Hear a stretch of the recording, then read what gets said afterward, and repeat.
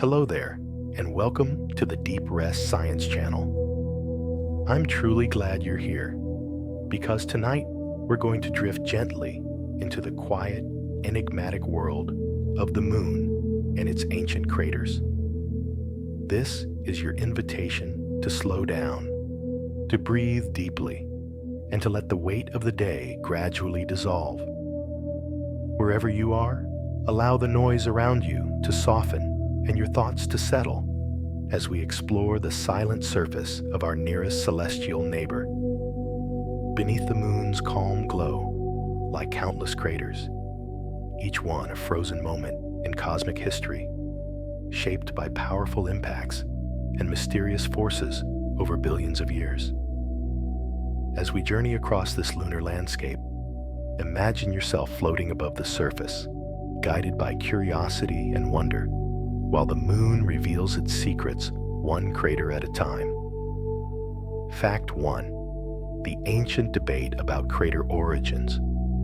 For centuries, scientists debated whether lunar craters were formed by volcanic activity or meteorite impacts, a controversy that persisted well into the 20th century. Early astronomers, observing the moon's pockmarked surface through primitive telescopes, naturally compared what they saw to terrestrial volcanoes, leading many to conclude that the moon must have experienced significant volcanic episodes. This volcanic theory dominated scientific thinking for generations, supported by prominent figures who argued that the circular depressions and raised rims resembled volcanic calderas found on Earth.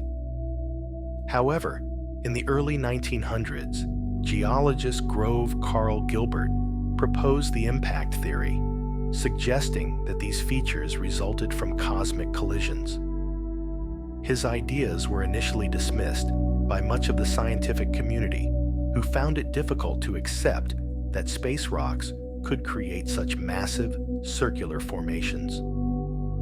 The debate intensified throughout the mid-20th century, with various scientists conducting experiments and observations to support their preferred theories.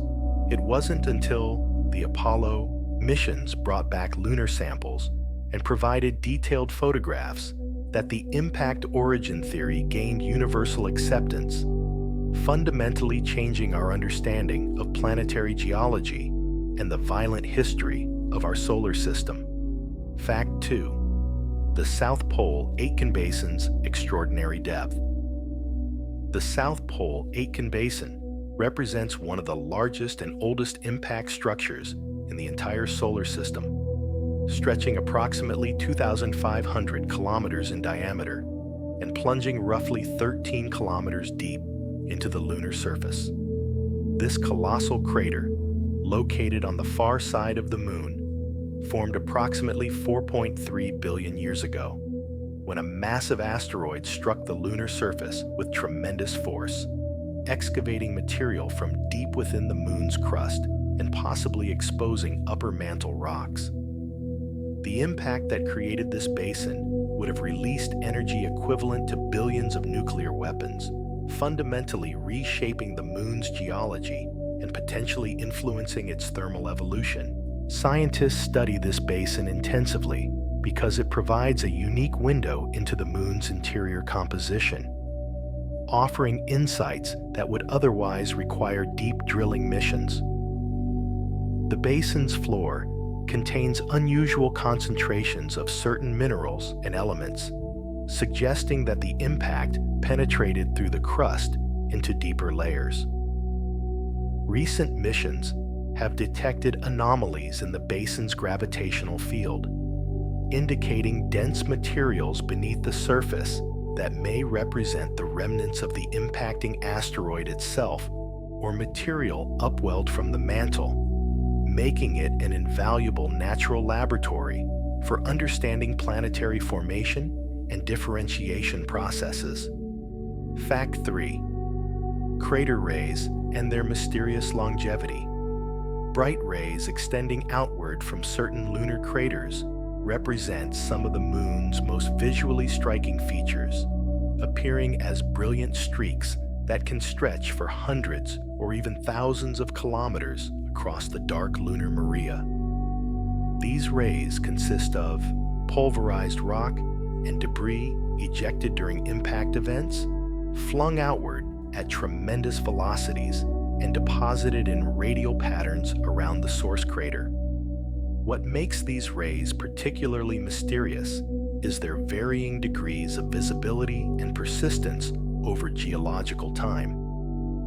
Fresh craters like Tycho display brilliantly white rays that make them easily identifiable even from Earth with modest telescopes, while older craters have rays that have faded or disappeared entirely. This fading occurs through a process called space weathering, where micrometeorite bombardment, solar wind particles, and cosmic radiation gradually darken the bright, fresh material, causing it to blend with the surrounding terrain. Scientists use ray systems as a relative dating tool, with more prominent rays indicating younger craters. However, the exact rates of ray degradation remain somewhat uncertain, complicating efforts to establish precise chronologies.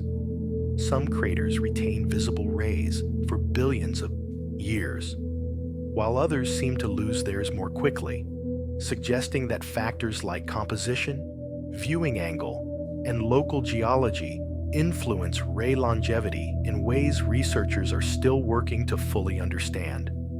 Fact 4. The mystery of dark halo craters. Among the Moon's countless impact craters, a peculiar subset known as dark halo craters presents an intriguing geological puzzle that has captivated planetary scientists for decades. Unlike typical craters that expose bright, fresh material from beneath the surface, these unusual formations are surrounded by distinctive dark rings or halos of low albedo material that contrast sharply with the surrounding terrain. The leading explanation suggests that these craters penetrated through the upper layers of lunar regolith into ancient volcanic deposits containing titanium-rich minerals or volcanic glass, ejecting this darker material during the impact event. However, this explanation doesn't account for all observed dark halo craters, and some researchers propose alternative mechanisms involving localized differences in space weathering, explosive volcanic venting triggered by impacts, or exposure of compositionally distinct subsurface layers. The distribution of dark halo craters across the lunar surface isn't random. Many cluster in specific regions, particularly near the boundaries of ancient volcanic maria, suggesting systematic variations in the Moon's subsurface geology. Studying these features helps scientists reconstruct the Moon's volcanic history and understand the complex layering of materials deposited over billions of years. Though significant questions remain about why some impacts produce dark halos, while nearby craters of similar size and age do not. Fact 5. Secondary crater fields and chain formations. Beyond the primary impact sites, the Moon's surface bears countless secondary craters created by debris ejected from larger impacts, forming extensive fields and mysterious chains that tell stories of violent cascading events. When a major asteroid strikes the lunar surface, the impact ejects massive boulders and fragments at velocities sufficient to escape the immediate crater area, and these projectiles subsequently crash back to the surface, creating their own smaller craters around the primary impact site. These secondary craters often appear in clusters, lines, or chains, with individual craters sometimes arranged in patterns that seem almost too regular to be coincidental.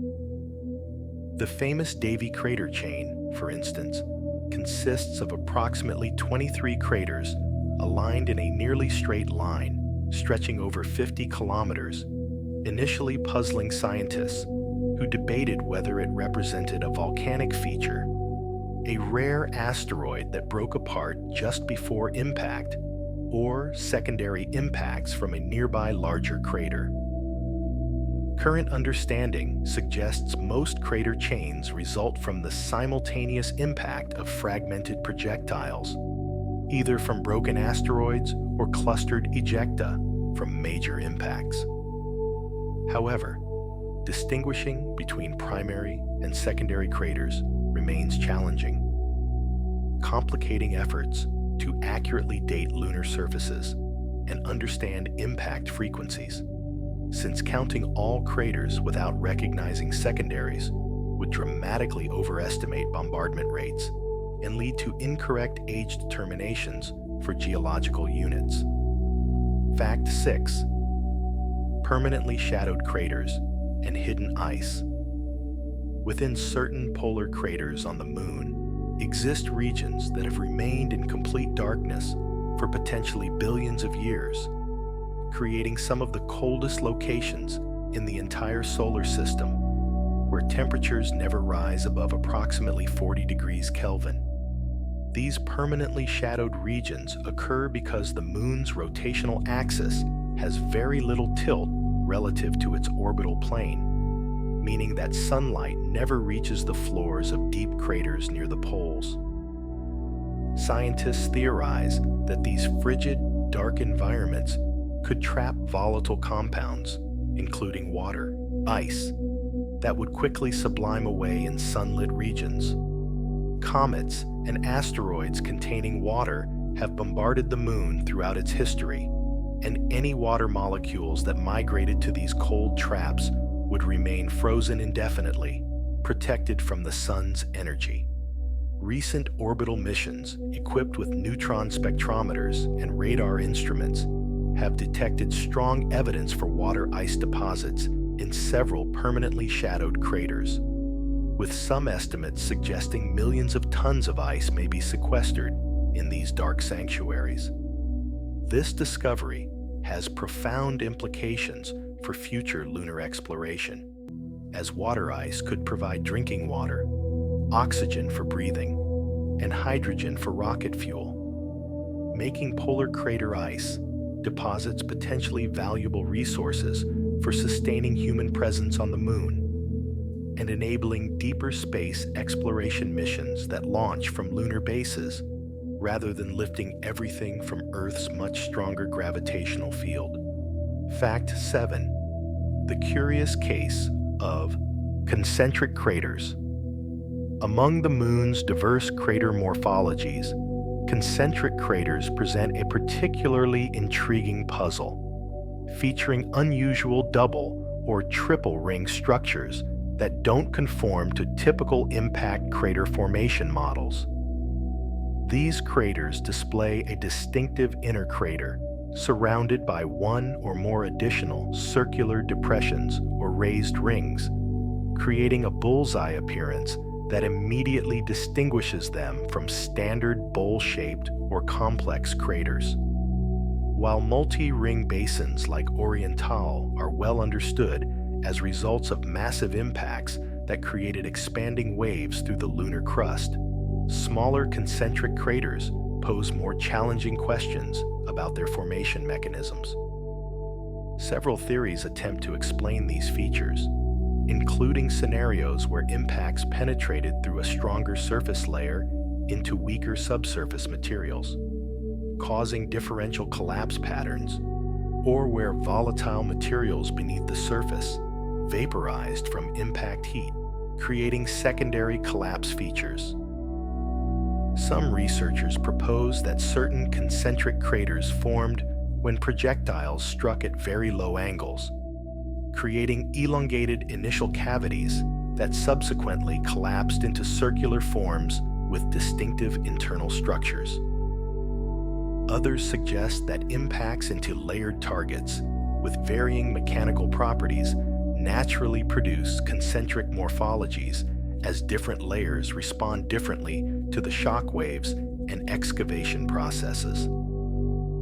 The truth likely involves multiple formation mechanisms, with different concentric craters resulting from different geological circumstances, highlighting how much complexity exists in seemingly simple impact events, and how detailed geological context determines final crater appearance.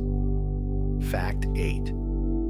Crater counting and lunar age determination. The technique of crater counting has become fundamental to determining the ages of planetary surfaces throughout the solar system. But this method contains inherent uncertainties and assumptions that make lunar chronology more mysterious than it might initially appear. Scientists count the number of craters within defined areas and use this data to estimate how long that surface has been exposed to meteorite bombardment, operating under the assumption that impact rates have remained relatively constant over time. However, this assumption faces challenges from evidence suggesting that bombardment rates varied significantly throughout solar system history, with periods of intense activity punctuated by quieter intervals. The late heavy bombardment, a hypothesized surge in impacts approximately 3.9 billion years ago, potentially reset or contaminated the crater counting record across large portions of the Moon, making older surfaces difficult to date accurately.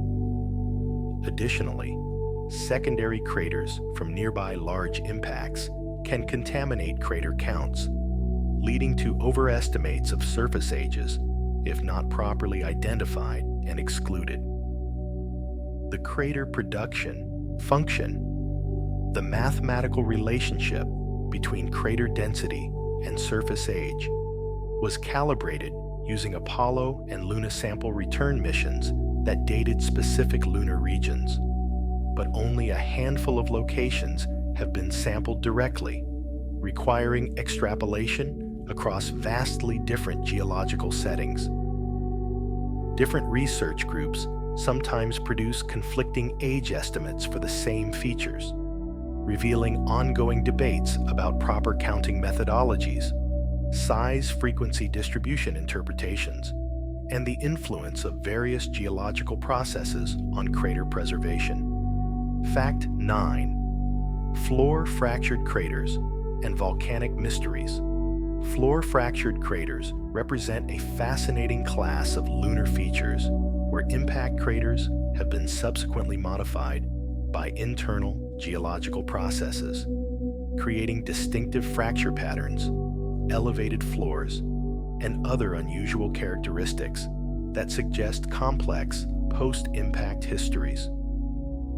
These craters typically display networks of cracks, fissures, or ridges across their floors, along with anomalously shallow depths, and sometimes evidence of volcanic deposits, indicating that something happened after the initial impact to deform the crater's interior. The leading theory proposes that magmatic intrusions beneath these craters, dike or sill emplacement events where molten rock forced its way into the subsurface, uplifted the crater floors and created the observed fracture patterns as the overlying material strained and cracked. This volcanic activity may have been triggered by the impact itself, which created deep fractures that allowed magma to ascend more easily, or it may have occurred later when regional volcanic episodes found these fractured zones to be convenient pathways. Some floor-fractured craters show evidence of explosive volcanic eruptions that deposited dark pyroclastic materials across their interiors, adding to the mystery of their formation and evolution. The distribution of floor-fractured craters across the Moon correlates with regions of ancient volcanic activity, particularly around the Maria margins, supporting volcanic modification theories while raising questions about why some craters in these regions became modified, while adjacent craters of similar size and age remained pristine, suggesting subtle differences in subsurface structure or thermal history played crucial roles.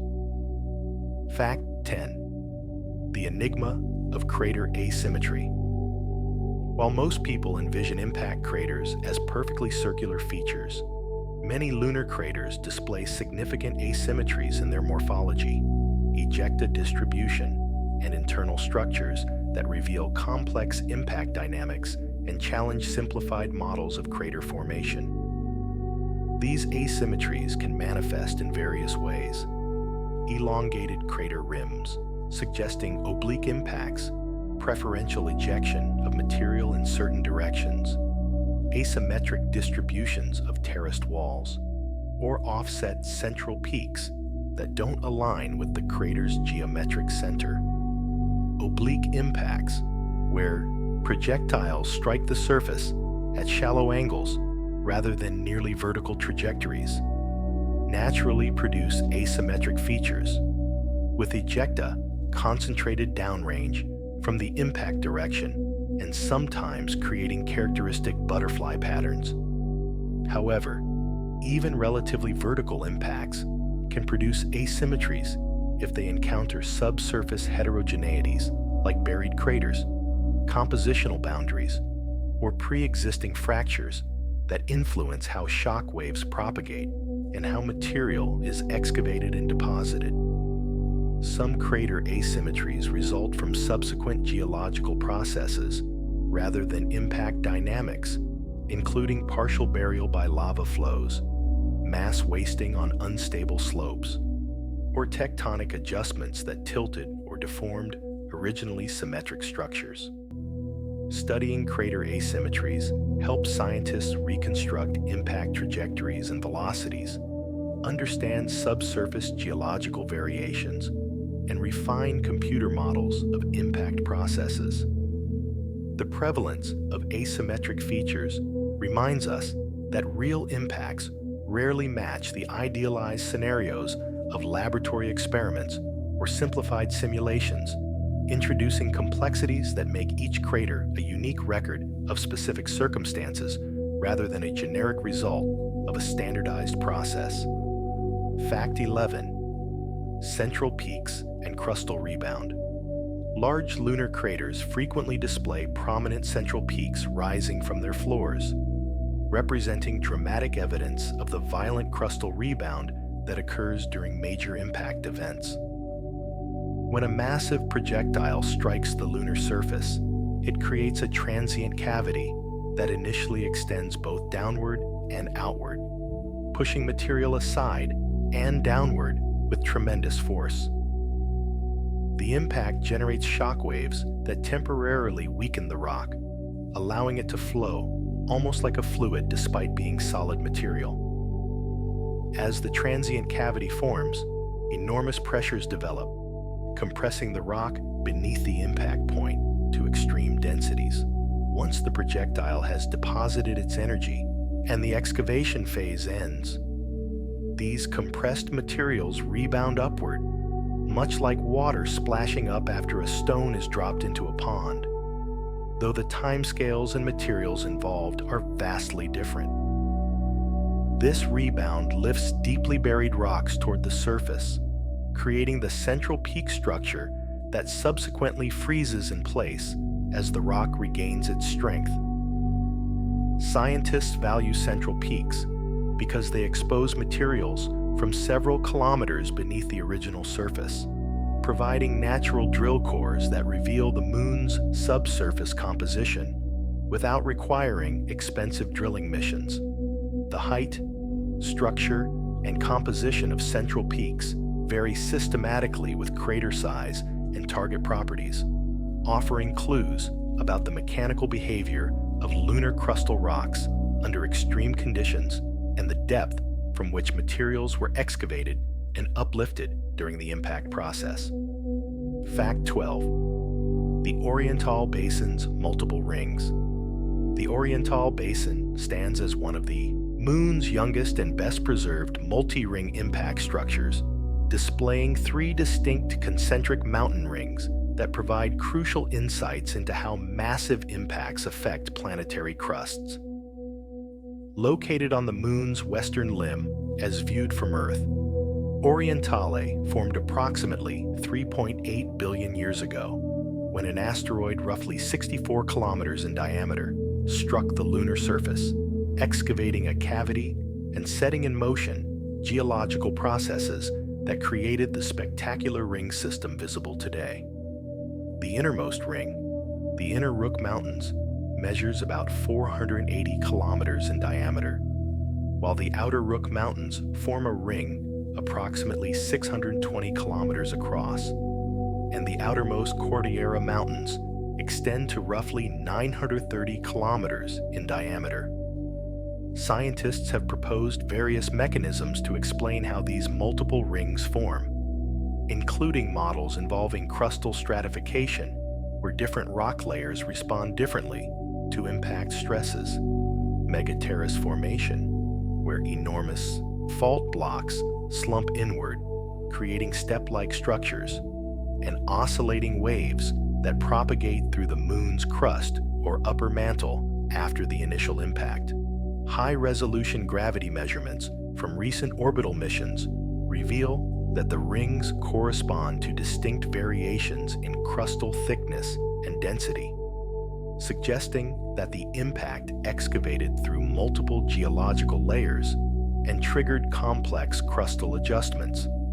Understanding Orientales formation helps scientists interpret similar multi-ring structures throughout the solar system and provides constraints on the mechanical properties and thermal state of planetary crusts during the early bombardment period, when such massive impacts were more common. Fact 13. Crater saturation and ancient highlands.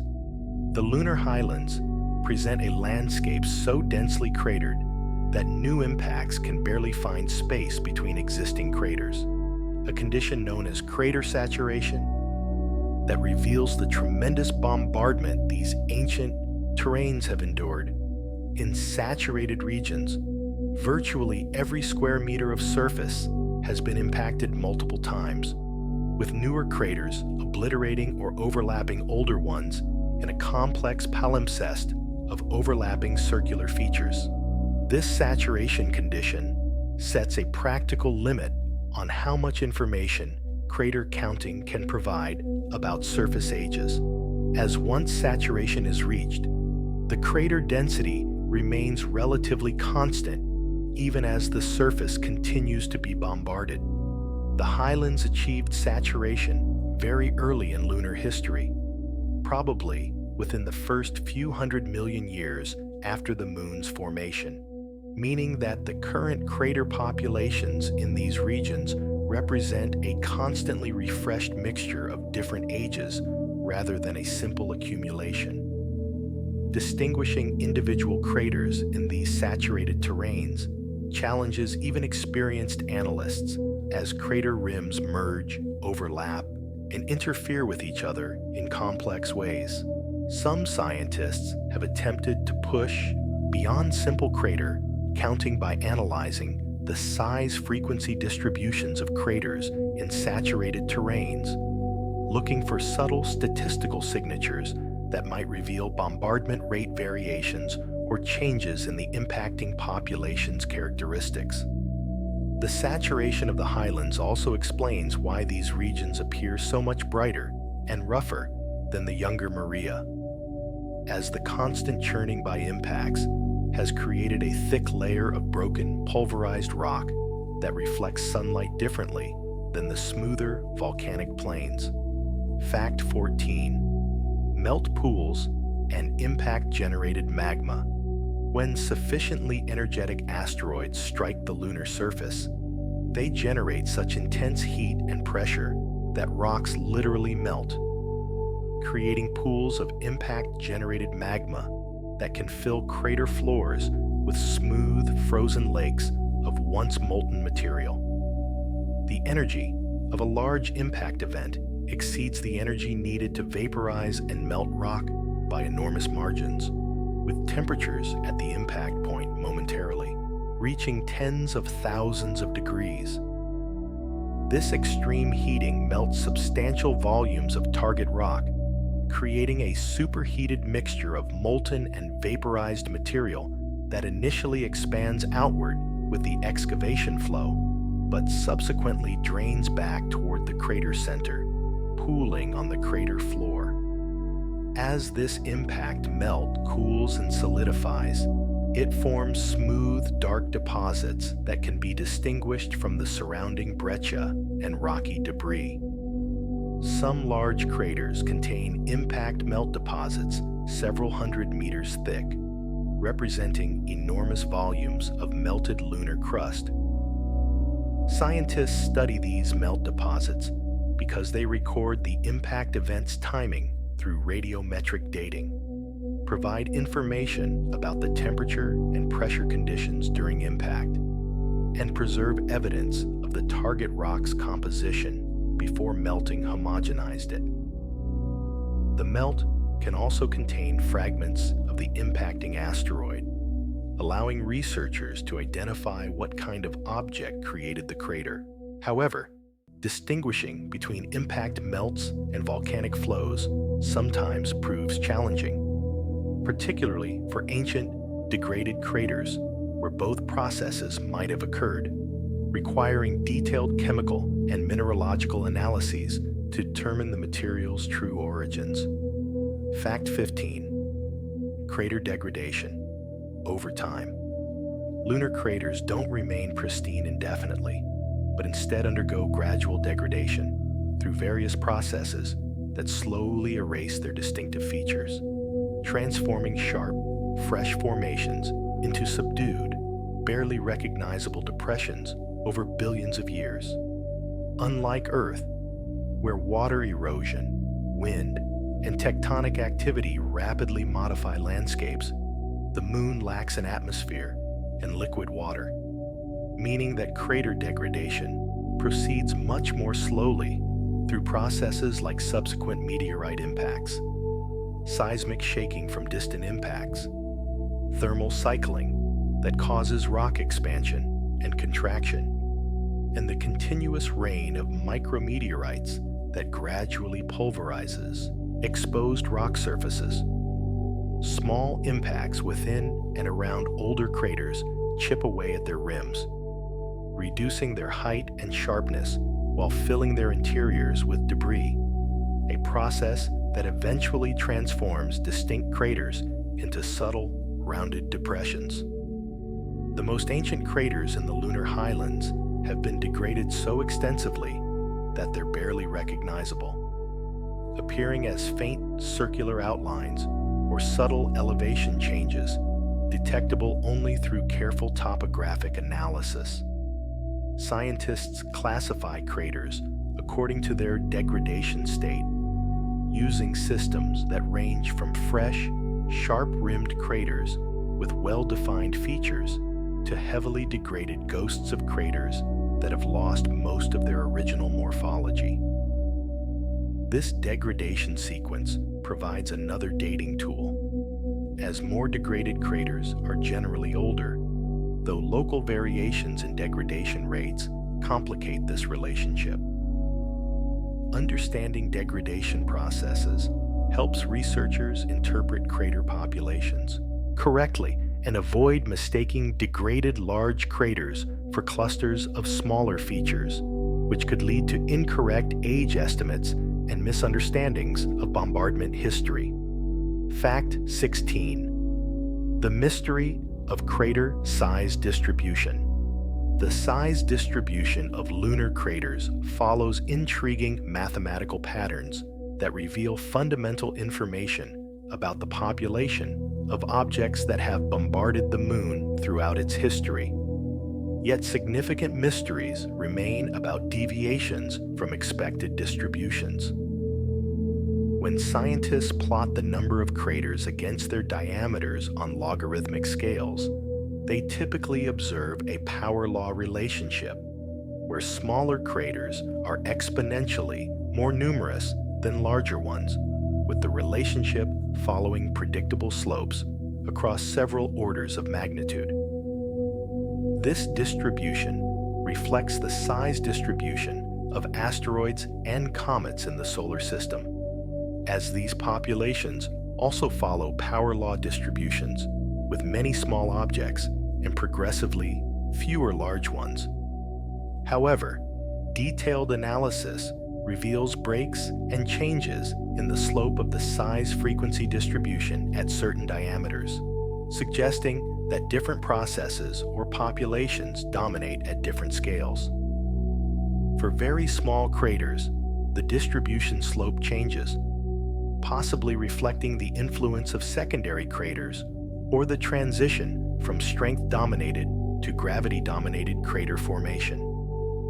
At the largest sizes, the distribution appears to flatten or even decline, though whether this represents a real deficiency of large impactors or simply the statistical scarcity of such enormous events remains debated. Some researchers have identified unexpected bumps or deficiencies in certain size ranges, potentially indicating changes in the impacting population over time, perhaps related to major disruption events in the asteroid belt, or the scattering of objects during planetary migration events that reshape the early solar system's architecture. Fact 17. Buried craters and subsurface mysteries.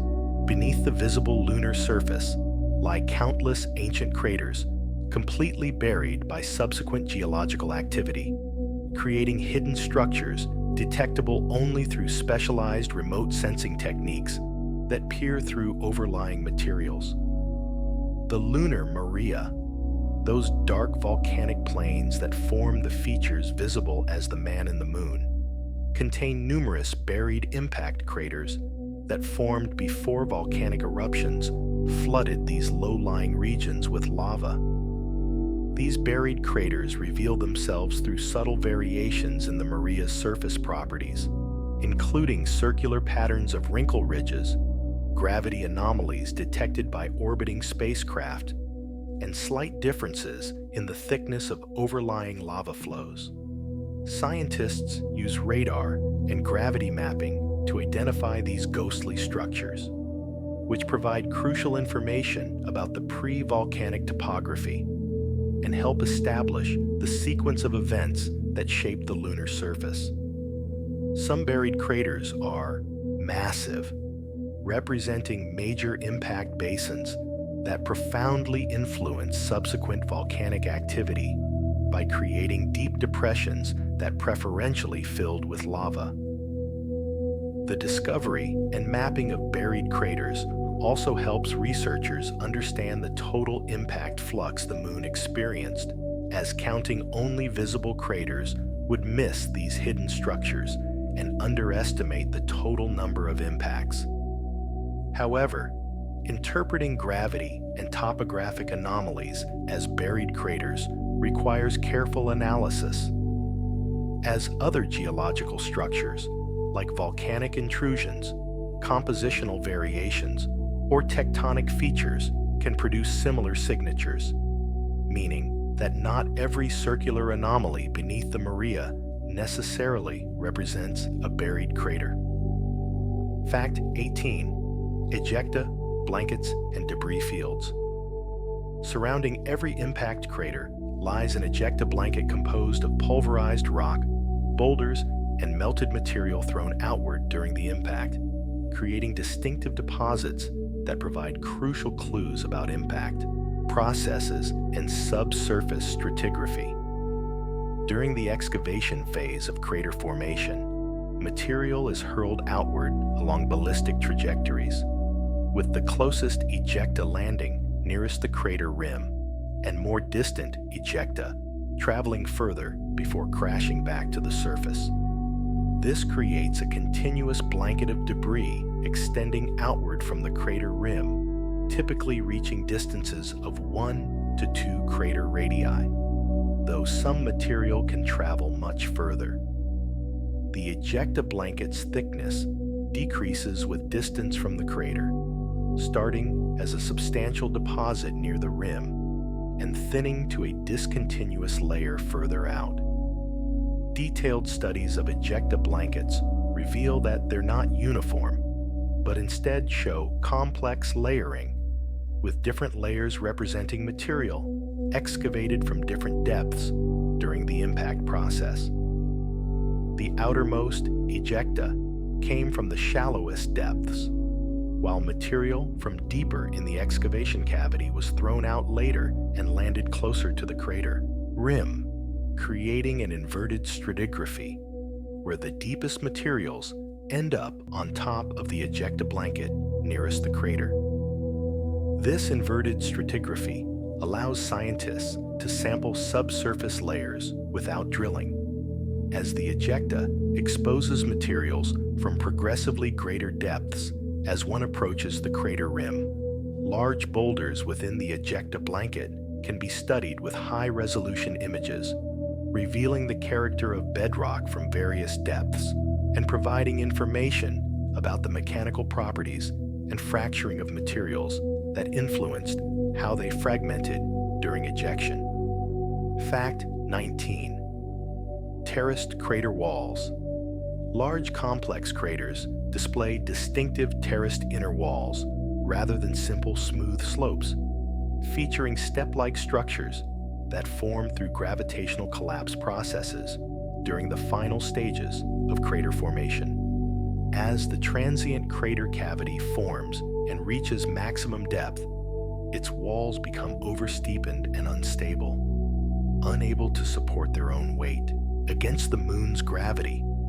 This triggers massive landslides where enormous blocks of the crater wall detach and slide inward and downward along curved fault surfaces, creating the terrace structures visible in the final crater. Multiple terrace levels often develop, with each terrace representing a separate fault block that slumped independently or as part of a series of coordinated failures. The terracing process significantly modifies the crater's final shape, widening it substantially beyond the initial transient cavity diameter, while simultaneously reducing its depth as slumped material accumulates on the crater floor. Scientists study terrace morphology to understand the mechanical properties of lunar crustal rocks and how they behave under the extreme stress conditions following impact. The width, number, and arrangement of terraces vary between craters, reflecting differences in target properties, impact energy, and gravitational conditions. Some terraces display additional complexity, including secondary slumping, where material from upper terraces cascades onto lower ones, and deformation of the crater floor beneath the weight of slumped blocks.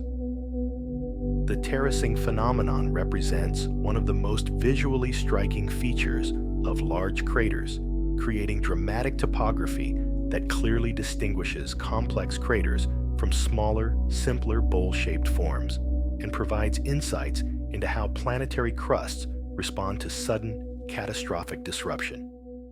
Fact 20. The Tycho Crater Mystery. Tycho, one of the Moon's most prominent craters, presents several intriguing mysteries despite being relatively young, at approximately 108 million years old, and therefore well preserved with easily studied features. Located in the southern highlands, Tycho measures about 85 kilometers in diameter and displays all the classic features of a complex impact crater, including a prominent central peak, terraced walls, and an extensive system of bright rays that stretch across vast distances of the lunar surface, making it easily visible from Earth, even with modest optical equipment. What makes Tycho particularly mysterious is the unusual composition of its central peak, which shows spectroscopic signatures suggesting the presence of rock types not commonly found on the lunar surface, possibly indicating that the impact excavated unusual deep crustal materials or that the impacting asteroid itself contributed exotic compositions. The crater's ejecta and ray system extend for thousands of kilometers, far beyond typical expectations for a crater of its size, suggesting that the impact occurred at unusual velocity or angle, or that subsurface conditions at the impact site somehow enhanced ejecta production and distribution. High-resolution imagery reveals numerous small impacts on Tycho's walls and floor, allowing scientists to study how small craters form in different target materials and on slopes of various inclinations. The floor of Tycho contains unusual, smooth deposits that might represent impact melt, though their volume and distribution don't entirely match predictions from impact models, raising questions about the melt production and emplacement processes. Some researchers have detected compositional anomalies in the ejecta blanket that suggest heterogeneous target materials or complex mixing during impact, adding to the mysteries surrounding this spectacular and scientifically important crater. Fact 21. Peak rings and transitional morphologies. Between the simple central peak craters and the massive multi-ring basins exists a transitional morphology known as peak ring craters, where a ring of mountains replaces or supplements the central peak, representing an intermediate stage in crater complexity evolution. These craters typically range from about 150 to 400 kilometers in diameter, falling in a size range where crater formation processes transition from producing single central peaks to generating the multiple ring systems characteristic of the largest basins. The peak ring itself consists of a roughly circular arrangement of mountainous blocks rising above the crater floor, positioned at an intermediate radius between the crater center and rim. Scientists have proposed several mechanisms to explain peak ring formation, including models where the central peak becomes unstable and collapses outward into a ring configuration, scenarios involving differential rebound, where mantle materials beneath the impact point rise more slowly than crustal materials to the side, and theories invoking crustal stratification, where mechanically distinct layers respond differently to impact stresses. The Schrödinger Basin, a well-preserved peak ring crater on the lunar far side, has become a primary target for studying this morphology, as its relatively young age and excellent preservation allow detailed analysis of peak ring characteristics. Understanding peak ring formation helps scientists constrain the mechanical, properties, and thermal state of planetary crusts at the time of impact, as peak ring development appears sensitive to factors like crustal temperature, thickness, and stratification. The transition from central peaks to peak rings and eventually to multi-ring basins appears to follow predictable patterns related to crater size and target properties, though the exact physical mechanisms remain debated and likely involve complex interactions between impact dynamics, gravitational forces, and material properties operating over the seconds to minutes during which craters form. Fact 22. Lunar swirls and crater magnetism. Certain lunar regions display enigmatic, bright, sinuous markings called lunar swirls, which frequently occur near or within impact craters and appear to be associated with localized magnetic fields, creating one of the moon's most puzzling geological mysteries. These swirls consist of bright, high albedo materials arranged in complex patterns that can stretch for hundreds of kilometers, contrasting sharply with darker surrounding terrain. Unlike crater rays, which radiate outward from impact points, swirls form looping, irregular patterns that don't point toward any obvious source crater. Scientists have discovered that many swirl locations coincide with magnetic anomalies, regions where the lunar crust retains remnant magnetization despite the moon lacking a global magnetic field today. The leading theory proposes that these crustal magnetic fields deflect the solar wind, preventing the radiation and charged particles from darkening the surface through space weathering processes, thereby preserving bright, fresh-looking material, while surrounding areas darken over time. However, this explanation faces challenges, as the relationship between magnetic strength and swirl brightness doesn't always correlate perfectly, and some magnetic anomalies lack associated swirls. An alternative hypothesis suggests that some swirls formed from impact plumes, where material ejected from distant impacts traveled along ballistic paths and deposited bright, fresh material in swirl-like patterns.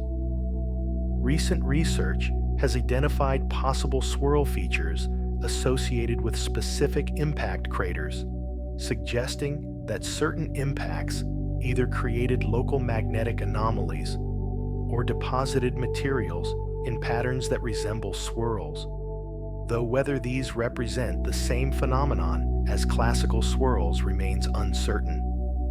The mystery deepens with the question of how lunar crustal rocks acquired their magnetization in the first place, requiring either an ancient lunar dynamo magnetic field or magnetization through impact processes, both hypotheses carrying significant implications for lunar evolution.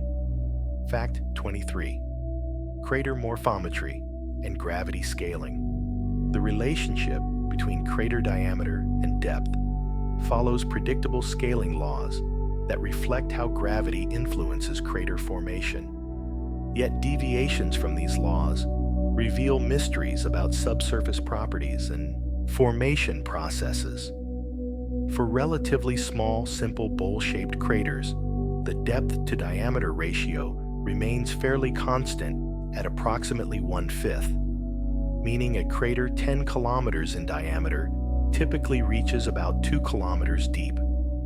However, as craters increase in size, they transition to complex morphologies with central peaks and terraced walls, and their depth-to-diameter ratios decrease systematically, so that large, complex craters are proportionally shallower than small, simple craters. This transition occurs because larger craters form under conditions where gravitational forces become increasingly important relative to the material strength of rocks, allowing more extensive collapse and modification of the transient cavity. The exact diameter at which the simple to complex transition occurs varies between planetary bodies, depending on their gravitational acceleration and crustal properties, with the transition occurring at smaller diameters on Earth than on the Moon due to Earth's stronger gravity. Scientists use these scaling relationships to estimate properties of planetary crusts, as the transition diameter and the depth-diameter relationships constrain parameters like rock strength, porosity, and the presence of subsurface layering. However, individual craters often deviate from expected scaling laws, displaying anomalous depths or diameters that suggest unusual target properties, oblique impact angles, or subsequent modification by geological processes. Some craters appear unusually shallow, possibly indicating burial by later deposits or floor uplift from volcanic intrusions, while others seem unexpectedly deep, perhaps reflecting excavation into particularly competent bedrock or formation in targets with unusual mechanical properties that resisted the normal collapse processes. Fact 24. Impact breccias and mixed materials. The rocks surrounding and within impact craters consist largely of breccias, fragmented, mixed materials welded together by impact processes which preserve evidence of the intense pressures, temperatures, and shock waves experienced during crater formation. During impact, shock waves propagate through target rocks at velocities of several kilometers per second, creating pressures that exceed hundreds of gigapascals and temperatures reaching thousands of degrees. These extreme conditions shatter rocks into fragments ranging from microscopic shards to boulder-sized blocks, while simultaneously melting portions of the material and creating new high-pressure mineral phases that never form under normal geological conditions. As the shock wave passes and pressures drop, this mixture of fragmented, melted, and shocked material gets thrown outward, or slumps back into the crater, eventually cooling and solidifying into impact breccias that contain a chaotic mixture of different rock types and sizes. Apollo astronauts collected numerous breccia samples during their missions, and detailed laboratory analysis of these rocks has revealed tremendous complexity, with individual samples containing fragments from dozens of different source rocks mixed together in single specimens. Scientists study impact breccias to understand the shock metamorphism processes that occur during impact, to reconstruct the target stratigraphy by identifying what rock types existed at the impact site, and to establish crater ages through radiometric dating of melted minerals within the breccias. However, interpreting breccias proves challenging because the mixing processes are so thorough and complex that determining which fragments came from which depths and how they were assembled into their current configurations often defies simple analysis, requiring sophisticated techniques and sometimes leaving fundamental questions unanswered. Fact 25. The mysterious lunar transient phenomena. Throughout history, observers have reported unusual temporary phenomena occurring in or near lunar craters, including apparent color changes, obscurations, brightenings, and gaseous emissions. Though confirming and explaining these lunar transient phenomena remains controversial and mysterious. Historical records contain hundreds of reports describing localized changes in crater appearance lasting from minutes to hours, with some of the most frequently reported locations including the craters Aristarchus, Plato, and Alphonsus. Descriptions vary widely, from reddish glows to temporary hazes that obscure surface details, with some observers reporting flashes of light or apparent motion within craters. Skeptics argue that most reports result from observational artifacts, atmospheric effects on Earth, subjective perception biases, or simple misidentification of normal lunar features under unusual lighting conditions.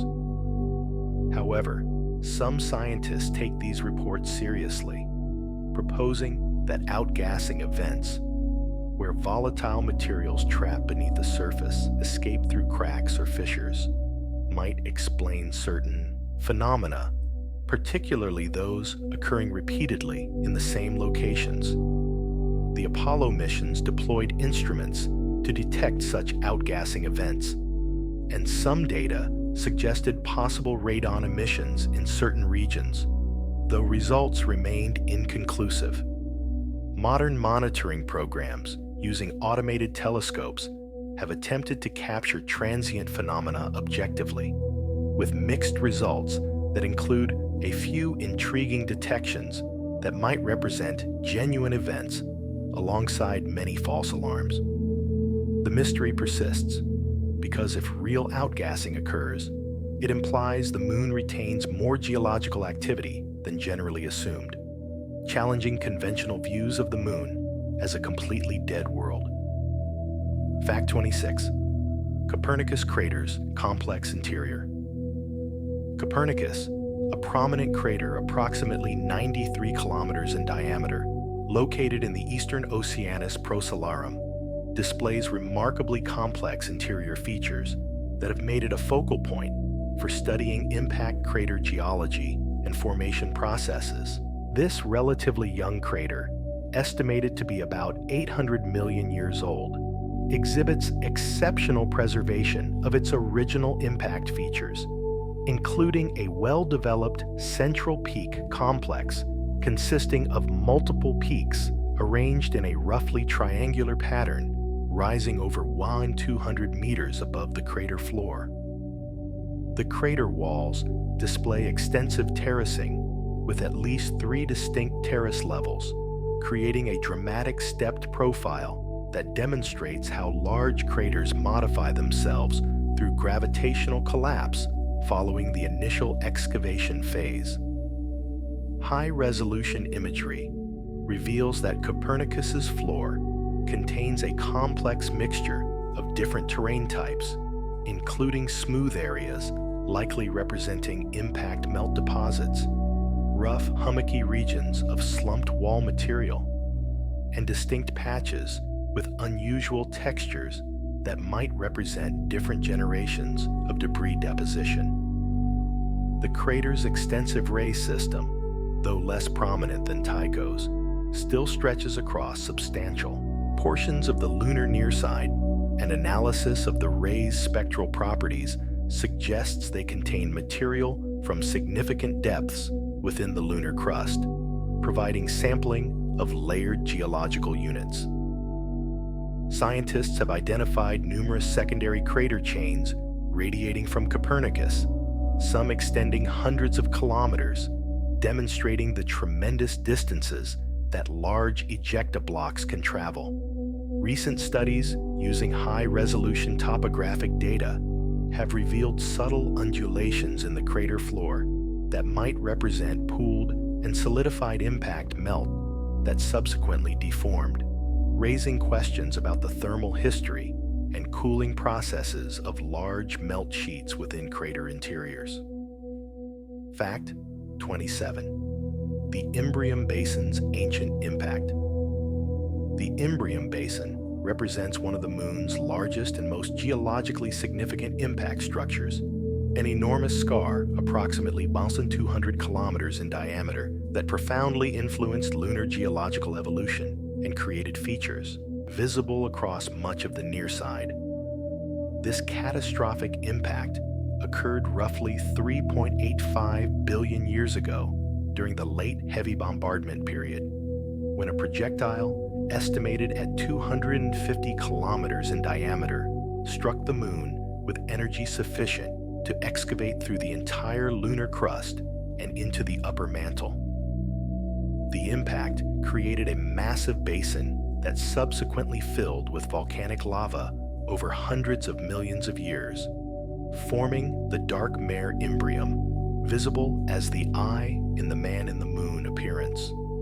The collision generated such tremendous shock waves that they traveled through the Moon's interior and created fractures and faults on the opposite side of the Moon, a phenomenon called antipodal effects, where impact energy focuses at the point directly opposite the impact site.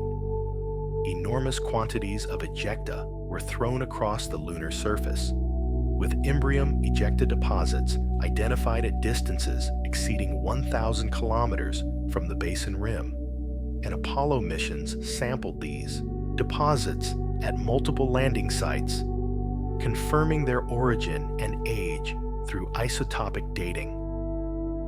The basin's outer ring, defined by mountain ranges like the Apennines, Caucasus, and Alps, represents some of the Moon's most dramatic topography, with peaks rising several kilometers above surrounding terrain. Scientists study the Imbrium impact because it provides crucial chronological constraints on lunar history. The division between pre-Imbrian and post-Imbrian geological periods uses this impact as the defining event, and because understanding such massive impacts helps explain similar ancient basins on other planets and moons throughout the solar system. Fact 28. Crater density variations across the lunar surface. The Moon's surface displays dramatic spatial variations in crater density, with some regions appearing saturated with overlapping impacts, while others show remarkably sparse crater populations, revealing the complex interplay between impact bombardment and volcanic resurfacing throughout lunar history. The ancient highlands display the highest crater densities, with surfaces dating back over 4 billion years that have accumulated impacts throughout most of lunar history, creating the heavily cratered, rough terrain that dominates the lunar far side and southern near side regions. In stark contrast, the Maria, dark volcanic plains that erupted billions of years ago, show much lower crater densities because the lava flows buried all pre-existing craters and reset the cratering clock to zero, with only impacts occurring after the volcanic episodes leaving visible craters on the Maria surfaces. Even within individual Maria, crater densities vary systematically, with different flow units showing different crater populations that allow scientists to establish relative age sequences and reconstruct the chronology of volcanic activity. Some Maria regions display very low crater densities, indicating extremely young volcanic activity that continued until perhaps 1 to 2 billion years ago in certain locations, much later than the main period of mare volcanism that peaked around 3.5 billion years ago. The spatial pattern of crater densities also reveals preferential targeting effects, where certain regions received more impacts than others due to dynamical factors in the early solar system. Though disentangling true variations in impact flux from variations in surface age requires careful analysis, studying crater density patterns helps scientists understand both the impact bombardment history of the inner solar system and the volcanic evolution of the Moon, as the interplay between these two fundamental processes, impact, cratering, and volcanism, determined the final appearance of the lunar landscape we observe today. Fact 29. The strange case of Linné crater. Linné, a small but prominent crater in Mare Serenitatis, became the center of a 19th century astronomical controversy when observers reported that it had apparently changed appearance or even disappeared, sparking debates about lunar activity that continue to influence discussions of lunar transient phenomena. Historical records from the early 1800s described Linné as a deep, dark crater several kilometers in diameter, but observations in the 1860s found only a small bright spot with a tiny central crater, leading some astronomers to conclude that the crater had been filled in by internal lunar processes or volcanic activity. This apparent change generated intense debate, with some supporting the reality of the transformation as evidence for ongoing lunar geological activity, while others argued that earlier observations were simply inaccurate or misinterpreted due to poor seeing conditions and limited telescope capabilities. Modern spacecraft observations have thoroughly characterized Linné, revealing it to be a young, bright crater approximately 2.4 kilometers in diameter, with a small central depression, surrounded by a distinctive bright ejecta blanket that makes it stand out against the darker Mare basalt. The consensus today holds that Linné has not actually changed in historical times, and that the apparent transformation resulted from a combination of observational difficulties, changing illumination angles, and possibly different observers looking at different nearby features while thinking they observed Linné. However, the Linné controversy remains instructive because it highlights how difficult it can be to detect real changes on the Moon's surface, how observational limitations can create apparent mysteries, and how even well-trained observers can reach different conclusions about what they're seeing, reminding modern scientists to approach reports of changes or anomalies with both open-mindedness and appropriate skepticism. Fact 30. Impact gardening and regolith formation. The continuous bombardment of the lunar surface by meteorites of all sizes has gradually pulverized the uppermost layers of bedrock into a layer of fragmented mixed debris called regolith through a process planetary scientists call impact gardening. Over billions of years, countless small impacts have struck every square meter of the lunar surface multiple times, each impact breaking apart rocks, excavating material from depth, and mixing it with surface materials in an ongoing churning process. This gardening creates a regolith layer that varies from a few meters thick in the youngest Maria to potentially tens of meters thick in the ancient highlands, representing billions of years of accumulated impact processing. The regolith isn't simply broken rock, but rather a complex mixture containing fragments of local bedrock, impact-generated glass spherules, material thrown from distant impacts, small meteorite fragments, and particles altered by space weathering processes.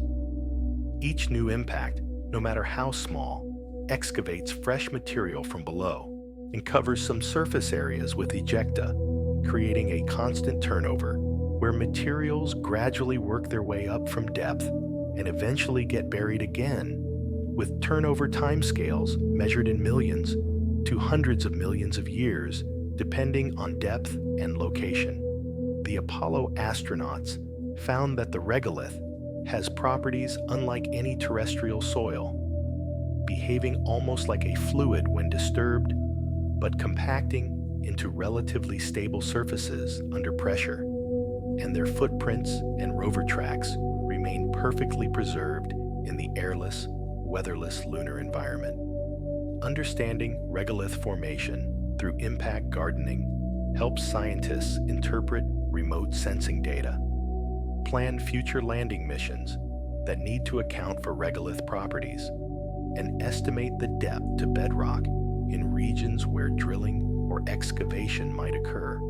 The gardening process also means that any sample of lunar regolith contains materials from a wide area rather than just the local spot, complicating efforts to use regolith samples to understand local geology, but providing sampling of regional compositions through the mixing of far-traveled ejecta. Fact 31. The Schrödinger Basin's Peak Ring Mystery. The Schrödinger Basin, located near the Moon's south pole, represents one of the best preserved examples of a peak ring crater in the solar system, making it invaluable for understanding the transition between central peak craters and multi-ring basins. This impact structure measures approximately 312 kilometers in diameter and features a spectacular ring of mountains positioned about halfway between the basin center and rim, rising above a relatively flat floor that shows evidence of post-impact volcanic activity. What makes Schrödinger particularly mysterious is the asymmetry in its peak ring, with the ring displaying irregular spacing, varying heights, and gaps in certain sections that don't match simplified models of peak ring formation through symmetric collapse processes. Scientists have proposed that this asymmetry might result from the oblique angle of the original impact, pre-existing topography or crustal structures that influenced how the crater formed, or post-formation modifications through volcanic activity or subsequent impacts. The basin floor contains smooth, dark deposits interpreted as volcanic materials that erupted sometime after the impact event, raising questions about why volcanic activity occurred preferentially within this basin and what relationship exists between major impacts and subsequent volcanism. Some researchers suggest the impact itself might have triggered the volcanic activity by creating fractures that allowed magma to reach the surface, while others propose that the deep basin simply provided a low-lying area that preferentially collected lava flows from regional volcanic activity. The peak ring's composition appears to differ from both the basin floor and rim materials, suggesting that it represents rocks uplifted from intermediate crustal depths during the complex rebound and collapse. Processes that formed the ring structure.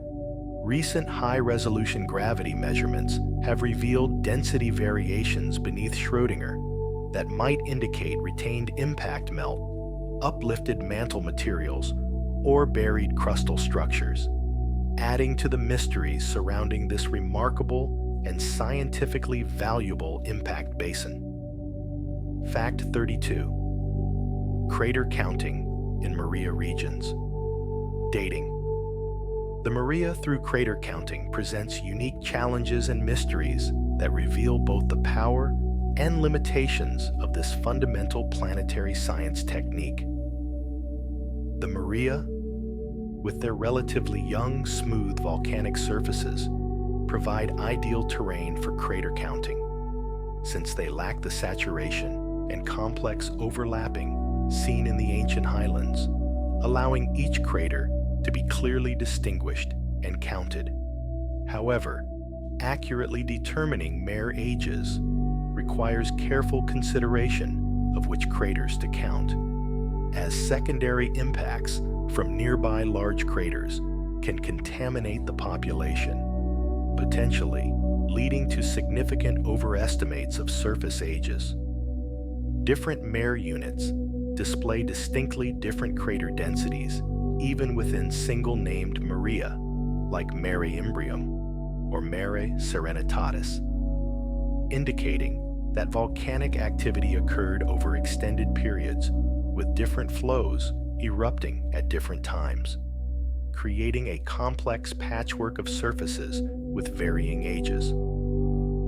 Some mare regions show crater density so low that they indicate volcanic activity continued surprisingly late in lunar history, perhaps as recently as 1 billion years ago, challenging earlier assumptions that mare volcanism essentially ceased around 3 billion years ago.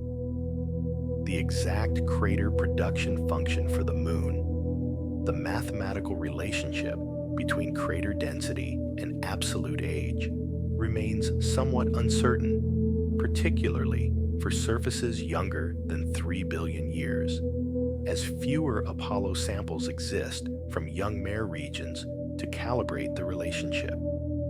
Scientists debate whether the lunar impact flux has remained constant over the past 3 billion years, or whether it decreased gradually, and different assumptions about flux variations lead to different age estimates for the same crater densities. Additionally, dark halo craters in Maria regions might represent a different formation process than typical impacts, potentially requiring separate treatment in crater counts rather than being included with primary impacts. Fact 33. The mystery of missing ejecta calculations of how much material should be ejected from large impact craters often predict volumes significantly larger than what researchers can actually identify in ejecta blankets and ray systems, creating a mystery about where the missing ejecta went. When an asteroid impacts the Moon, models suggest that several times the final crater volume of material gets displaced, thrown outward, or vaporized, with ejecta spreading across wide areas surrounding the impact site. However, detailed mapping of ejecta deposits frequently finds less material than expected, particularly for the largest basins where calculations indicate that ejecta should blanket vast regions, but observed deposits appear thinner or more limited in extent than predicted. Several explanations have been proposed for this apparent discrepancy, including the possibility that much ejecta was thrown at velocities exceeding lunar escape velocity, carrying it away from the Moon entirely and into orbit around Earth or the Sun. For the very largest impacts, substantial fractions of ejecta might indeed escape, particularly the fastest moving components from near the impact point where velocities are highest. Another explanation suggests that ejecta deposits are present but difficult to recognize because they've been mixed into the regolith through billions of years of subsequent impacts, effectively hiding the ejecta in plain sight by dispersing it throughout the surface layer.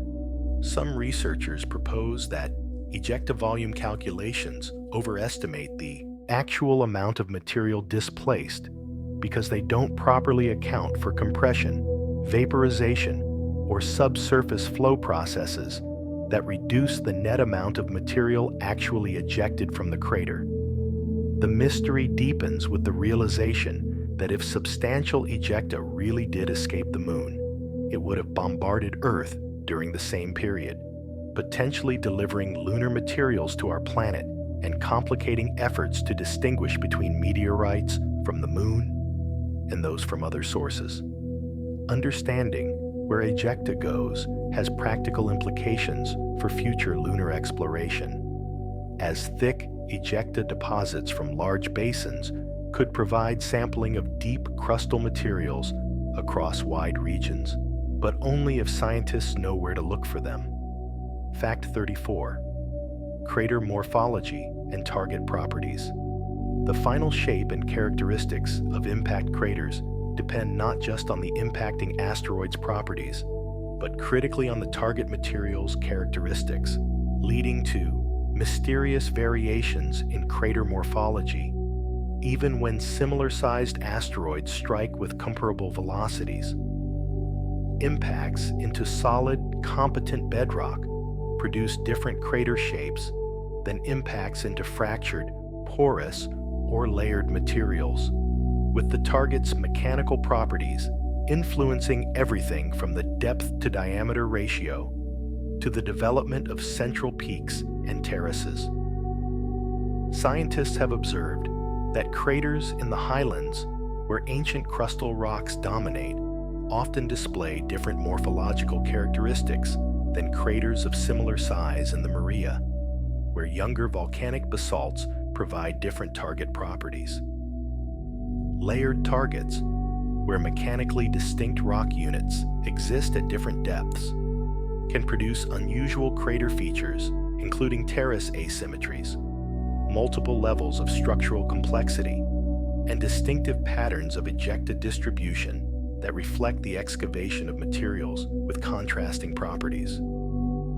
Porous or volatile-rich targets might produce shallower craters with more extensive ejecta, as the compaction of pore space and the vaporization of volatiles consume energy that would otherwise go into excavation. Some craters display features suggesting they struck heterogeneous targets containing buried older craters, major fractures, or compositional boundaries, with the pre-existing structures influencing how shock waves propagate and how the excavation cavity develops. The mystery of target effects extends to understanding why some craters develop central peaks while others don't, why terrace spacing varies between otherwise similar craters, and why certain impacts produce extensive melt deposits while others seem to generate less melt than expected. Computational models of crater formation increasingly incorporate realistic target properties, including layering, porosity, and strength variations, but matching models to observed craters requires knowing the target properties in detail, which is often difficult since the impact itself substantially disrupts the original target structure. Fact 35. Basin-associated volcanism. Many of the Moon's largest impact basins show evidence of extensive volcanic activity that filled their interiors with lava long after the original impacts occurred. But the relationship between impacts and volcanism remains mysterious and debated. The Maria represent the most obvious examples of basin-filling volcanism, with massive lava flows flooding low-lying impact basins to create the smooth, dark plains visible from Earth. However, not all large basins filled with lava. Some remain relatively unfilled, despite being similar in size and age to Maria-flooded basins, raising questions about what factors controlled whether volcanism occurred. Scientists have proposed that impacts might trigger volcanic activity through several mechanisms, creating deep fractures that provide conduits for magma ascent, removing overburden pressure that allows mantle melting or depositing, heat that elevates subsurface temperatures and promotes melting. However, the timing relationship between impacts and volcanism argues against direct triggering in most cases, as volcanic activity in many basins occurred hundreds of millions of years after the impacts, too long for the impacts themselves to be the direct cause. An alternative explanation suggests that large impacts simply created topographic depressions that became preferential collection points for lava flows driven by regional volcanic activity, controlled by the moon's thermal evolution and mantle dynamics.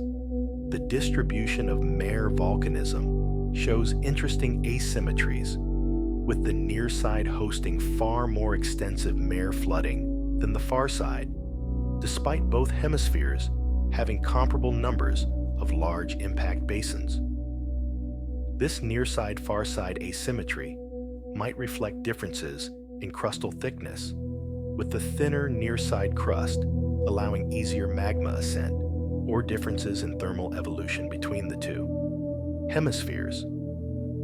Some basins display floor-fractured craters and other evidence of localized volcanic features without extensive lava flooding, suggesting that volcanic processes occurred but didn't produce the massive eruptions seen in the Maria. Understanding the impact-volcanism relationship helps scientists interpret similar features on other planets and moons where large impacts and volcanic activity both played significant roles in surface evolution. Fact 36. The enigmatic Messier and Messier. A Messier and Messier A form an unusual crater pair in Mare Fecunditatis that has puzzled lunar scientists due to their distinctive oval shapes and unusual dual ray system extending westward from Messier A.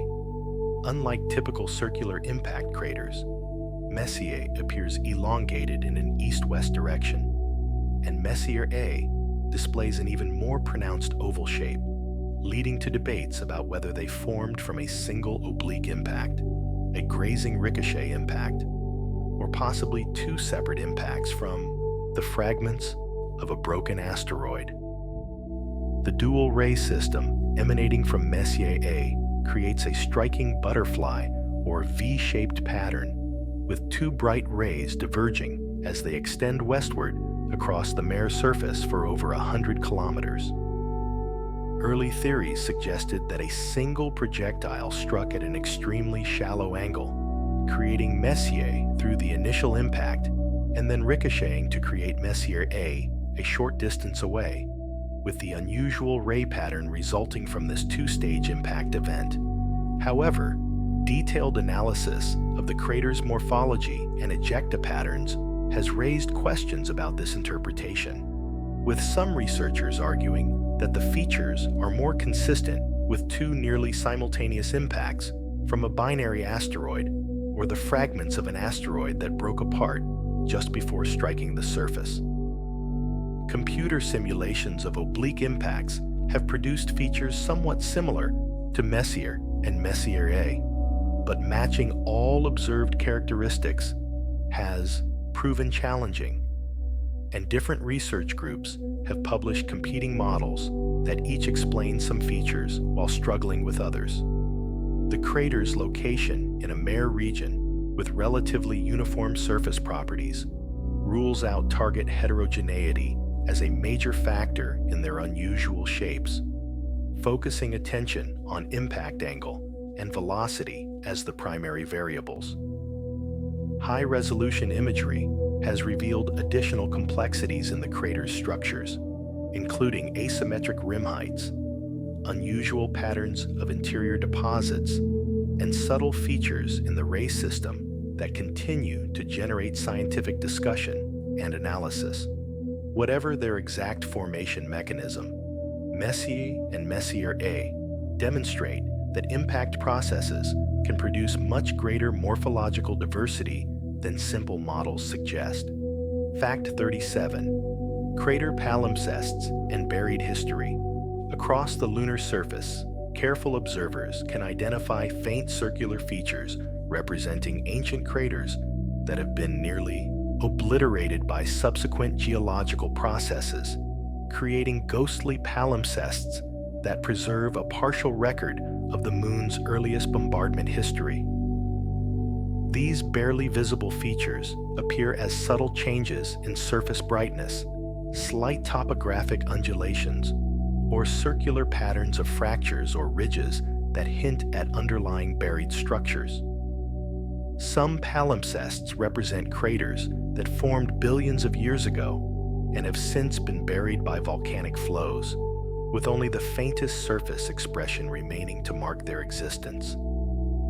Others are ancient highland craters degraded by eons of subsequent impacts that have gradually broken down their rims, filled their interiors with debris, and reduced them from distinct features to barely perceptible circular patterns.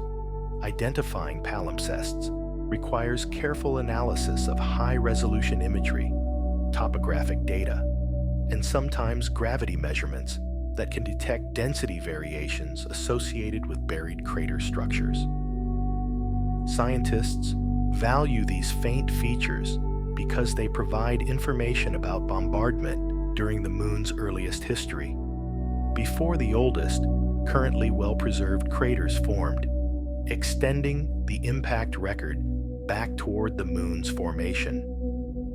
However, interpreting palimpsests remains challenging because their faintness makes size determinations uncertain, and distinguishing between genuine ancient craters and similar-looking features formed by other processes requires careful investigation. Volcanic calderas, tectonic structures, and random patterns of ridges or albedo variations can sometimes mimic the appearance of crater palimpsests, leading to debates about whether specific features represent real ancient impacts or geological coincidences. The study of palimpsests connects to broader questions about how much of the moon's early impact record has been erased by subsequent processes, how rapidly crater degradation proceeded during different periods, and whether current crater populations accurately reflect the true bombardment history or represent only the most recent and best preserved portion of a much longer record. Fact 38. Oblique impacts and directional effects. While most simplified models of impact cratering assume vertical or near-vertical impacts, many asteroids actually strike planetary surfaces at oblique angles, creating asymmetric craters with distinctive directional features that reveal the impact trajectory and velocity. Statistical considerations of random approach directions suggest that most impacts occur at angles between 30 and 60 degrees from horizontal, with truly vertical impacts being relatively rare. Oblique impacts produce several characteristic features, including elongated crater shapes pointing in the downrange direction, asymmetric ejecta distributions with more material thrown in the downrange direction, and sometimes distinctive forbidden zones, uprange of the crater where little ejecta lands. The transition from circular to, noticeably, elliptical craters occurs at impact angles below about 15 to 20 degrees from horizontal, meaning that most oblique impacts still produce circular or nearly circular craters despite their non-vertical approach. However, even impacts that create circular final craters often display asymmetries in their internal features, ejecta patterns, or ray systems that betray their oblique nature. Extremely low-angle impacts, sometimes called grazing impacts, can produce highly unusual features, including elongated grooves or furrows where the projectile struck the surface and essentially skipped like a stone on water before either escaping back into space or finally embedding itself in the surface. Some crater chains might represent the progressive impacts of a projectile that broke apart during atmospheric passage on planets with atmospheres. Though on the airless moon, crater chains more commonly result from secondary impacts or the rare fragmentation of an asteroid by tidal forces just before impact.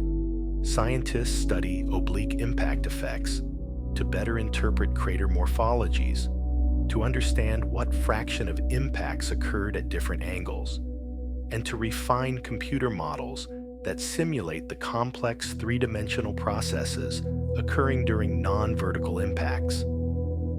The prevalence of oblique impacts also has practical implications for understanding impact hazards on Earth, as oblique impacts might produce different damage patterns than vertical impacts and might be more likely to generate far-traveling ejecta or atmospheric disturbances.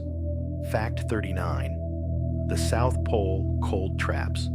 The lunar South Polar region contains numerous craters whose interiors remain permanently shadowed, creating extraordinarily cold environments that have preserved volatile materials for billions of years and transformed these craters into chemical museums recording the moon's bombardment history.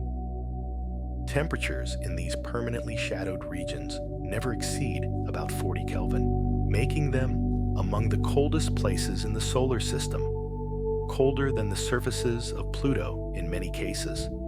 At such extreme temperatures, water ice remains stable indefinitely against sublimation, along with other volatile compounds like carbon dioxide, methane, ammonia, and various organic molecules that would quickly escape from sunlit lunar regions.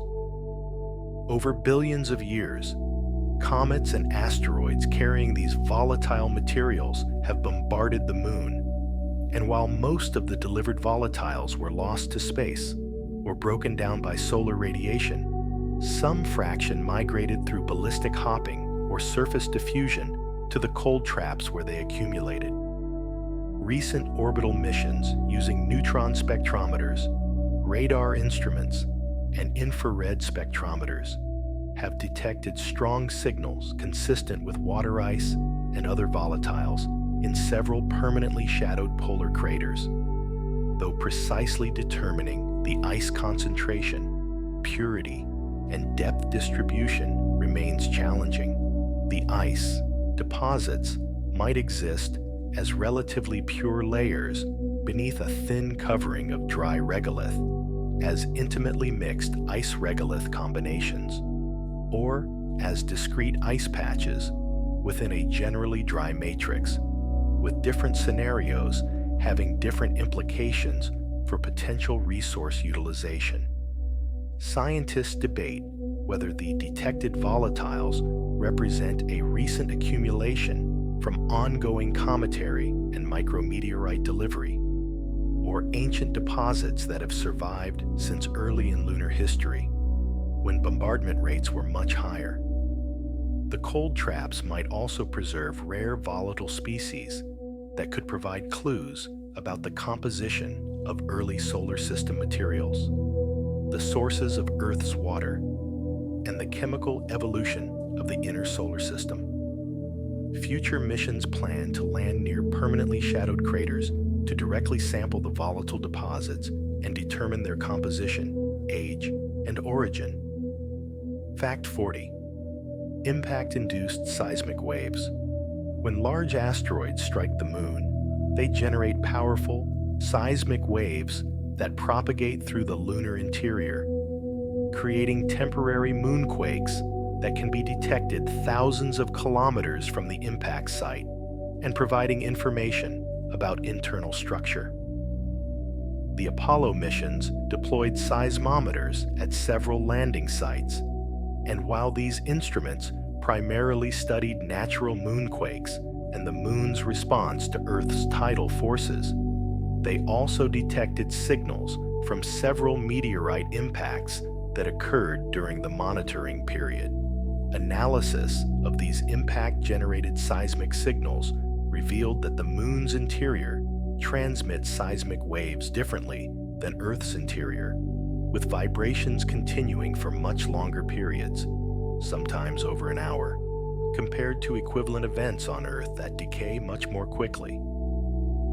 This prolonged ringing results from the Moon's dry, fractured upper layers that scatter seismic energy efficiently and the absence of water that would dampen vibrations, giving the Moon a peculiar acoustic property, sometimes described as ringing like a bell.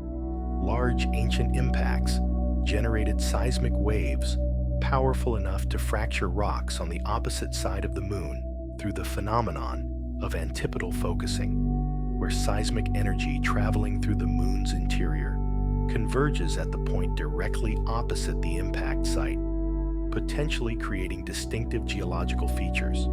Some researchers have identified regions of disrupted terrain on the lunar far side that might represent antipodal effects from the massive Imbrium impact, though proving this connection definitively remains challenging. The seismic waves from major impacts might have temporarily reduced the strength of the lunar crust near the impact sites, potentially facilitating subsequent volcanic activity by creating pathways for magma ascent or triggering the release of already present subsurface magma.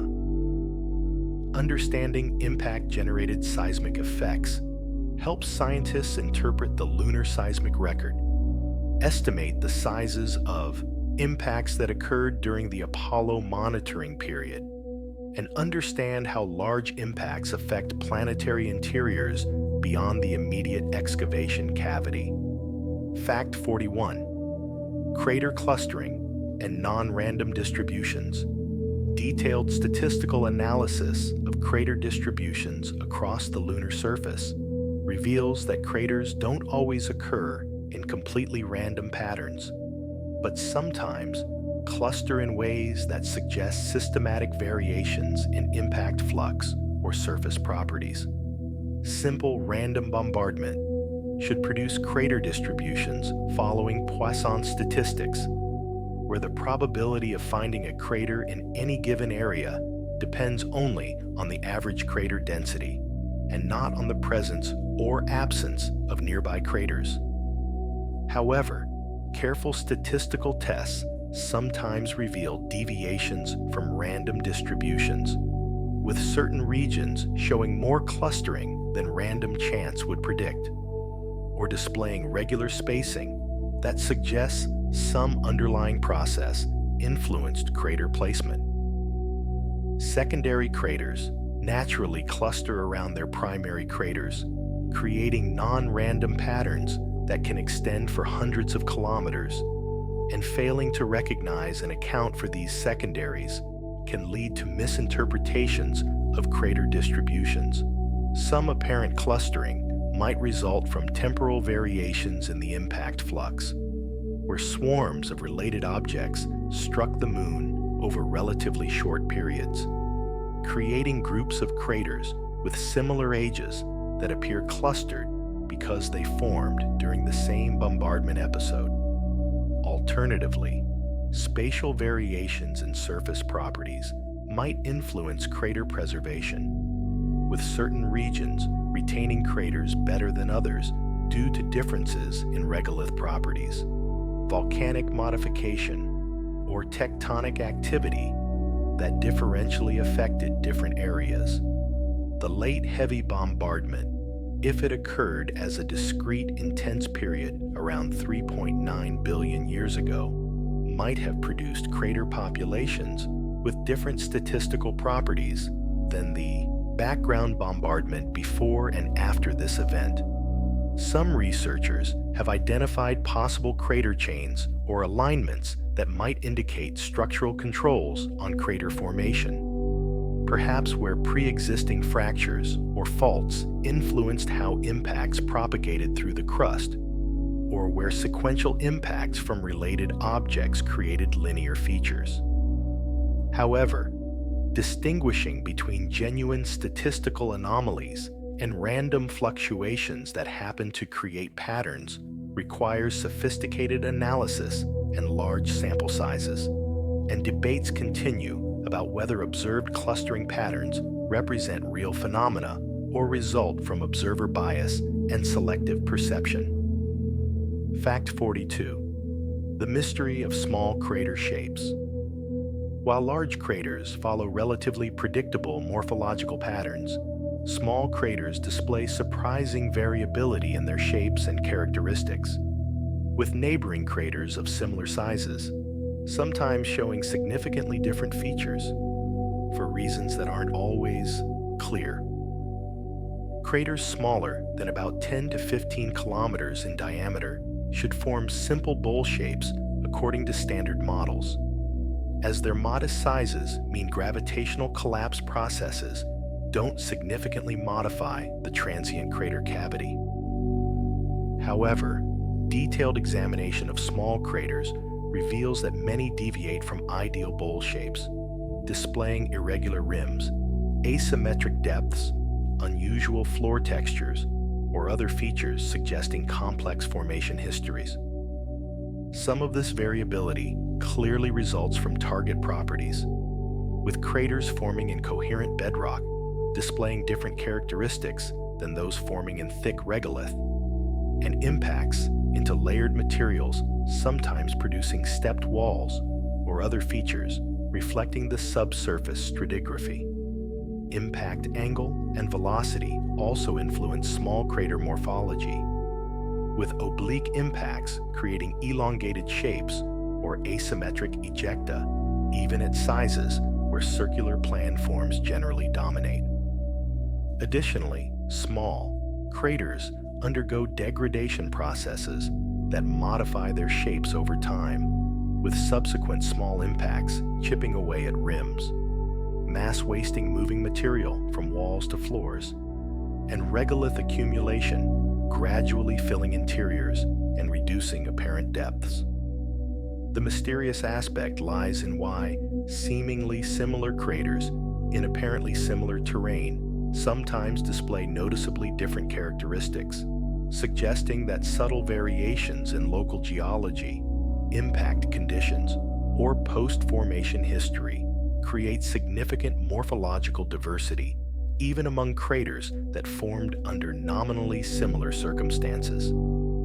This variability complicates automated crater detection algorithms that attempt to identify craters based on expected shapes, as real craters frequently deviate from idealized templates in ways that make them difficult for computers to recognize. Understanding what controls small crater morphology requires detailed studies comparing crater characteristics with local geological settings, impact angles inferred from ejecta patterns, and degradation states estimated from rim preservation and floor filling. Fact 43. Highland crater morphology. Craters in the ancient lunar highlands display morphological characteristics that differ systematically from craters in the younger Maria, revealing how target properties and surface ages influence crater appearance and evolution. Highland craters typically show more subdued topography than similarly sized mare craters, with lower rim heights, shallower depths, and more rounded degraded profiles resulting from billions of years of modification by subsequent impacts. The highland regolith is generally thicker than mare regolith due to the much longer exposure to impact gardening, and this thick debris layer influences how new craters form, sometimes producing craters with blocky ejecta blankets as the impact excavates through regolith into underlying bedrock. Highland craters often lack the sharp, well-defined features of fresh mare craters, instead displaying smoothed contours and filled interiors that testify to extensive degradation and modification over immense time periods. However, some relatively fresh highland craters do exist, representing recent impacts that created sharp features similar to young mare craters, demonstrating that the differences between highland and mare crater populations result primarily from age differences rather than fundamental variations in formation processes.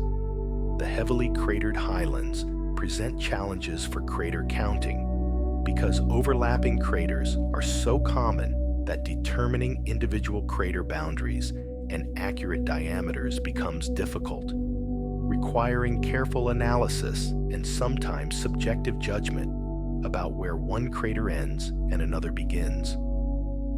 Some highland craters show evidence of floor fracturing and volcanic modification despite their great ages, indicating that volcanic processes affected highland regions as well as Maria, though generally on smaller scales and earlier in lunar history. The study of highland crater morphology provides insights into how craters evolve over billions of years, how thick regolith affects crater formation, and how to distinguish between primary age differences and secondary effects of target properties when comparing crater populations from different regions. Fact 44. The Nectaris Basin and its sculpture.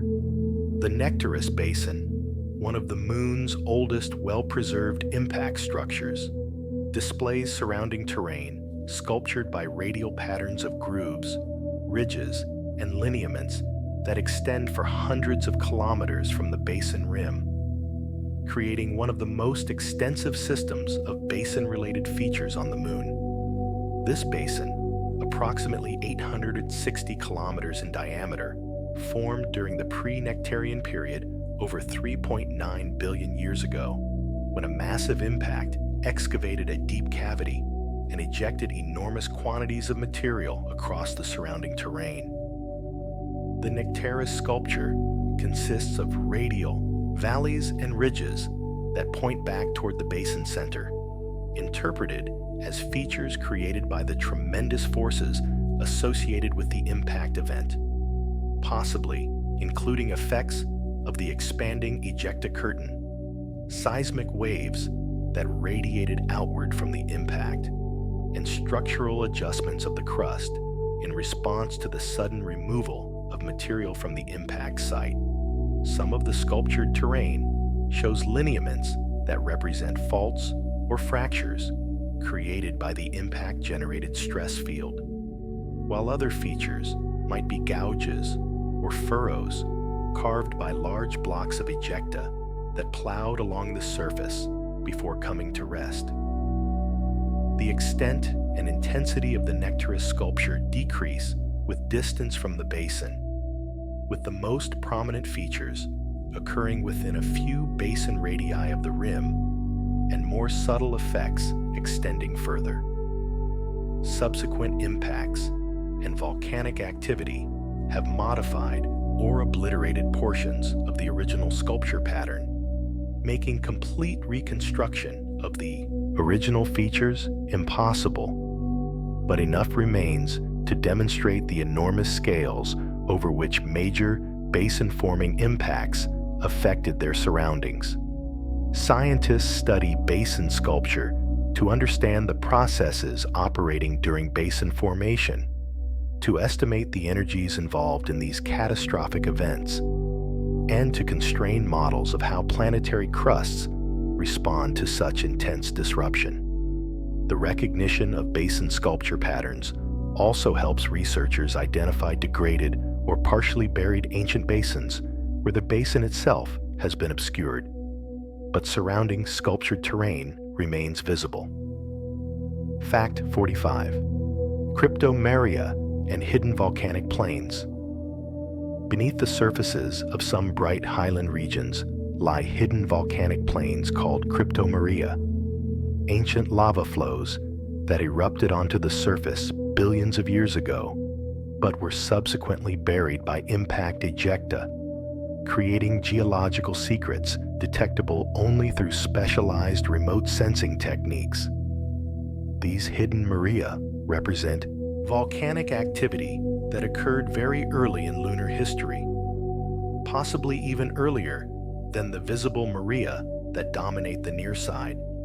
But unlike those familiar dark plains, the cryptomeria were covered by bright highland material ejected from major impact basins. Scientists detect cryptomeria through several methods, including identifying dark haloed impact craters that punch through the covering highland material to expose the dark volcanic rocks beneath, analyzing gravity data that reveals denser volcanic materials hidden under lighter highland crust, and studying subtle variations in surface composition detectable through spectroscopic analysis. The distribution of cryptomeria across the moon remains incompletely mapped, but identified examples suggest that early volcanic activity was more widespread than the currently visible maria indicate, implying that the moon experienced significant volcanism very early in its history, possibly during or shortly after the period of crustal formation. Questions remain about why these early volcanic plains became buried while later maria generally remained exposed, with possible explanations including changes in the intensity or style of impact bombardment, differences in the locations where early versus late volcanism occurred, or systematic variations in how much ejecta was available to bury surfaces at different times. The discovery of cryptomeria challenges simple models of lunar volcanic evolution that assumed volcanism began relatively late after substantial cooling, instead suggesting that the moon's thermal state allowed magma generation and eruption very early, perhaps even before the late heavy bombardment. Some cryptomeria might be associated with ancient impact basins that subsequently became filled or buried, while others might represent fissure eruptions that occurred independently of impact structures. Fact 46. The Aristarchus Plateau Mystery. The Aristarchus Plateau, a topographically elevated region containing the brilliant Aristarchus crater and numerous volcanic features, represents one of the moon's most geologically complex and mysterious areas where impacts and volcanism interacted in ways that continue to puzzle scientists. The bright Aristarchus crater, approximately 42 kilometers in diameter, ranks as one of the moon's most reflective features, displaying spectacularly bright rays and unusually strong compositional anomalies, suggesting it excavated unusual materials from depth, or that the impact mixed target rocks in uncommon ways. Surrounding the crater, the elevated plateau contains numerous sinuous rills, ancient lava channels, and volcanic domes, suggesting extensive volcanic activity occurred in this region, creating a complex geological setting where later impacts like Aristarchus struck into previously modified terrain. Scientists have recorded more reports of lunar transient phenomena from the Aristarchus region than any other area of the moon, with observers describing temporary glows, obscurations, and color changes that might indicate outgassing or other forms of residual activity, though confirming these reports remains controversial. The plateau's elevation and volcanic features suggest it might represent a shield volcano or volcanic complex that built up through multiple eruption episodes, creating a compositionally diverse target that influenced how Aristarchus and other craters formed. Spectroscopic observations have detected unusual abundances of certain minerals and elements in the Aristarchus region, possibly indicating either exotic volcanic compositions or impact excavation of deep crustal materials with different chemistries than typical lunar surface rocks. Some researchers have proposed that impacts into volatile-rich volcanic deposits might explain the reported transient phenomena, with impacts or tectonic adjustments occasionally releasing trapped gases that temporarily alter local conditions. The combination of bright crater rays, volcanic features, compositional anomalies, and reported transient activity makes Aristarchus and its surrounding plateau a high-priority target for future exploration that could sample diverse materials and investigate whether residual geological activity continues today. Fact 47. Crater modification by tectonism. While the Moon is generally considered tectonically inactive compared to Earth, certain crater features reveal that tectonic forces have modified some impact structures, creating fractures, offsets, and deformations that complicate crater interpretation and hint at the Moon's structural evolution. Floor-fractured craters represent the most obvious examples of tectonic modification, where systems of fractures, graben, and ridges cross crater floors in patterns clearly unrelated to the original impact event, suggesting post-impact deformation driven by subsurface magmatic intrusions or regional stress fields. Some crater rims show evidence of faulting or displacement, where portions of the rim have been offset from their original positions by tectonic movements. Though such features are relatively rare and generally subtle compared to the dramatic tectonic modifications seen on more geologically active bodies. The lunar maria contain numerous wrinkle ridges, low, sinuous topographic rises that meander across the smooth volcanic plains. And these ridges sometimes interact with impact craters, either deforming crater rims or being interrupted by craters depending on the relative timing of crater formation and ridge development. Scientists study these crater-ridge relationships to establish chronological sequences and understand when tectonic activity occurred relative to impact events and volcanic eruptions.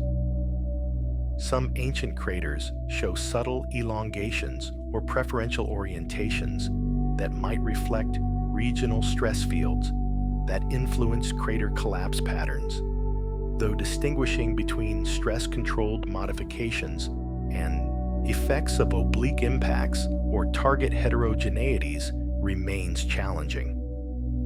The Moon experienced global contraction as its interior cooled and solidified, potentially creating a compressive stress field that could have influenced crater morphologies or triggered faulting in some locations, though the magnitude of this contraction and its effects on surface features remain debated. Recent discoveries of young fault scarps, steep slopes created by thrust faulting, indicate that tectonic activity continued more recently than previously thought, perhaps even into the last 100 million years, suggesting the Moon retains enough internal heat or experiences sufficient tidal stresses from Earth to generate occasional tectonic adjustments. Understanding tectonic modifications of craters helps scientists reconstruct the Moon's thermal and stress evolution and provides constraints on models of how planetary bodies respond to cooling and tidal forces over geological timescales. Fact 48. The problem of crater saturation, equilibrium. In heavily cratered regions where the surface has reached saturation equilibrium, the formation of new craters destroys an equal number of old craters, creating a steady-state condition where crater density remains constant despite continued bombardment, which fundamentally limits the information that crater counting can provide about surface ages. Once saturation is reached, each new impact obliterates or modifies approximately one pre-existing crater on average, meaning that the crater population represents a constantly refreshed mixture, rather than a simple accumulation of all impacts throughout history. This equilibrium condition means that crater counting in saturated terrains can't distinguish between surfaces that reached saturation recently and those that achieved it billions of years ago, as both would display similar crater densities. The lunar highlands reached saturation very early in their history, probably within the first few 100 million years after formation, and have maintained approximately constant crater density since then, despite billions of additional years of bombardment.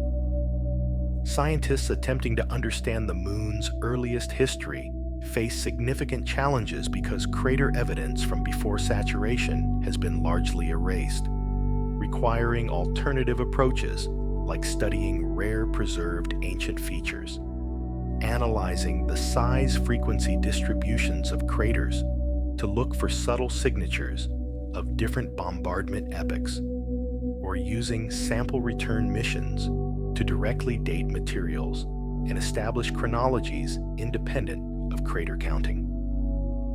The concept of saturation equilibrium also applies at different size scales, with small craters reaching equilibrium more quickly than large craters, because small impacts are more numerous, meaning that surfaces can be saturated with respect to small craters while still accumulating large craters in a non-equilibrium fashion.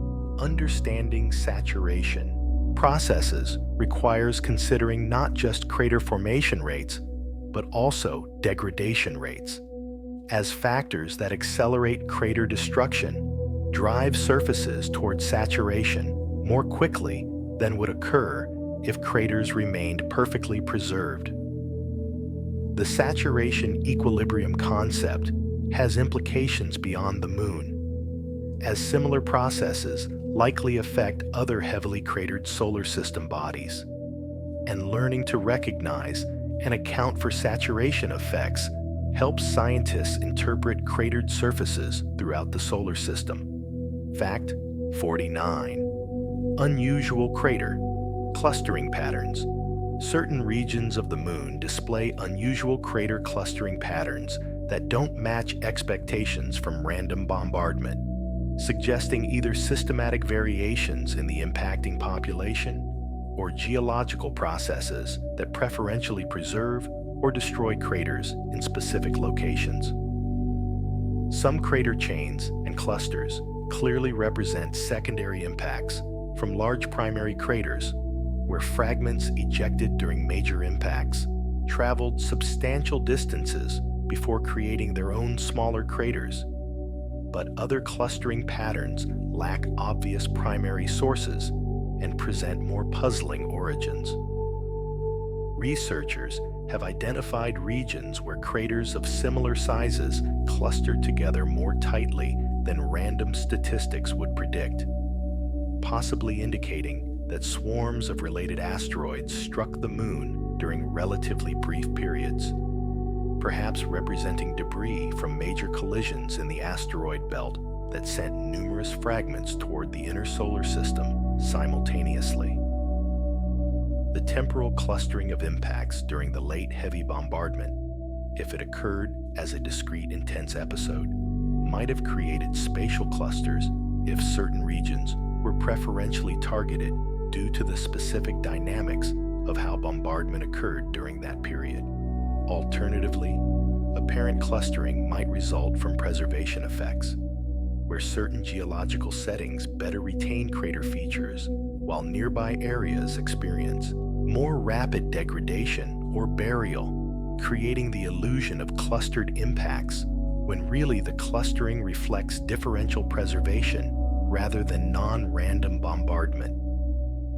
Some proposed crater clusters have generated controversy, with different researchers disagreeing about whether observed patterns represent genuine statistical anomalies or simply random fluctuations that happen to create apparent structure, highlighting the challenges of extracting signal from noise in spatial statistical analysis.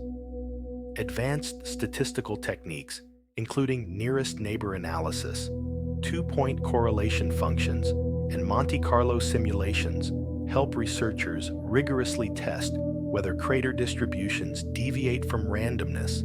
But these methods require large sample sizes and careful attention to potential biases and selection effects. The study of crater clustering connects to broader questions about asteroid dynamics, the history of the asteroid belt, the nature of the late heavy bombardment, and whether the impact flux has always been temporally and spatially random, or whether systematic variations occurred that produced detectable signatures in the preserved crater record. Fact 50. Impact melt differentiation.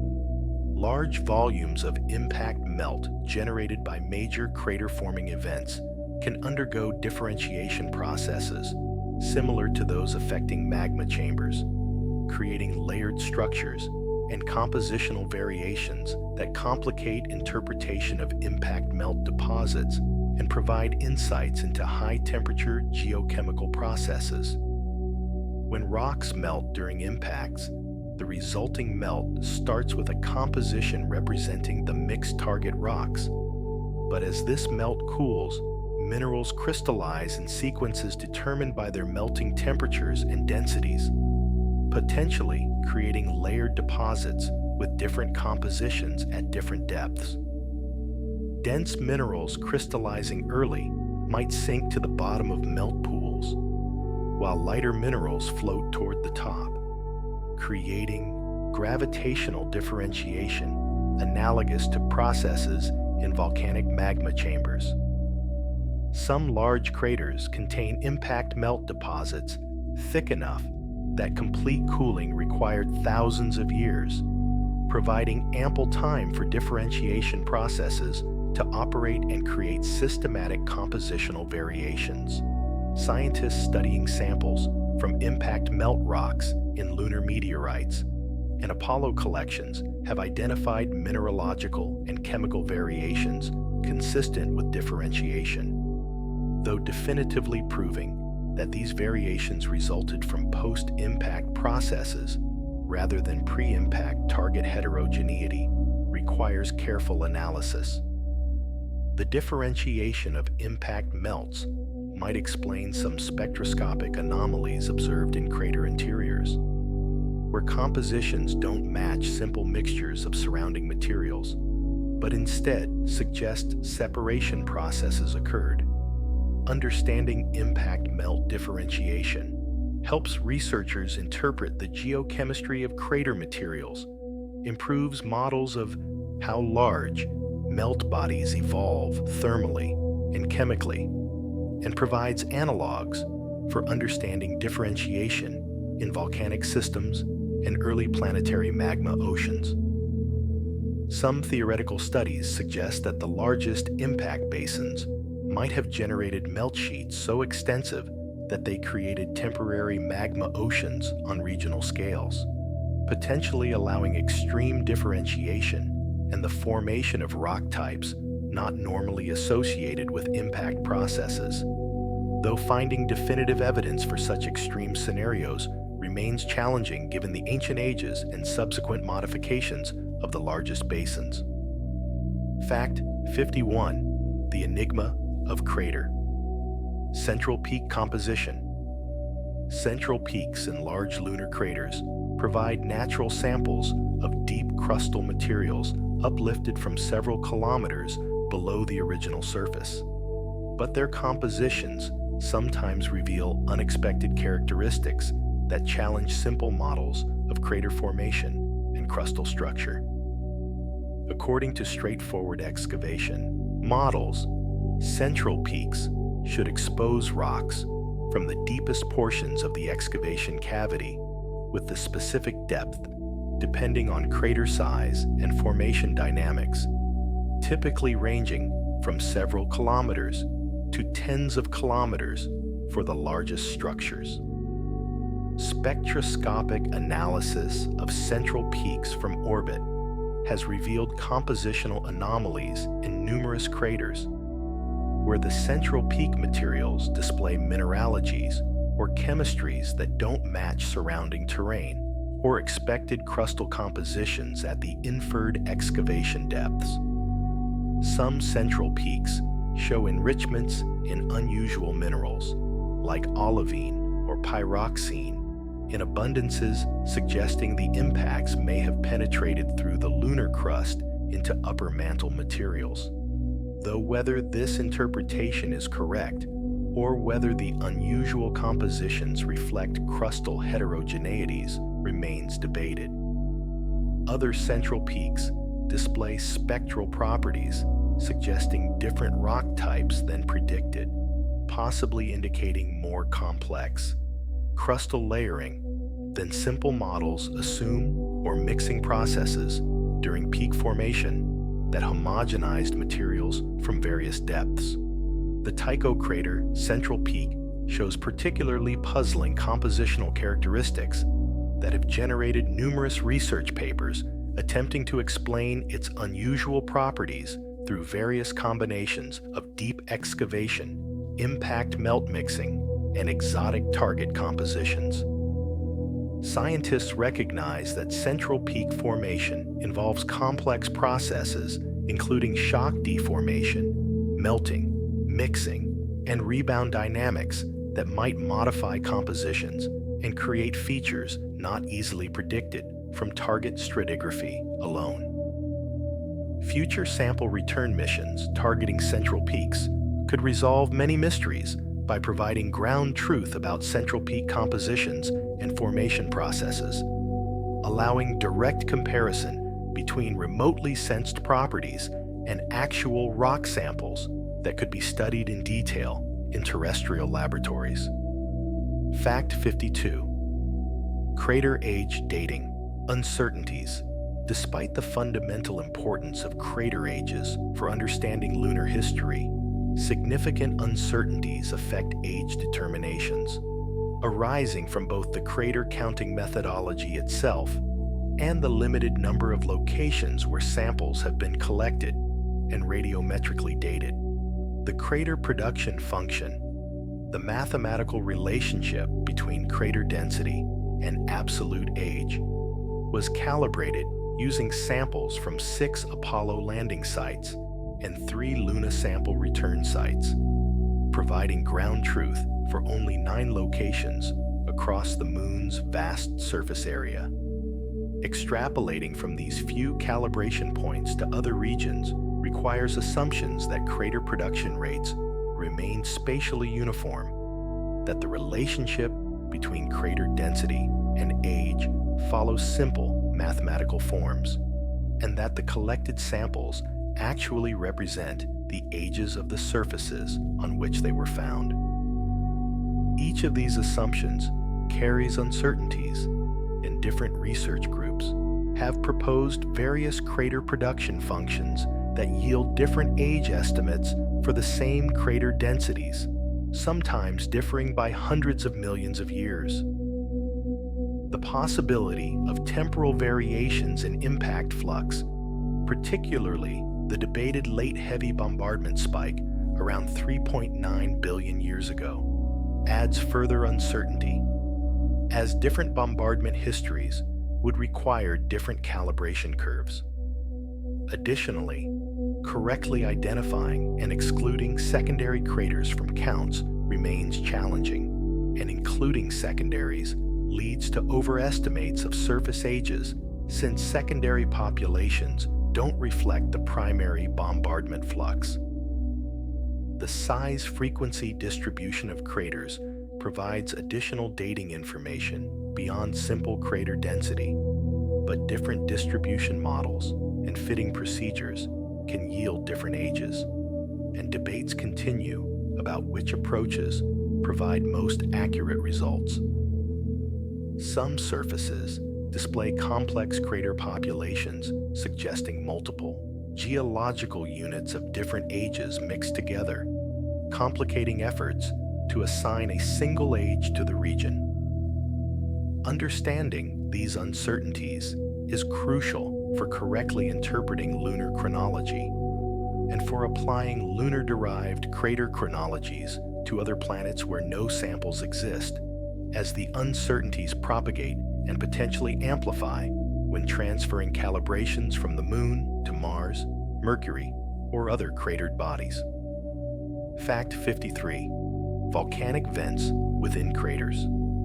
Some lunar impact craters contain evidence of volcanic vents or pyroclastic deposits that erupted through their floors after the impacts occurred, creating hybrid features combining impact and volcanic origins that provide insights into the relationship between these two fundamental geological processes.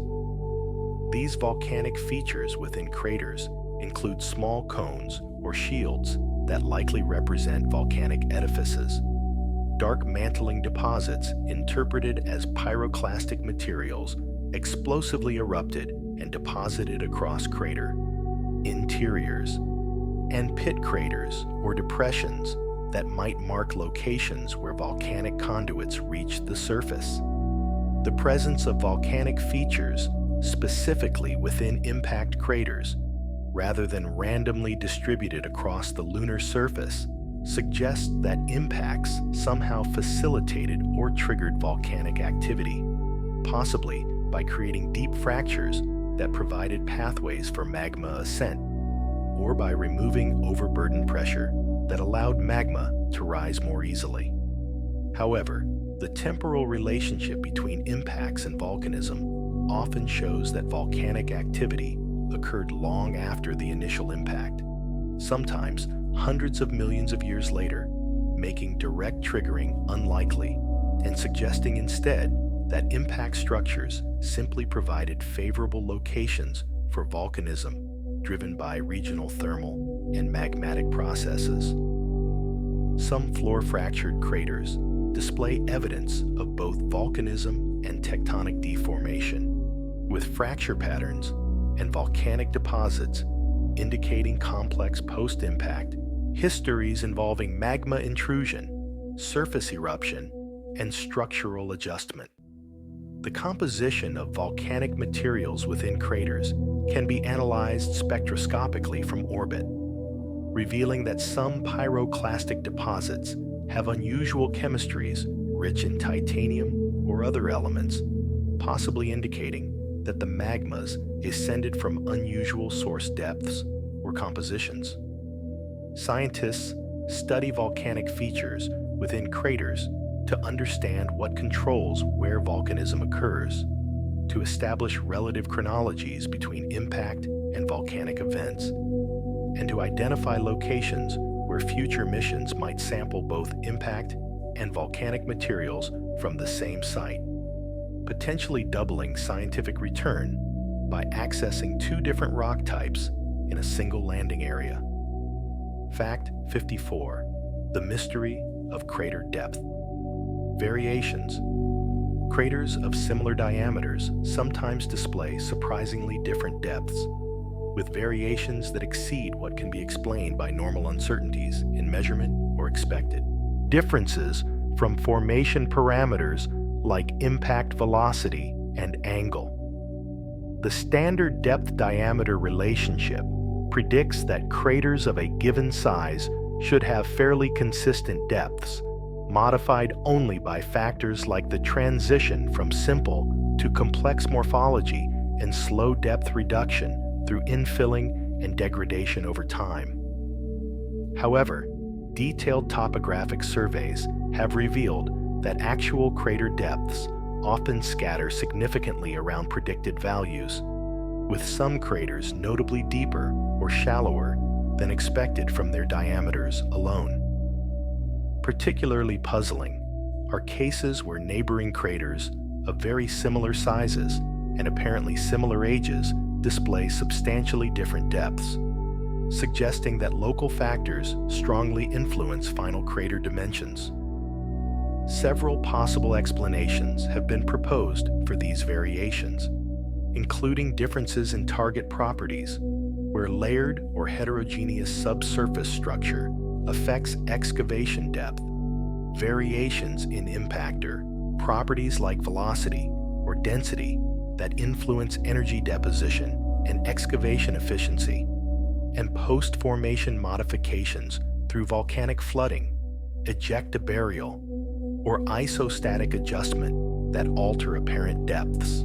Some anomalously shallow craters show clear evidence of floor uplift from volcanic intrusions or partial flooding by lava flows, explaining their reduced depths through well-understood geological processes. Others lack obvious modification features, making their shallow depths more mysterious and potentially indicating subtle target effects or formation conditions that aren't immediately apparent from surface observations. Conversely, unusually deep craters might indicate impacts into particularly resistant target materials that minimized collapse and preserved steep cavity walls. Or they might represent relatively recent formations that haven't experienced as much degradation and infilling as their neighbors. Understanding what controls crater depth variations helps scientists refine impact models, interpret subsurface structure from crater morphology, and correctly estimate crater ages, since depth can provide information about degradation, state, and modification history. Fact 55. Impact, vapor plumes, and atmospheric effects. Major impacts generate enormous vapor plumes expanding upward and outward from impact sites at velocities reaching several kilometers per second, creating temporary atmospheric conditions on the normally airless moon, and potentially affecting regions far from the impact crater itself. During the earliest stages of an impact, materials at the impact point experience such extreme temperatures and pressures that substantial fractions vaporize completely, creating a rapidly expanding cloud of rock vapor mixed with impact-generated plasma. This vapor plume initially expands upward and outward, driven by its internal pressure and temperature, potentially reaching altitudes of hundreds of kilometers before dissipating into space or raining back onto the lunar surface.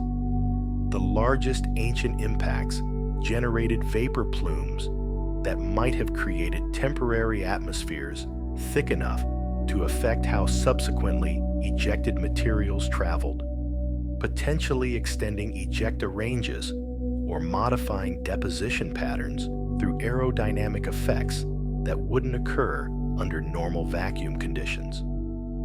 Some fraction of the vaporized material achieves velocities exceeding lunar escape speed and escapes into space, never returning to the moon, which might explain some of the missing ejecta problems where predicted ejecta volumes exceed observed deposits. Materials that do return from vapor plumes land as condensed droplets or recondensed coatings on other ejecta fragments, potentially creating distinctive textures or compositions in impact deposits that record the vapor phase history.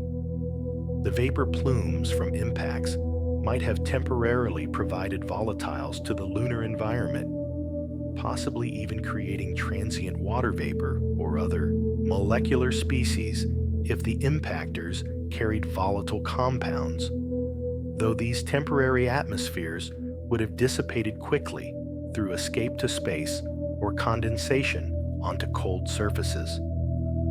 Understanding impact vapor plume dynamics helps scientists model the complete impact process, interpret the textures and compositions of impact deposits, estimate how much material escapes from planetary bodies during major impacts, and assess potential hazards from impact-generated vapor clouds on bodies with more substantial atmospheres like Earth or Mars. Fact 56. The Plato crater floor. Mystery. Plato, a large crater approximately 100 kilometers in diameter, located on the northern edge of Mare Imbrium, contains a remarkably flat, dark floor that has attracted attention from observers for centuries and presents several geological mysteries regarding its formation. and composition. Unlike many large craters that display rough, hummocky floors containing central peaks and slumped wall material, Plato's floor appears extraordinarily smooth and level, suggesting it was flooded by a substantial thickness of lava that buried the original crater floor topography. However, the precise source of this lava, the timing of the flooding event, and the relationship between the volcanic activity and the original impact remains somewhat mysterious. The floor's dark color indicates it consists of mare basalt, similar to that forming the surrounding mare imbrium, but subtle spectroscopic differences suggest Plato's floor materials might have slightly different compositions or ages than the main mare deposits, possibly indicating a separate volcanic episode or magma source. The crater walls show terracing typical of large complex craters, but the transition from the terraced walls to the flat floor appears remarkably sharp and well-defined, suggesting that the lava flooding was extensive enough to completely bury the lower terraces and create a perfectly level surface. Historical observers reported seeing small craterlets and bright spots on Plato's floor, with some claims that these features changed over time, contributing to the lunar transient phenomena literature, though modern observations suggest these reports likely resulted from observational difficulties rather than genuine changes. The floor does contain several small impact craters that formed after the lava flooding, providing some constraint on the age of the volcanic activity, though precise dating requires sample return or detailed crater counting on the floor itself. Scientists are interested in Plato because it provides a clear example of crater modification by volcanism, and detailed study of its floor and walls could reveal how lava flows interact with impact crater topography and whether impacts somehow triggered or influenced the volcanic activity that filled the crater. Fact 57. Crater rays and solar wind interactions. The bright rays extending from relatively young lunar craters remain visible for millions to billions of years despite constant bombardment by solar wind particles, micrometeorites, and cosmic radiation. But the exact processes controlling ray longevity and fading remain incompletely understood and somewhat mysterious. Fresh crater rays appear brilliant white because they consist of pulverized rock that hasn't yet been darkened by space weathering processes, with the bright color resulting from both the physical disruption of rock into fine particles with high scattering efficiency and the exposure of fresh, unweathered mineral surfaces. Over time, solar wind ions gradually implant into the surface grains, creating nanoscale iron particles that darken the material, while micrometeorite impacts vaporize small portions of grains and create vapor-deposited coatings that further darken surfaces. The fading rate depends on numerous factors, including the intensity of solar wind exposure, which varies with distance from the sun, and the strength of the solar wind itself, the flux of micrometeorites striking the surface, and potentially the composition of the ray materials, since different minerals might weather at different rates. Scientists have attempted to use ray visibility as a relative dating tool, assuming that brighter, more extensive ray systems indicate younger craters. But calibrating this relationship quantitatively has proven challenging because ray fading rates aren't perfectly uniform across the moon. Some rays fade preferentially in certain directions, possibly reflecting asymmetries in solar wind exposure or micrometeorite flux, depending on the lunar orbital geometry and the direction of the moon's motion through space. Additionally, the viewing geometry affects ray visibility, with some rays appearing more prominent when illuminated at certain angles, complicating comparisons between rays observed under different lighting conditions. Recent high-resolution spectroscopic studies have detected compositional differences between rays and surrounding materials that persist long after visible brightness contrasts have faded, suggesting that weathering reduces optical brightness differences before erasing compositional signatures, potentially extending the useful lifetime of rays as geological markers beyond the period when they remain visually prominent. Fact 58.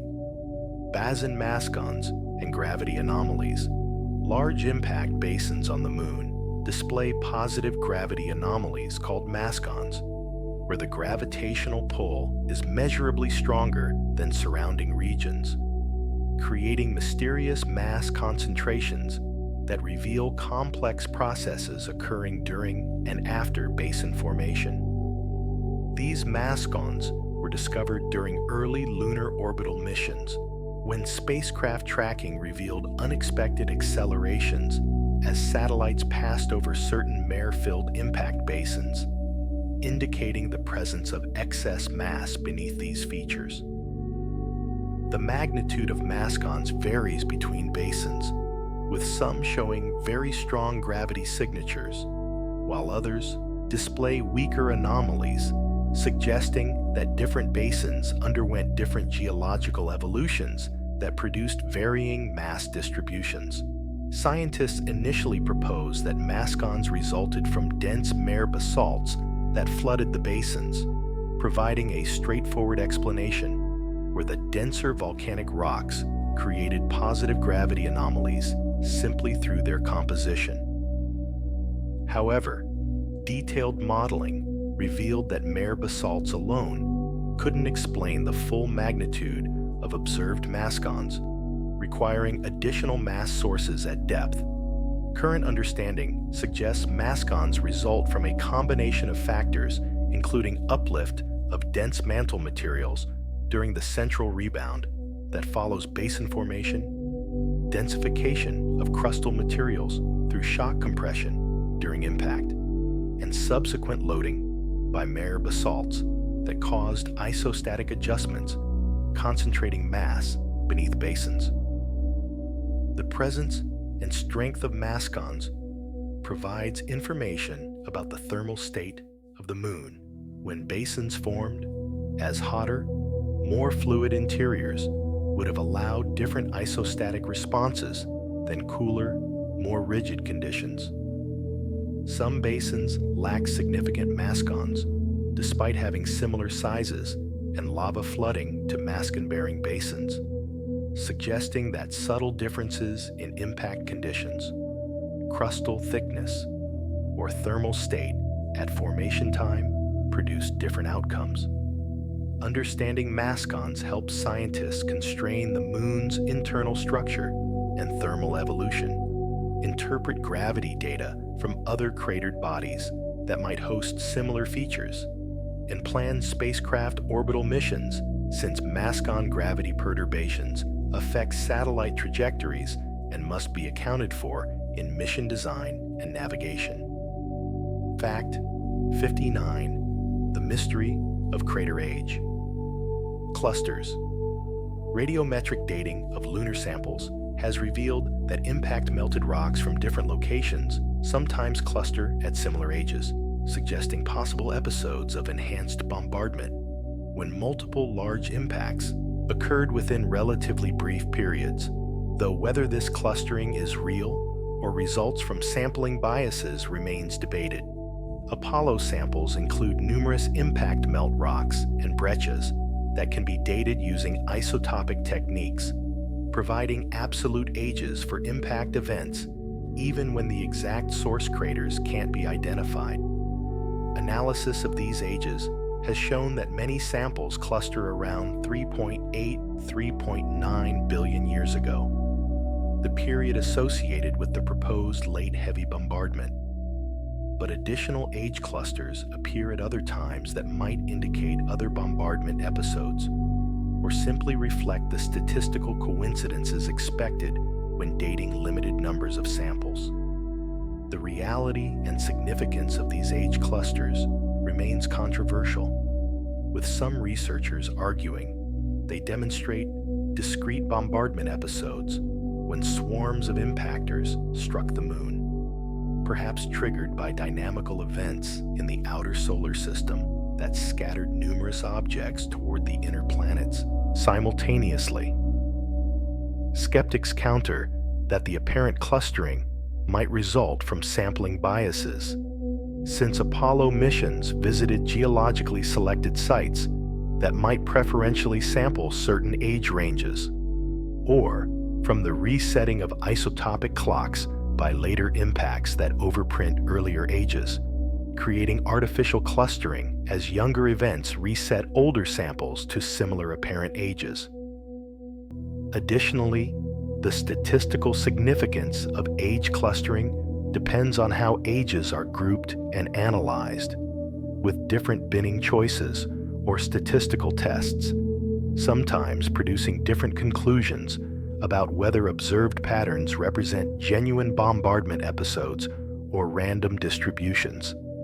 Resolving these questions requires additional samples from more diverse lunar locations to better characterize the true age distribution of impact events, along with sophisticated statistical analyses that properly account for sampling biases and uncertainties.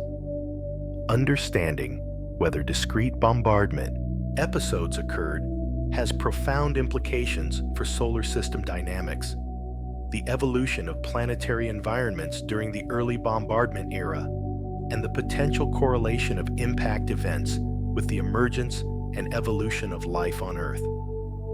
Fact 60. Subkilometer crater populations. The smallest impact craters on the Moon, those measuring less than 1 kilometer in diameter, display size-frequency distributions and morphological characteristics that differ from larger craters, revealing transitions in formation processes and providing information about the smallest members of the impacting population. These tiny craters form from impacts of objects ranging from centimeters to tens of meters in diameter, representing the most numerous portion of the impacting flux, even though individual small impacts carry far less energy than the rare large events that create major basins. The size-frequency distribution of small craters shows a different slope than larger craters in many regions, possibly indicating a fundamental change in the characteristics of the impacting population at small sizes, or reflecting saturation effects, where small craters reach equilibrium densities much more quickly than large craters. Morphologically, the smallest craters tend to be simple bowl shapes, but subtle variations exist, including differences between craters that penetrated through regolith into bedrock versus those forming entirely within the regolith layer. Some small craters display asymmetric shapes or unusual ejecta patterns, suggesting formation by secondary impacts rather than primary asteroid or comet collisions, making it crucial to distinguish between primaries and secondaries when using small crater populations for age dating or bombardment rate estimates. The degradation of small craters occurs relatively rapidly on geological timescales, as even modest subsequent impacts nearby can bury or destroy them, and regolith mixing through impact gardening can gradually erase their signatures within a few 100 million years in many locations.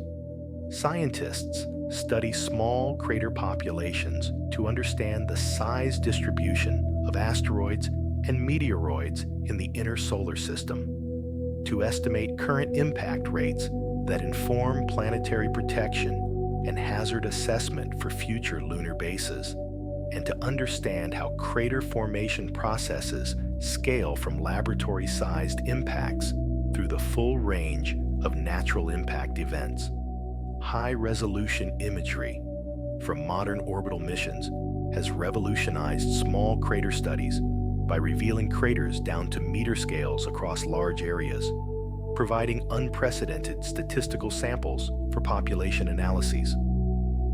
Fact 60. Crater ejecta velocity distributions. Material ejected from impact craters launches at a wide range of velocities depending on position within the excavation flow, with ejecta speeds ranging from barely above zero to potentially exceeding lunar escape velocity, creating complex spatial distributions that encode information about impact dynamics and energy partitioning.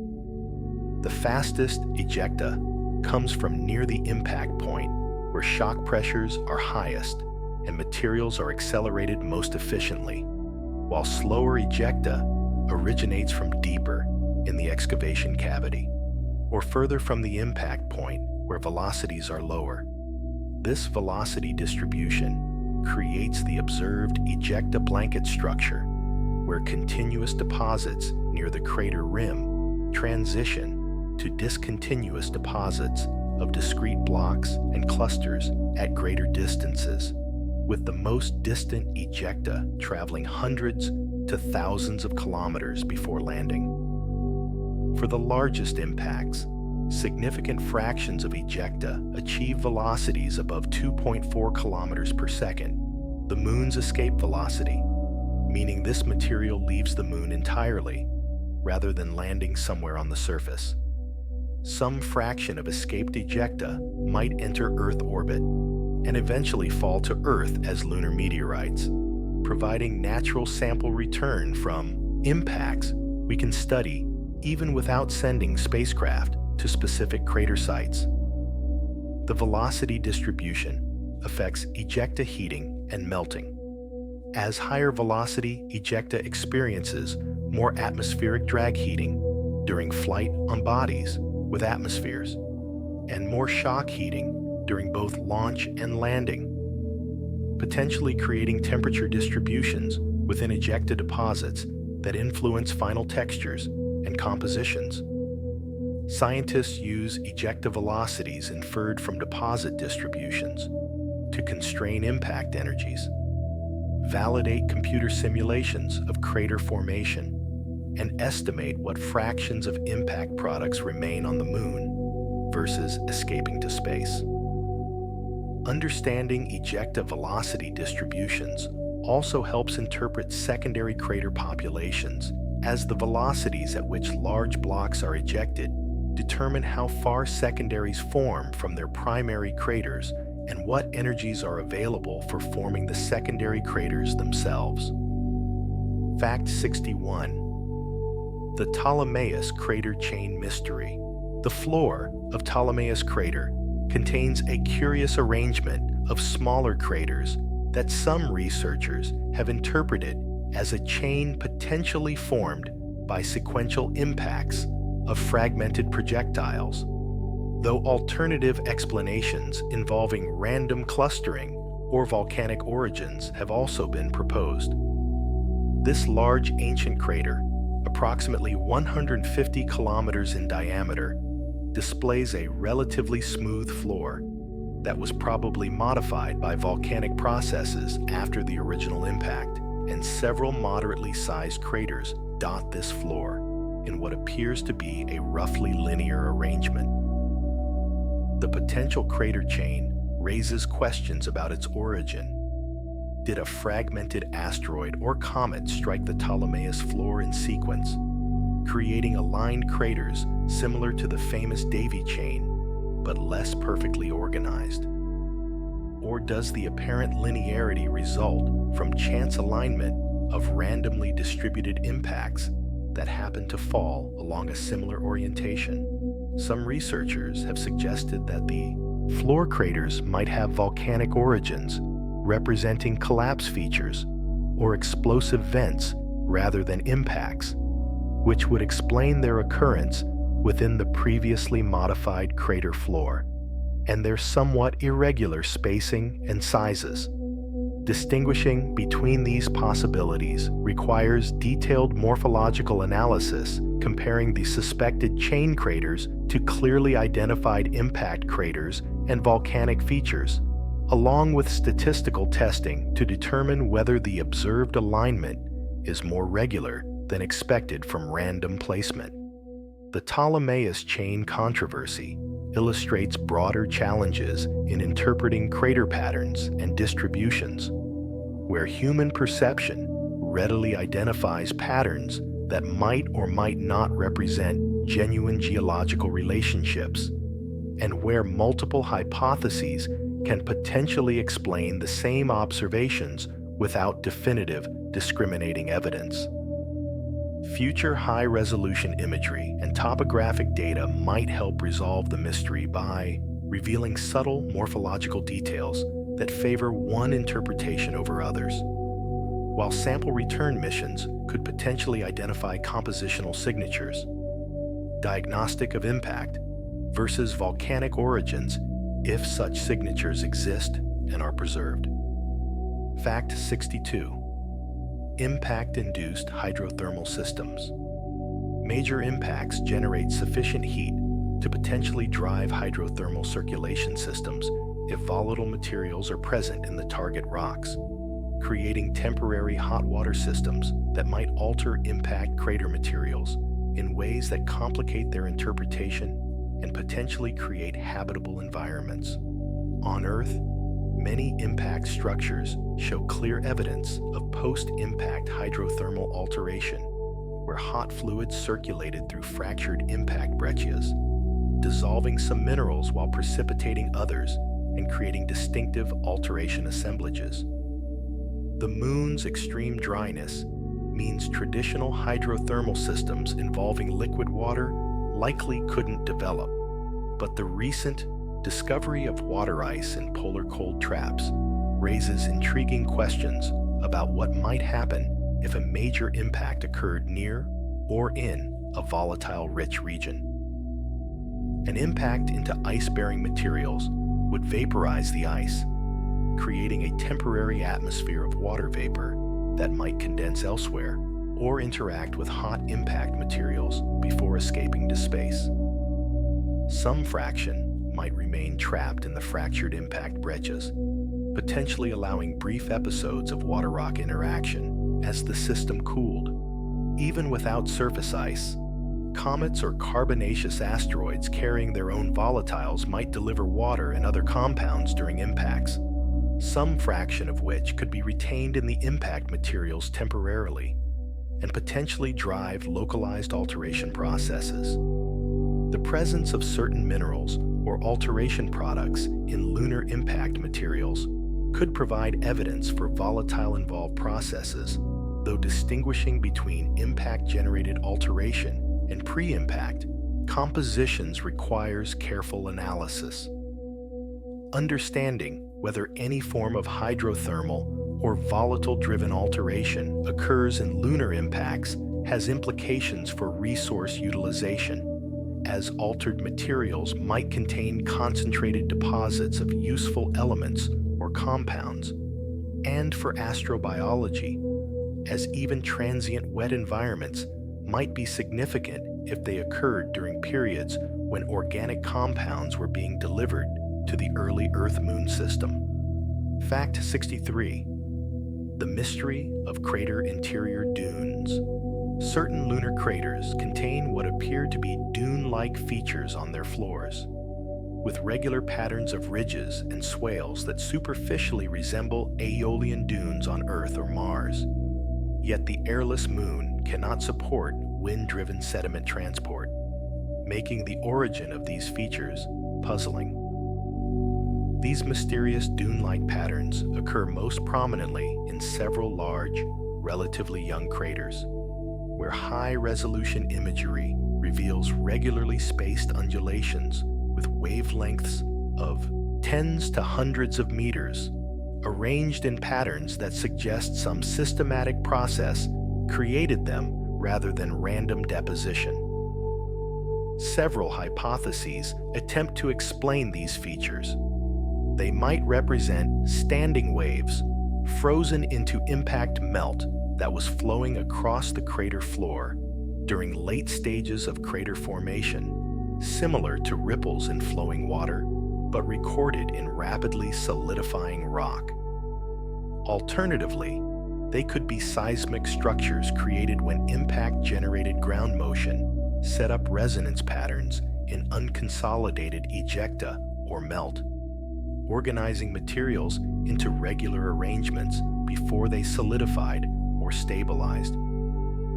Some researchers propose that electrostatic forces acting on fine dust particles in the unique environment near the lunar surface could potentially organize materials into dune-like patterns, though whether such forces could achieve the observed wavelengths and amplitudes remains uncertain. Another possibility suggests that certain patterns result from differential erosion or degradation of originally uniform surfaces, where subtle variations in material properties lead to preferential removal or retention, creating apparent dunes through destructive rather than constructive processes. The mystery deepens because similar features don't occur in all craters that seem to have comparable formation conditions, suggesting that some specific combination of factors is required to generate these structures. Factors that might include impact velocity, target properties, melt volume, or post-impact seismic environment. Resolving this mystery requires detailed field investigation with rovers or human explorers who could examine the features closely, determine their compositions and internal structures, and potentially discriminate between competing formation hypotheses that remain difficult to distinguish using orbital data alone. Fact 64. Antipodal effects and opposite side disruption. The largest lunar impact basins generated shock waves and seismic energy so intense that focused effects occurred at the antipodal point, the location on the opposite side of the moon from the impact, potentially creating distinctive disrupted terrain and unusual geological features. When seismic waves from a major impact travel through the moon's interior, they can focus at the antipodal point through geometrical convergence, creating locally intense ground motion even though the waves have traveled halfway around the moon. This focused energy could fracture rocks, trigger landslides, or even initiate volcanic activity if conditions were appropriate, producing antipodal features genetically related to the impact despite being located as far from the impact as possible. The most cited example involves the Imbrium Basin and the Van de Graaff crater region on the lunar far side, which some researchers interpret as disrupted terrain created by antipodal focusing of Imbrium impact energy. However, proving definitive cause and effect relationships between specific impacts and suspected antipodal features remains challenging, as the features must be shown to have formed at the same time as the proposed impact, and no alternative explanations can provide better fits. The irregular, disrupted terrain at the Van de Graaff location shows some characteristics consistent with intense seismic disruption, including fractured and tilted blocks, unusual surface textures, and magnetic anomalies that might record magnetization in a strong transient magnetic field generated by the impact. Other large basins might also have antipodal signatures, though subsequent impacts and geological processes have potentially obscured or destroyed evidence, making the early antipodal features difficult to identify with certainty. Understanding antipodal effects helps scientists estimate the energies involved in major basin-forming events, as only the most powerful impacts would generate sufficient seismic energy to create recognizable antipodal disruption, and provides constraints on lunar internal structure since seismic wave propagation and focusing depend on the distribution of materials with different acoustic properties in the Moon's interior. Fact 65. Crater counting challenges in complex terrain. Attempting to count craters accurately in geologically complex regions where multiple generations of features overlap, volcanic flows partially bury structures, and tectonic modifications complicate morphologies present significant challenges that introduce uncertainties into age determinations and surface characterizations. In ideal situations, craters appear as distinct, well-defined circular depressions with clear rims that can be measured accurately and counted unambiguously. But real lunar surfaces frequently depart from this ideal, creating situations where different analysts might count different numbers of craters or assign different diameters to the same features. Overlapping craters pose particular difficulties as determining where one crater ends and another begins. Deciding whether a complex shape represents two separate craters or one crater modified by subsequent impacts, and measuring diameters for heavily degraded structures all require subjective judgments that different observers might resolve differently. Partially buried craters, where lava flows have flooded portions of crater interiors, or ejecta has covered parts of crater rims.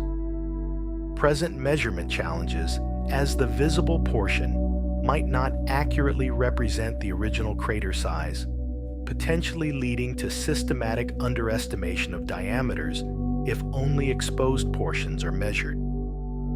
Tectonically modified craters with faulted or deformed rims, or craters disrupted by floor fracturing, add further complications as their current shapes might differ significantly from their original formation geometries, making diameter and depth measurements uncertain and potentially invalidating comparisons with unmodified craters. Automated crater detection algorithms struggle with these complexities even more than human analysts, as computer programs rely on identifying characteristic shapes and brightness patterns that degraded or modified craters might not display, potentially missing heavily degraded craters entirely, or misidentifying other features as craters. Scientists have developed various protocols and standards for crater counting to minimize subjective differences between analysts, including guidelines for how to handle ambiguous cases. But significant analyst-to-analyst variability remains in complex terrain, contributing to age determination, uncertainties, and making it crucial to understand not just the nominal age estimate, but also the range of plausible ages consistent with the data given analytical uncertainties. Fact 66. Shallow subsurface ice and crater formation. Recent discoveries of hydrogen enrichments in polar regions suggest that shallow subsurface ice might exist beneath thin layers of dry regolith in certain craters, which could dramatically affect how impacts form in these locations and create unusual crater morphologies. If ice exists at shallow depths, impacting projectiles would encounter a target with mechanical properties very different from typical lunar regolith or bedrock, potentially creating craters with unusual depth-to-diameter ratios, distinctive ejecta characteristics, or anomalous internal features. Ice has lower density than rock and different mechanical strength properties, responding to impact stresses in ways that might enhance or reduce excavation efficiency, depending on factors like ice concentration, temperature, and the presence of frozen versus granular materials. Volatile-rich targets might produce more extensive vapor phases during impact as the ice rapidly transforms from solid to vapor, potentially affecting ejecta velocities and distributions, or creating unusual melt products where water and rock mixed at high temperatures before rapidly cooling. Some researchers have searched for morphological signatures that might indicate impacts into ice-bearing materials, looking for craters with unusual shapes or features not seen in typical rocky targets, though definitively identifying such signatures remains challenging without ground truth from landed missions. The possibility of subsurface ice also raises questions about crater degradation rates, as ice-bearing materials might respond differently to subsequent small impacts, thermal cycling, or long-term mechanical processes than dry materials, potentially leading to different degradation patterns in polar versus equatorial craters. Future landing missions, specifically targeting regions where ice is suspected, could potentially sample crater ejecta or walls to test whether they contain ice-influenced materials, providing direct evidence for how impacts interact with volatile-rich targets and whether any distinctive signatures exist that could be recognized in orbital data.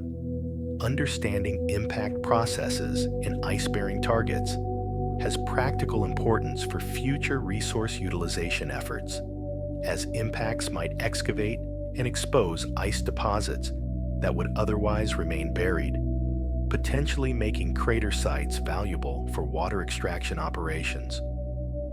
Fact 67. The Kepler Crater Ray System. Kepler Crater, a relatively young impact structure approximately 32 kilometers in diameter, located in western Oceanus Procellarum, displays one of the Moon's most prominent and extensive ray systems, despite its modest size, raising questions about what factors enabled this crater to produce such far-reaching ejecta deposits. The bright rays extend radially for hundreds of kilometers across the surrounding dark mare basalt, creating a spectacular visual contrast that makes Kepler easily identifiable in telescopic observations from Earth. The ray system's prominence and extent seem disproportionate to Kepler's size when compared to other craters of similar dimensions, suggesting that either the impact occurred at unusually high velocity, struck at an angle that enhanced ejecta production, or encountered target materials with properties that promoted extensive ejection. Spectroscopic analysis of the rays reveals that they contain a mixture of bright hyaline material excavated from beneath the mare basalts and shocked or melted mare materials, indicating that the impact penetrated through the volcanic surface layer into the underlying crustal rocks and thoroughly mixed these different components during ejection. The composition of Kepler's rays has been studied to understand the thickness of mare basalts in the Oceanus Procellarum region, as the ratio of hyaline to mare materials in the ejecta provides constraints on how deep the impact excavated and therefore how thick the mare layer must be. Some researchers have noted that Kepler's location in a relatively thin mare region might partially explain its exceptional rays, as impacts that penetrate through thin mare into bright hyaline materials would naturally produce more visible rays than impacts into thick mare that excavate primarily dark basaltic materials. The crater itself shows well-preserved morphology, including terraced walls and a central peak complex, indicating it formed relatively recently in lunar history, probably within the last billion years, making it an excellent subject for studying how fresh, complex craters appear before degradation modifies their features.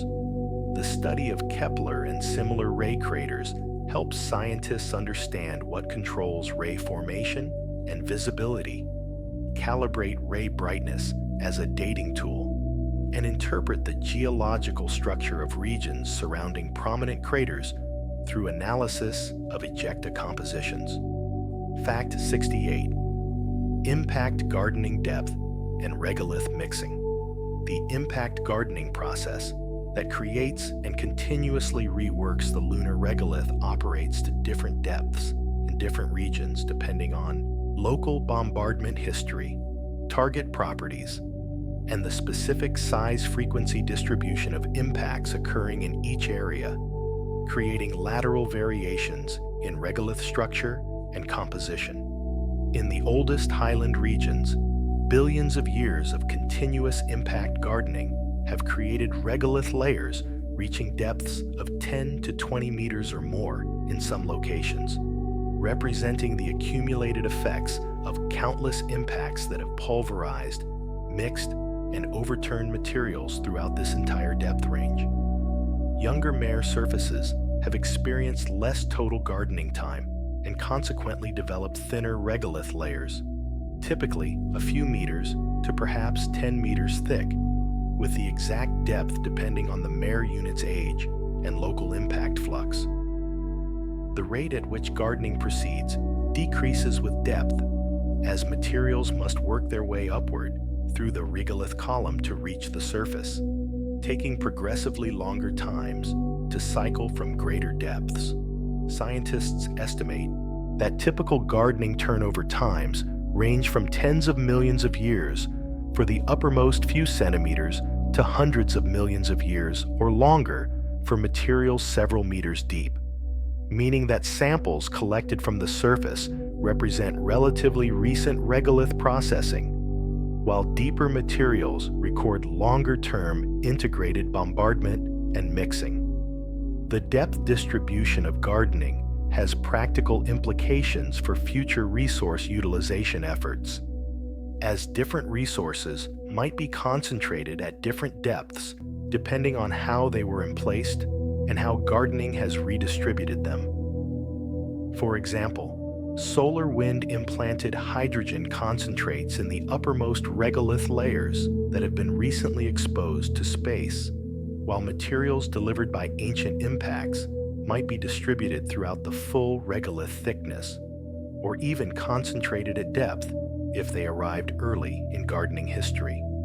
Understanding gardening depths also matters for interpreting remote sensing data, as different instruments sense different depths into the regolith depending on their measurement techniques, with optical spectrometers seeing only the uppermost micrometers, while radar or neutron spectrometers can penetrate centimeters to meters, potentially sampling different components of the vertically mixed regolith column. Fact 69.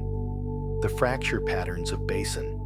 Ejecta major impact basins produced ejecta deposits so extensive and energetic that they created distinctive fracture patterns in the materials they covered, forming radial and concentric crack systems that record the stresses imposed by rapidly emplaced ejecta blankets settling under gravity.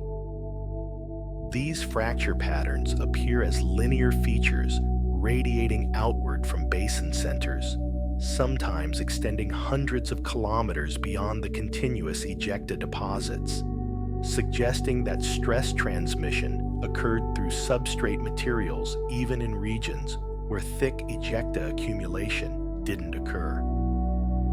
Concentric fractures, roughly circular or arcuate features centered on basins, might represent tensional cracks that opened as ejecta settled and compacted, or they might record the response of substrate materials to the weight of overlying ejecta, creating compressive stresses that fractured rocks along preferred orientations.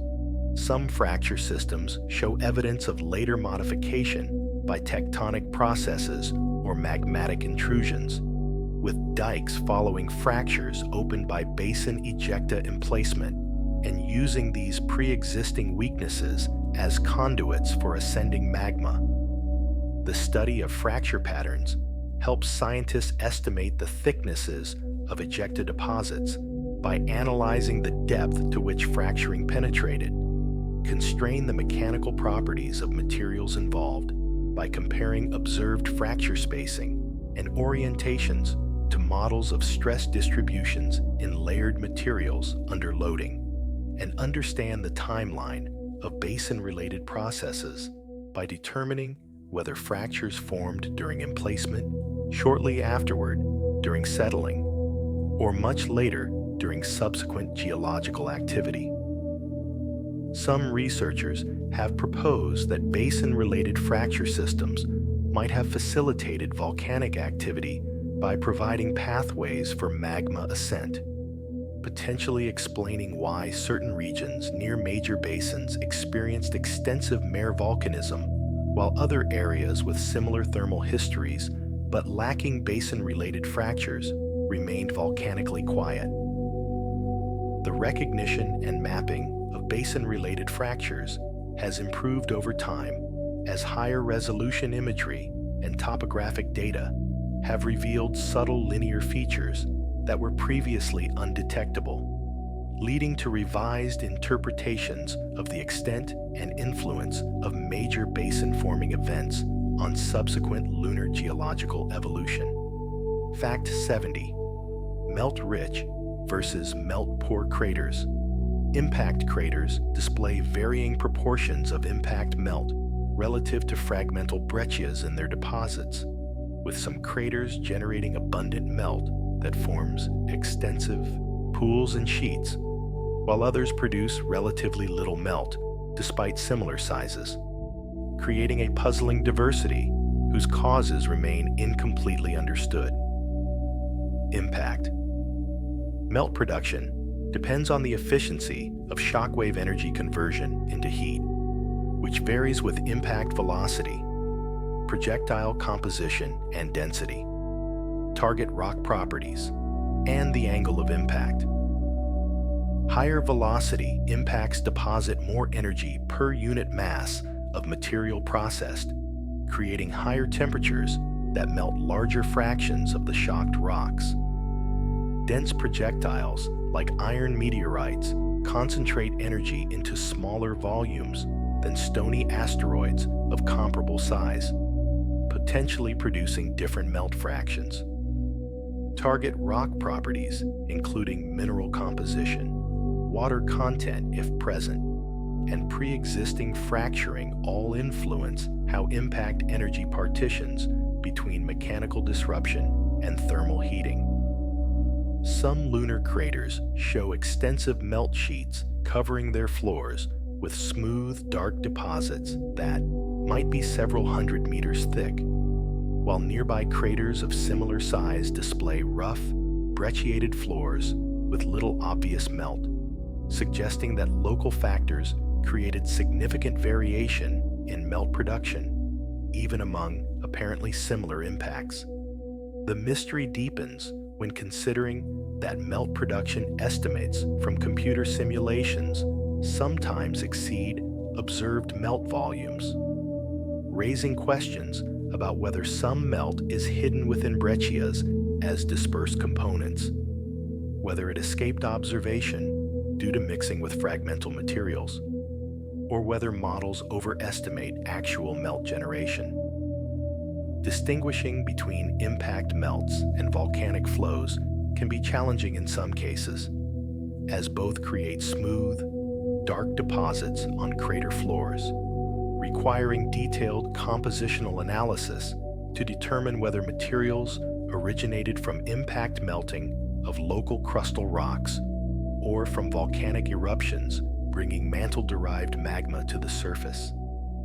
Understanding what controls melt production helps scientists interpret crater deposits, estimate impact conditions from observed melt volumes, and refine impact models to better match natural crater characteristics. Fact 71. The enigma of crater clustering near basins. Statistical analysis of crater distributions sometimes reveals apparent clustering of craters near or around major impact basins, with densities higher than expected from random bombardment. Though whether this clustering is real and what might cause it remain subjects of debate. If genuine, crater clustering near basins could result from several mechanisms. Secondary impacts from basin formation create numerous craters in surrounding regions that remain recognizable even after long periods, giving the appearance of enhanced crater density.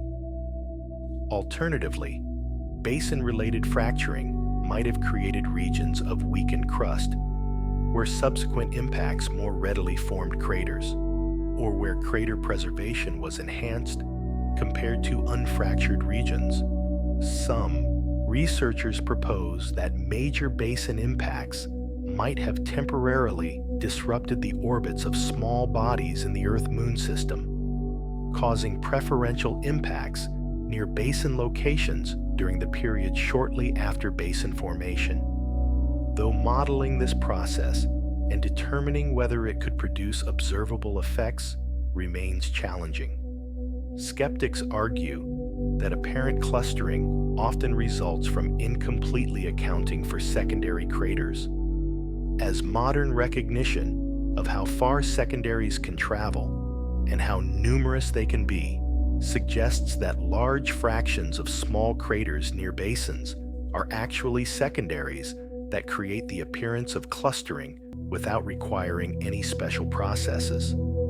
The debate also involves statistical questions about how to properly test for clustering, what spatial scales to examine, and how to account for various selection effects and biases that might create apparent patterns in data, even when true distributions are random. Resolving whether genuine crater clustering exists near basins requires careful statistical analysis using large data sets of well-characterized craters, along with methods to reliably identify and exclude secondary craters from the analyzed populations. If real clustering is confirmed, it would provide important information about how major impacts affect their surroundings beyond the immediate ejecta deposition, and what influence basin structures have on subsequent impact cratering processes over extended time periods. Fact 72. Impact shock metamorphism evidence. Rocks ejected from lunar impact craters displayed distinctive shock metamorphic features created by the extreme pressures and temperatures experienced during impact events, providing evidence for impact processes that cannot be replicated through volcanic or tectonic mechanisms alone. These shock features include planar deformation features in quartz and other minerals, high-pressure mineral phases like coesite and stishovite that form only at pressures exceeding those in normal crustal settings, diaplectic glasses created by solid-state transformation without melting, and shatter cones representing fracture patterns unique to shock loading. Apollo sample collections contain numerous examples of shock metamorphosed rocks, and detailed laboratory study of these samples has revealed the complex ways that materials respond to passage of shock waves traveling at several kilometers per second through the target rocks. The intensity of shock metamorphism varies systematically with position relative to impact points, with the most intense effects occurring nearest the impact site, where pressures peak, and progressively less intense effects appearing at greater distances where shock pressures were lower. This systematic variation allows scientists to use shock features to estimate the pressures and temperatures achieved during impacts, providing constraints on impact energies and excavation processes. Some shock features are preserved only in samples that avoided subsequent high temperatures, as many shock-produced minerals and structures transform back to normal forms if heated sufficiently after initial shock metamorphism, meaning that the preserved shock features record the maximum shock intensity, but also the subsequent thermal history. The recognition of shock features in lunar samples proved crucial in the historical debate about crater origins, as these diagnostic features can only form through impact processes, and their presence in lunar rocks definitively established that major lunar craters formed by impacts rather than volcanic processes. Detailed study of shock metamorphism in lunar samples continues to provide insights into impact dynamics, helping calibrate laboratory shock experiments and validate computer simulations of impact events by comparing predicted shock conditions to those inferred from preserved shock features in real impact materials. Fact 73. The distribution of crater orientations. While impact, craters are fundamentally circular features. Statistical analysis of crater elongations, ejecta asymmetries, and central peak orientations reveals patterns that might provide information about prevailing impact directions or structural controls on crater formation processes. Truly random impacts from all directions should produce crater features with random orientations, showing no preferred alignment when analyzed statistically across large populations. However, some studies have claimed to detect non-random orientations in certain crater populations, suggesting either systematic variations in impact approach directions or underlying structural controls that influenced how craters developed. Elongated craters formed by very oblique impacts should align with the impact direction, and if impacting objects preferentially approached from certain directions due to dynamical factors controlling how asteroids and comets interact with the Earth-Moon system, populations of oblique impact craters might show preferred orientations. Alternatively, if the lunar crust contains pre-existing fracture systems or structural fabrics oriented in preferred directions, these structures might influence crater formation by affecting how shock waves propagate, how excavation proceeds, or how central peaks rebound, potentially creating subtle asymmetries or orientations aligned with structural trends. The challenge lies in distinguishing between genuine orientation preferences and statistical fluctuations that can create apparent patterns in finite data sets, even when true distributions are random. Some reported orientation patterns have not been confirmed in independent analyses or have been attributed to selection effects, where certain crater types or regions were preferentially studied. Resolving these questions requires large, unbiased samples of well-characterized craters, sophisticated statistical tests that properly account for various biases and uncertainties, and careful consideration of what physical mechanisms could realistically produce observed patterns. If genuine orientation preferences exist, they could provide valuable information about asteroid and comet dynamics in the inner solar system, the structural architecture of the lunar crust, or systematic variations in how impacts occur that aren't captured in simplified models, assuming purely random bombardment from all directions. Fact 74. Crater wall, terracing mechanics.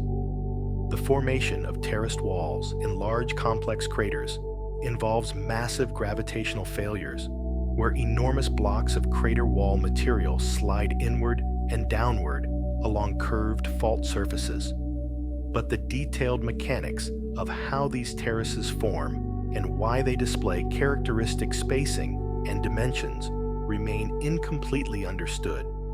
Terrace formation begins during the modification stage of crater formation, after the initial excavation has created a deep, steep-walled transient cavity whose walls exceed the angle of repose that crustal rocks can support against gravity.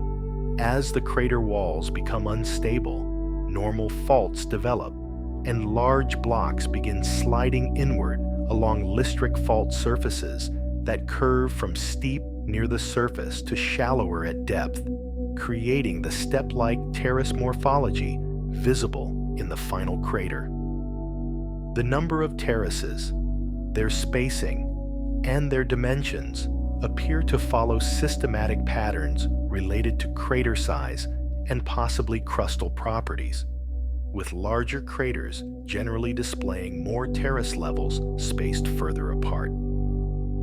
Scientists have proposed various models to explain terrace development, including acoustic fluidization models, where seismic energy temporarily reduces effective friction, allowing large-scale sliding, models involving progressive failure, where initial slumping triggers subsequent failures in a cascade process, and models incorporating realistic rock failure criteria and gravitational stress distributions.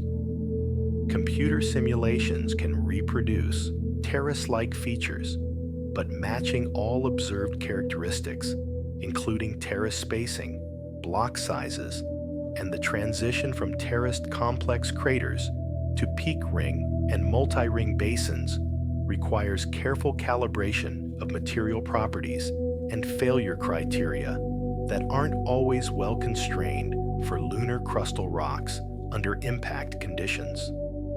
Some terraces show evidence of secondary deformation after initial emplacement, including further faulting or tilting of terrace blocks, suggesting that crater modification continues even after main terrace formation, possibly driven by isostatic adjustments or continued seismic energy dissipation. Understanding terrace mechanics helps scientists interpret crater morphology, estimate crustal mechanical properties from observed terrace characteristics, and predict what types of terracing might occur in craters on other planetary bodies with different gravitational accelerations or crustal structures. Fact 75. The mystery of crater floor. Uplift rates. After major impact basins form, their floors can undergo substantial uplift over extended periods through isostatic adjustment processes, but the rates and timescales of this uplift remain poorly constrained and somewhat mysterious, with different models predicting different outcomes. Isostatic uplift occurs because deep impact basins excavate large masses of crustal rock, removing weight that was previously supported by the underlying mantle, creating an isostatic imbalance where the crust is now too light relative to the mantle depth. The mantle responds by flowing upward to restore equilibrium, pushing the basin floor upward and potentially creating the observed mascons as dense mantle materials rise beneath basins.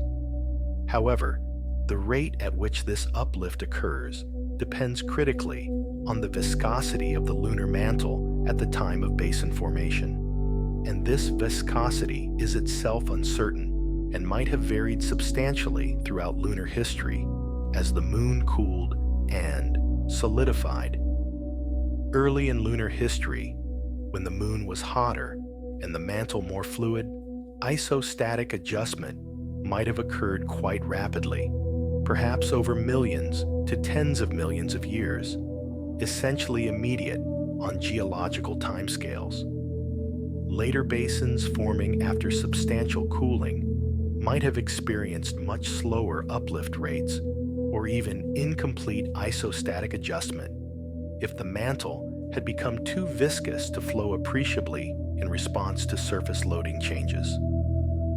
Some researchers have attempted to estimate uplift rates by analyzing the relationships between basin depths, gravity signatures, and ages, looking for systematic patterns that might reveal how quickly different basins adjusted. But uncertainties in basin ages and ambiguities in interpreting gravity data complicate these analyses. The mare basalts that flooded many basins provide additional loading that affects isostatic calculations, as the weight of lava adds mass that resists or even reverses initial uplift trends, creating complex loading histories where basins first uplift in response to impact excavation and then subside under the weight of volcanic fill. Understanding basin uplift rates has implications for lunar thermal evolution, for interpreting the current topography and gravity field of impact basins, and for predicting what happens to large impact craters on other planetary bodies with different internal structures and thermal states. Fact 76. Crater size morphology transitions. The systematic transitions in crater morphology with increasing diameter, from simple bowls to complex craters with central peaks to peak ring basins to multi-ring basins, reflect fundamental changes in how gravity and material properties control crater formation. But the exact diameters where transitions occur and what controls them remain subjects of ongoing research.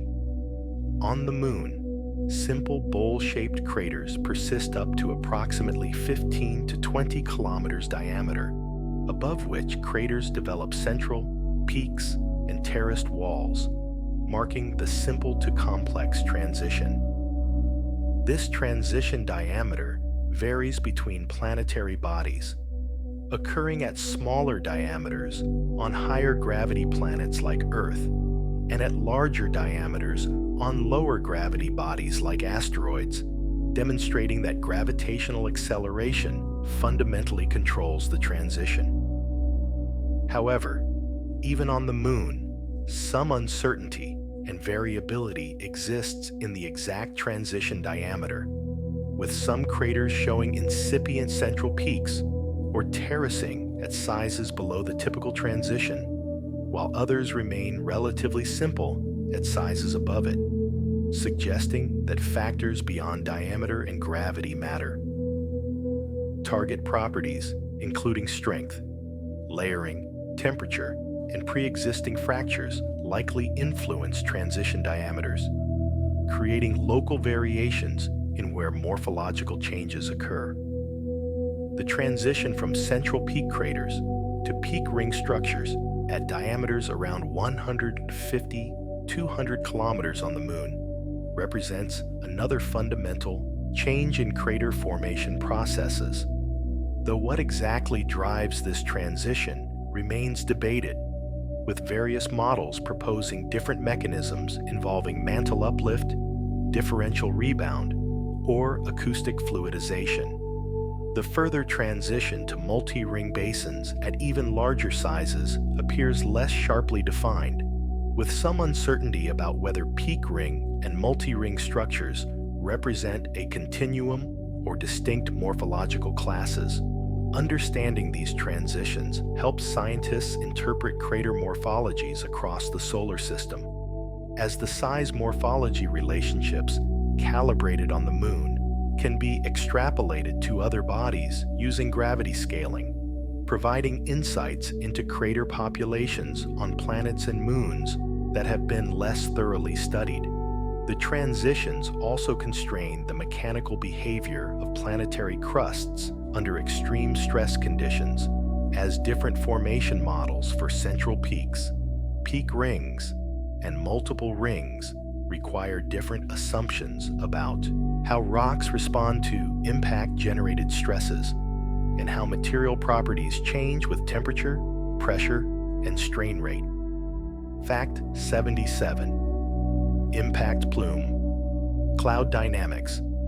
The expanding impact plume that rises above an impact site during and immediately after crater formation carries substantial mass and energy, evolving through complex fluid dynamics that affect how materials are distributed and what signatures the impact leaves in surrounding terrain. Initial plume expansion occurs at tremendous velocities, with the earliest materials traveling at several kilometers per second upward and outward, creating a rapidly growing cloud that can reach altitudes of tens to hundreds of kilometers depending on impact energy. As the plume expands, it entrains additional materials, with turbulent mixing occurring throughout the cloud volume, creating a heterogeneous mixture of vapor, melt droplets, and solid fragments that interact dynamically as the plume evolves. The plume eventually reaches maximum extent and begins collapsing back toward the surface, with some materials falling back into or near the crater, while other components travel substantial distances before landing. This collapsing phase can create complex deposition patterns, with different material types landing at different locations and times depending on their size, density, and position within the plume. High-speed imaging of laboratory impact experiments has revealed that plume dynamics include vortex formation, shock interactions, and jetting phenomena that create structures within the expanding cloud. Though scaling these laboratory observations to natural lunar craters requires careful consideration of how different physical processes scale with size and gravity.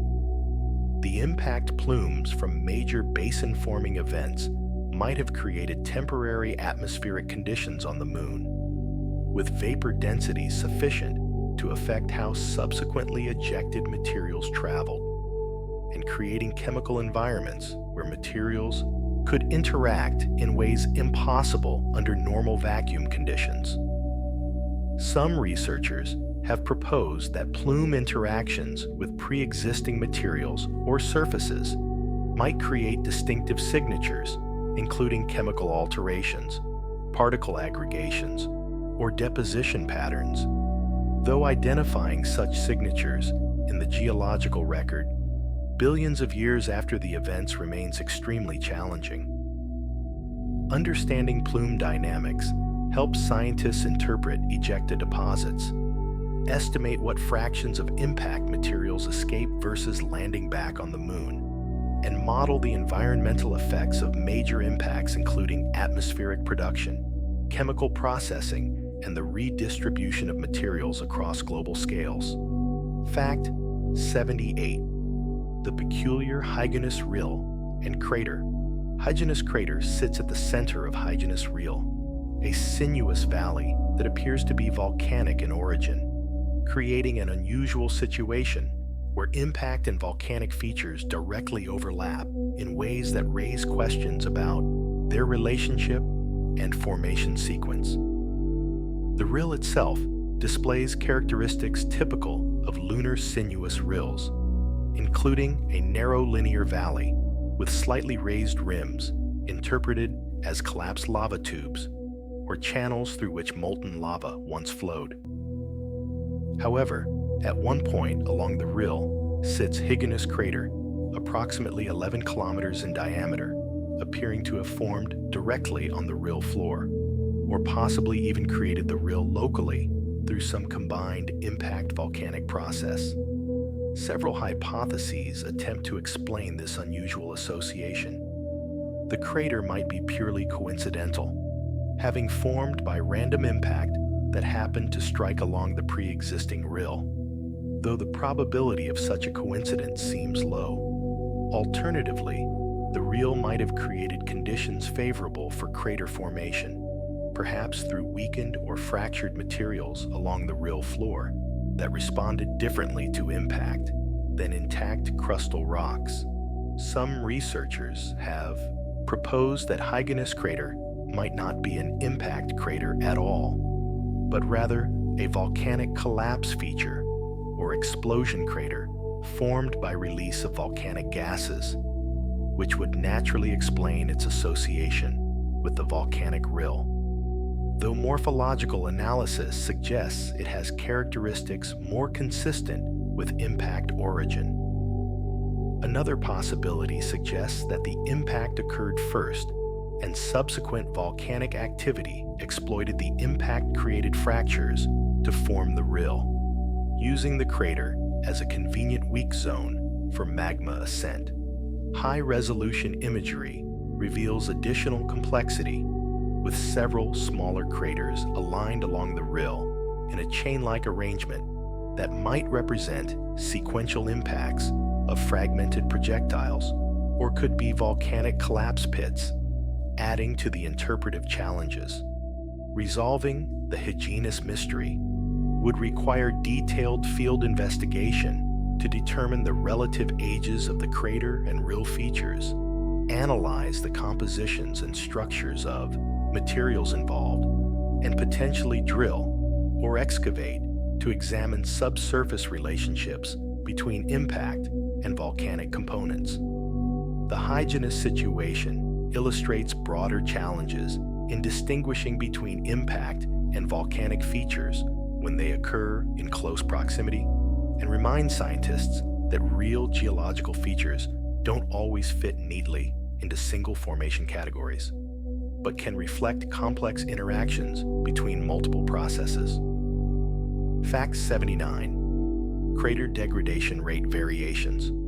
The rate at which craters degrade and lose their original morphological characteristics varies substantially across the lunar surface, with some regions showing rapid degradation, while others preserve crater features much better, creating mysteries about what controls these spatial variations in degradation processes.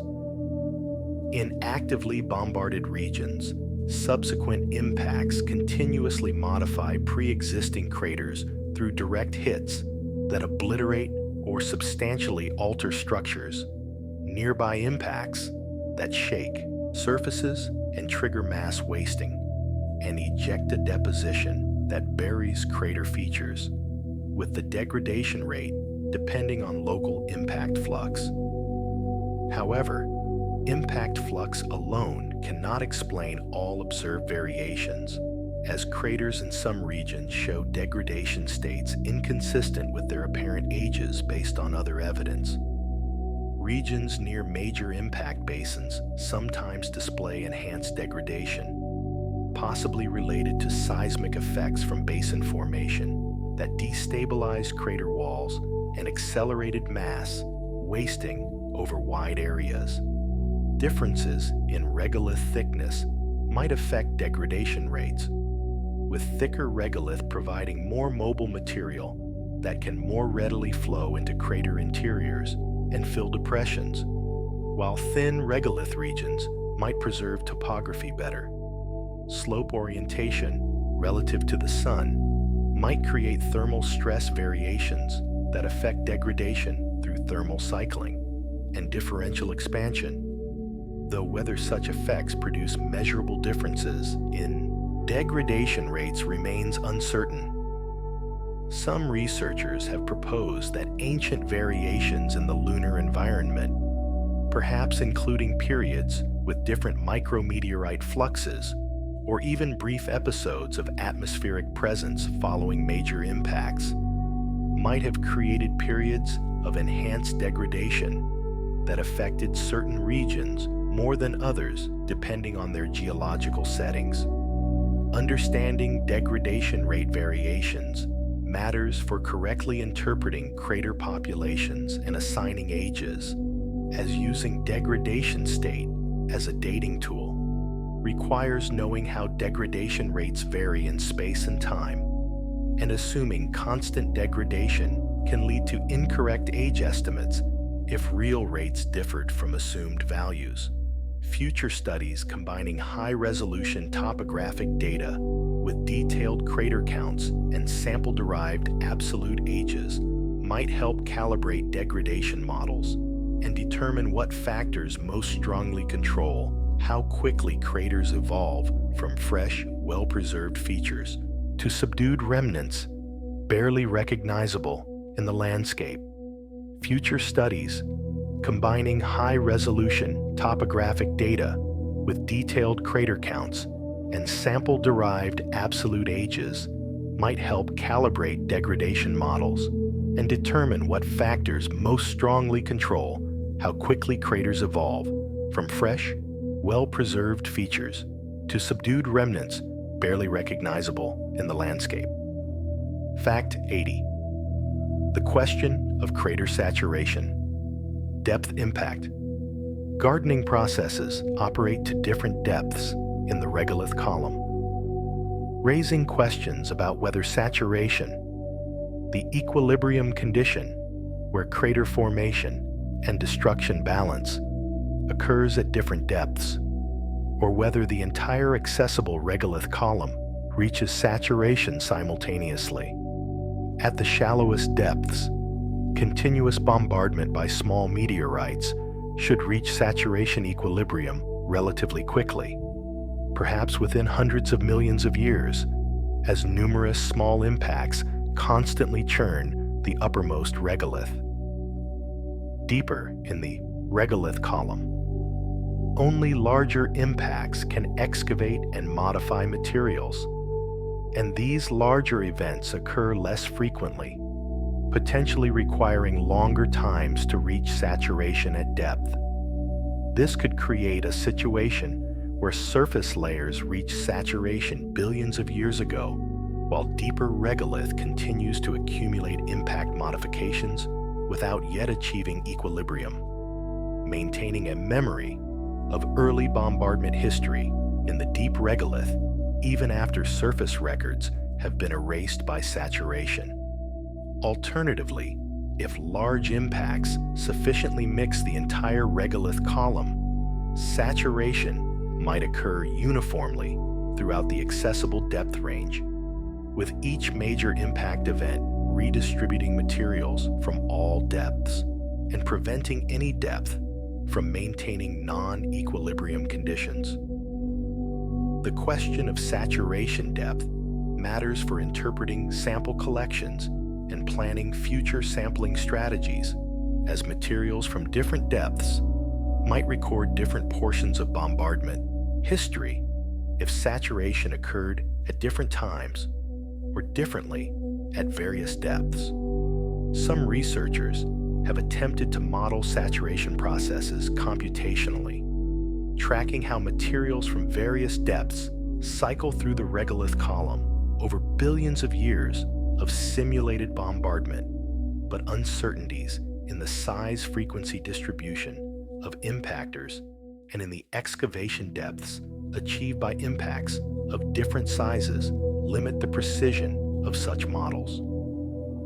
Observational constraints on saturation depth could potentially come from studying very fresh craters that excavate deep regolith and expose cross-sections showing the internal structure and mixing state of the regolith column. Though interpreting such observations requires distinguishing between pre-impact regolith structure and modifications created by the crater-forming impact itself. Fact 80. The enigma of crater floor polygonal patterns. Some lunar crater floors display polygonal crack patterns that divide the floor into distinctive geometric cells, creating features that might represent cooling joints in impact melt, tectonic fractures responding to post-impact stresses, or possibly desiccation-like features formed through processes that remain mysterious in the airless lunar environment. Terrestrial impact craters containing substantial melt sheets sometimes develop polygonal joint patterns as the melt cools and contracts, creating systematic fracture arrays that relieve thermal stresses, and similar processes might operate in lunar impact melts. However, the scale and geometry of some lunar polygonal patterns don't always match expectations from simple thermal contraction, suggesting that additional factors might contribute to their formation. Some polygonal systems appear associated with floor-fractured craters, where post-impact volcanic or tectonic processes clearly modified crater interiors, raising the possibility that magmatic intrusions or structural adjustments created the observed patterns rather than impact melt cooling. In a few cases, polygonal features occur in craters lacking obvious melt deposits or volcanic features, deepening the mystery about their origins and suggesting that multiple formation mechanisms might produce superficially similar patterns. The spacing of polygonal cells varies between craters and sometimes within single craters, potentially reflecting variations in the thickness of fractured materials, the depth to some underlying structural control, or differences in the stress states that drove fracture formation. Understanding polygonal crater floor patterns requires detailed morphological analysis using high-resolution imagery and topography to characterize fracture geometries, spectroscopic studies to determine floor compositions and distinguish between impact melts and volcanic materials, and ideally ground truth from landed missions that could examine fractures directly and determine their depths, orientations, and cross-cutting relationships. Such investigations could reveal whether polygonal patterns represent a single formation process occurring in various crater settings or multiple unrelated processes that coincidentally produce similar-looking features, and whether these features provide useful information about crater thermal histories, post-impact modifications, or subsurface structures.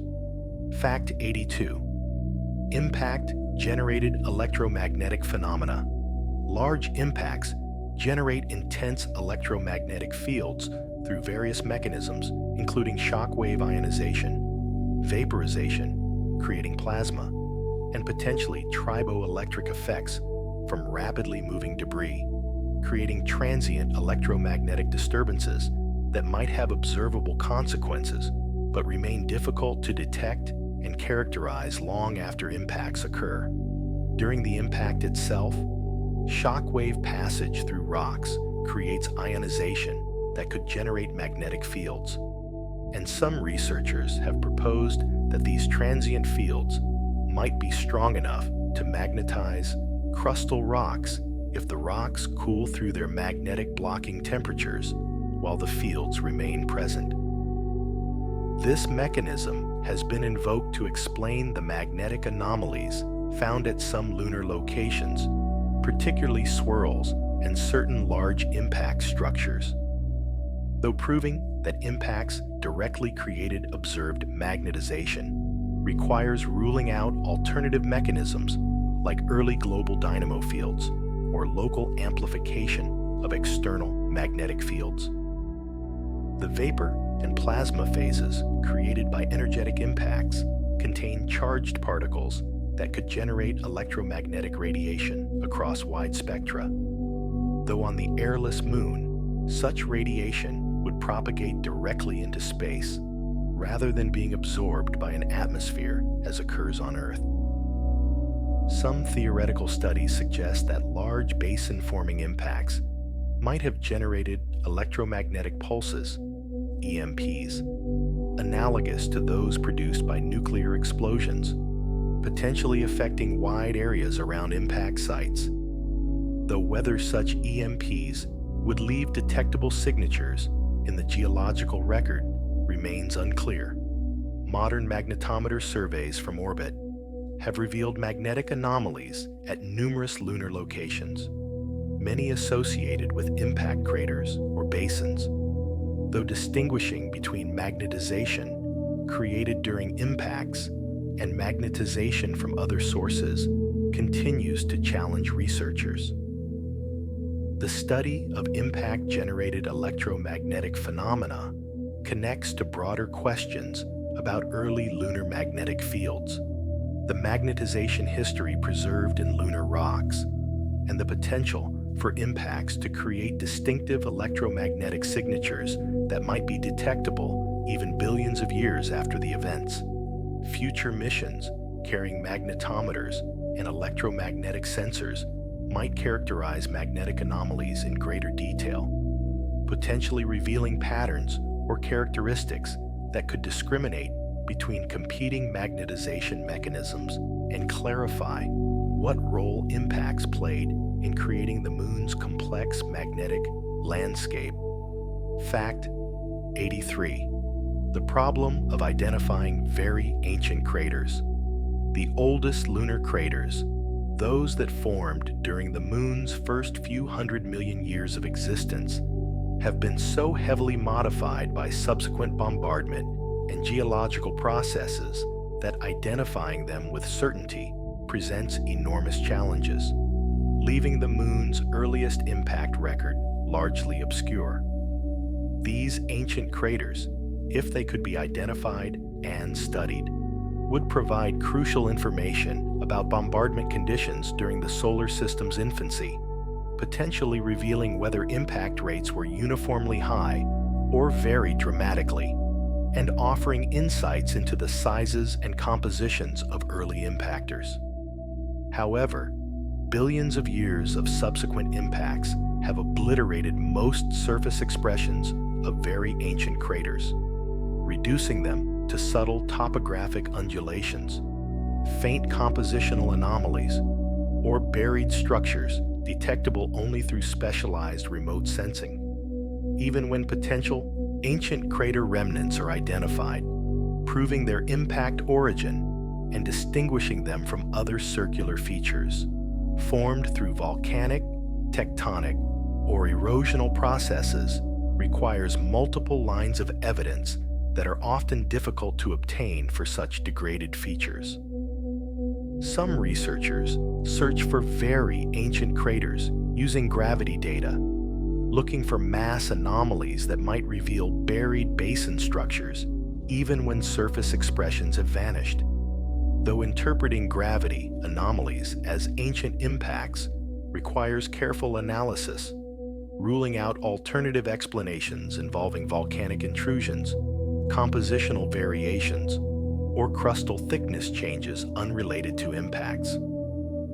The oldest confirmed lunar craters, dating to around 4.3–4.4 billion years ago, represent only the largest basin-scale features that were massive enough to survive billions of years of subsequent modification.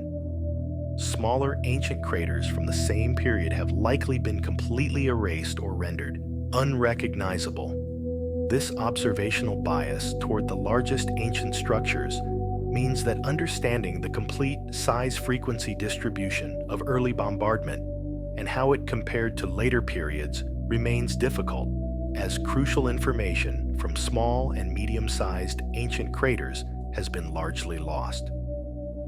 Future advances might come from improved analytical techniques that can extract subtle signals from noisy data, from sample return missions targeting regions where very ancient materials might be preserved, or from comparative studies examining crater populations on other ancient surfaces like Mercury or asteroid Vesta, where different preservation conditions might retain evidence erased from the Moon. Fact 84. Crater formation timescales. The entire process of forming an impact crater, from initial contact to final stabilization, occurs remarkably quickly compared to other geological processes, typically completing within seconds to minutes depending on crater size. Yet, understanding the exact timescales involved remains challenging and important for modeling crater formation physics. The initial contact and compression stage, when the projectile first strikes and shock waves begin propagating through both projectile and target, lasts only fractions of a second even for large impacts, occurring too rapidly for real-time observation with current technology. The excavation stage, when material is being actively ejected from the growing cavity, continues for several seconds to perhaps a minute or two for large, complex craters, with the exact duration depending on crater diameter and the velocity at which excavation proceeds. The modification stage, including central peak rebound and terrace formation, extends the total formation time to perhaps several minutes for large craters as gravitational adjustments occur and unstable walls collapse inward. Though some modifications might continue at progressively slower rates for longer periods as the system approaches equilibrium. Understanding these timescales matters because different physical processes dominate at different times during crater formation, and correctly modeling the sequence requires knowing not just what processes occur, but when they occur relative to each other.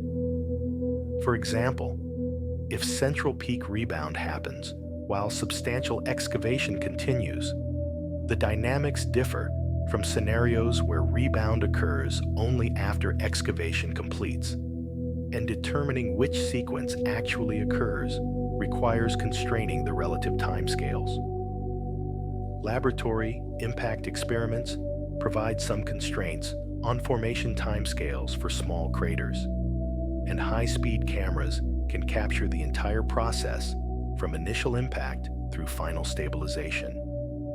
But scaling these observations to large natural craters introduces uncertainties, since some scale linearly with crater size, while others scale differently. Computer simulations of crater formation explicitly track how processes evolve over time and can predict formation durations, though validating these predictions against natural craters remains difficult, since we cannot observe natural large impacts forming, and must instead infer timescales from final crater characteristics and comparisons with scaled laboratory experiments. The extremely rapid formation of even large craters has practical implications for understanding impact hazards on Earth, as cities in impact zones would have essentially no warning between initial impact and complete crater formation, with all destruction occurring within the first few minutes of an asteroid strike. Fact 85.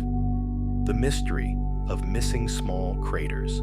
Some lunar regions display deficiencies of small craters compared to expectations from standard production functions, creating mysterious depletions that might indicate surface modification processes, unusual target properties, or biases in crater detection that preferentially miss certain crater populations. The expected size frequency distribution of craters follows a power law where small craters should be exponentially more numerous than large craters, and deviations from this expected distribution can reveal important information about bombardment history or surface processes. In some Maria regions, counts of the smallest resolvable craters show fewer craters than predicted from the numbers of larger craters and standard production functions, suggesting that either small craters form less efficiently in these locations, or they degrade and disappear more rapidly than larger craters, or detection biases cause analysts to miss substantial fractions of small craters. Hypotheses to explain small crater deficiencies include the burial or obliteration of small craters by regolith mobility, where fine materials preferentially fill small depressions while leaving larger features intact. Secondary crater contamination, where the crater population includes many secondaries that confuse size-frequency analyses, and target property effects, where certain surfaces resist formation of small craters more than large craters due to mechanical property variations with excavation scale. Some researchers have proposed that volcanic mantling or pyroclastic deposits preferentially obscure small craters while leaving larger ones visible, creating apparent deficiencies in small crater populations on mantled surfaces. Alternatively, impacts into particularly porous or weak materials might form anomalously large craters from given projectile sizes, effectively shifting the entire size distribution toward larger diameters and creating apparent deficiencies at small sizes. Distinguishing between these various hypotheses requires detailed studies combining crater morphology analysis, surface property characterization from spectroscopy and radar, and careful examination of what craters are being detected versus potentially missed by analysts or automated detection algorithms. The small crater deficit problem has implications for dating young surfaces using crater counts, as standard chronology methods assume that crater size frequency distributions follow expected production functions, and substantial deviations from these expectations could lead to age errors if not properly accounted for in the analysis. Fact 86. Impact, velocity variations and effects. Asteroids and comets strike the moon at a wide range of velocities depending on their orbital characteristics and approach geometry, with typical impact speeds ranging from perhaps 10 kilometers per second to over 70 kilometers per second. And these velocity variations produce significant differences in crater characteristics and formation processes. Higher velocity impacts deliver more kinetic energy for a given projectile mass, creating larger craters, generating more impact melt, and producing more extensive vapor phases that might affect ejecta distributions and crater morphologies. The impact velocity also affects the efficiency of energy conversion into different forms, with very high-speed impacts potentially creating more vapor and less melt than moderate-speed impacts due to the extreme temperatures achieved. Comets approaching from the outer solar system might strike at higher velocities than asteroids from the main belt due to their more eccentric and inclined orbits, potentially creating a systematic difference between comets and asteroid impacts that might be recognizable in crater populations if distinctive signatures exist. However, determining impact velocities from crater characteristics has proven challenging, as multiple factors affect final crater appearance, and disentangling velocity effects from those due to projectile size, density, or target properties requires sophisticated analysis. Some researchers have searched for correlations between crater characteristics and locations on the moon, reasoning that systematic variations in impact approach, directions, and velocities might create geographic patterns in crater morphologies. Though detecting such patterns requires large statistical samples and careful controls for confounding variables. The average impact velocity on the moon, estimated from orbital dynamic studies of asteroids and comets in Earth-crossing orbits, provides general constraints, but individual impacts vary substantially around this mean, creating diversity in crater formation conditions, even among similarly sized events. Understanding velocity effects helps scientists interpret crater morphologies, estimate impact energies from crater sizes, and potentially distinguish between different impactor populations if velocity-dependent signatures can be identified and reliably measured in ancient craters. Fact 87. The Phocelides-Nasmyth crater pair.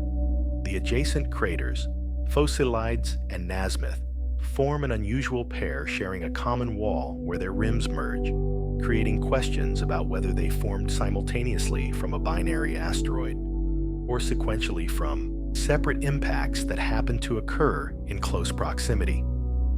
These large craters, each approximately 120 kilometers in diameter, sit in the lunar southern highlands, with their interiors partly merged where the common wall has broken down or was never fully formed. Several formation scenarios could explain this configuration.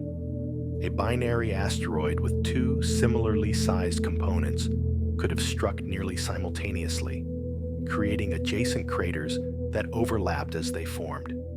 Alternatively, two separate impacts could have occurred at different times, with the second impact happening close enough to the first to disrupt the pre-existing crater wall and merge the cavities. Detailed morphological analysis might distinguish between these scenarios by examining the common wall region for evidence of disruption suggesting sequential formation, or for symmetric development suggesting simultaneous formation. Though after billions of years of degradation, such evidence might be difficult to identify definitively. The statistical probability of two random impacts occurring close enough to create merged craters seems low, potentially favoring the binary asteroid hypothesis, though not conclusively, since unlikely events do occasionally occur over billions of years of bombardment. Other crater pairs and multiples exist across the Moon, with some showing clear evidence of sequential formation through cross-cutting relationships, while others display morphologies consistent with possible simultaneous formation. The frequency of crater pairs provides information about how common binary asteroids are in the population that has bombarded the Moon, as higher rates of binary impactors should produce more frequent crater pairs and multiples than if all impacts involved single objects. Understanding crater pair formation connects to broader questions about asteroid population characteristics, the dynamics of binary systems approaching planets, and how binary impacts differ from single impacts in their formation processes and final morphologies. Fact 88. Regolith compaction in crater ejecta. The ejecta blankets surrounding lunar craters display varying degrees of compaction and consolidation, with some ejecta remaining relatively loose and porous, while other deposits are compacted into more coherent units, creating differences that affect how ejecta weathers and evolves over time. During ejecta emplacement, materials land with various velocities depending on their ejection speeds and ballistic trajectories, with some components impacting the surface hard enough to compact underlying materials or partially lithify through shock compression, while other ejecta settles more gently and remains unconsolidated.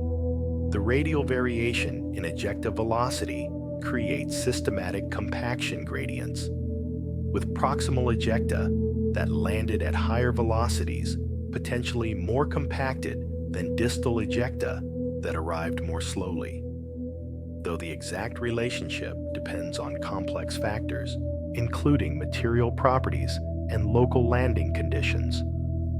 Some ejecta blocks are substantially shocked or even partially melted during ejection, landing as hot materials that might sinter or weld together as they cool, creating locally coherent ejecta deposits surrounded by more typical fragmental materials. The degree of compaction affects subsequent evolution, as loose ejecta might be more readily reworked by subsequent small impacts or might support less stable slopes compared to compacted materials, potentially leading to different degradation rates between craters with different ejecta compaction states. Spacecraft radar instruments that can penetrate into the subsurface might detect differences in ejecta compaction through variations in radar returns, as more compacted materials should have different electromagnetic properties than loose deposits, potentially allowing remote characterization of ejecta properties without requiring sample return. Understanding ejecta compaction has practical importance for future exploration, as astronauts or rovers traversing ejecta blankets need to understand what terrain conditions to expect, and construction activities using ejecta materials as resources would benefit from knowing compaction states and mechanical properties. The variability in ejecta compaction also complicates interpretation of remote sensing data, as spectroscopic or thermal properties might vary depending on compaction state independently of composition, creating apparent compositional differences that actually reflect physical state variations in identically composed materials. Fact 89. The question of crater ray composition. While crater rays appear as bright features contrasting with darker surrounding terrain, detailed compositional analysis reveals that ray materials don't always show dramatic chemical differences from surrounding materials, raising questions about what causes their brightness and how rays can remain visible despite apparently similar compositions to adjacent terrain. Simple models suggest rays appear bright because they consist of fresh, unweathered material excavated from depth where space weathering hasn't occurred, and this explanation certainly accounts for much of the observed brightness. However, spectroscopic studies of some ray systems have revealed that the ray materials are not simply unweathered versions of local surface compositions, but instead show compositional anomalies, including different mineral assemblages or element abundances compared to surrounding terrain. These compositional differences might arise because impacts excavate from depth where different rock types exist, bringing subsurface materials to the surface where they form compositionally distinctive rays, or because impacts mix different materials during ejection, creating rays with hybrid compositions not matching any single source region. Some rays show evidence of containing impact melt or highly shocked materials with unusual spectroscopic properties resulting from shock metamorphism rather than compositional differences, potentially contributing to brightness through textural or structural modifications.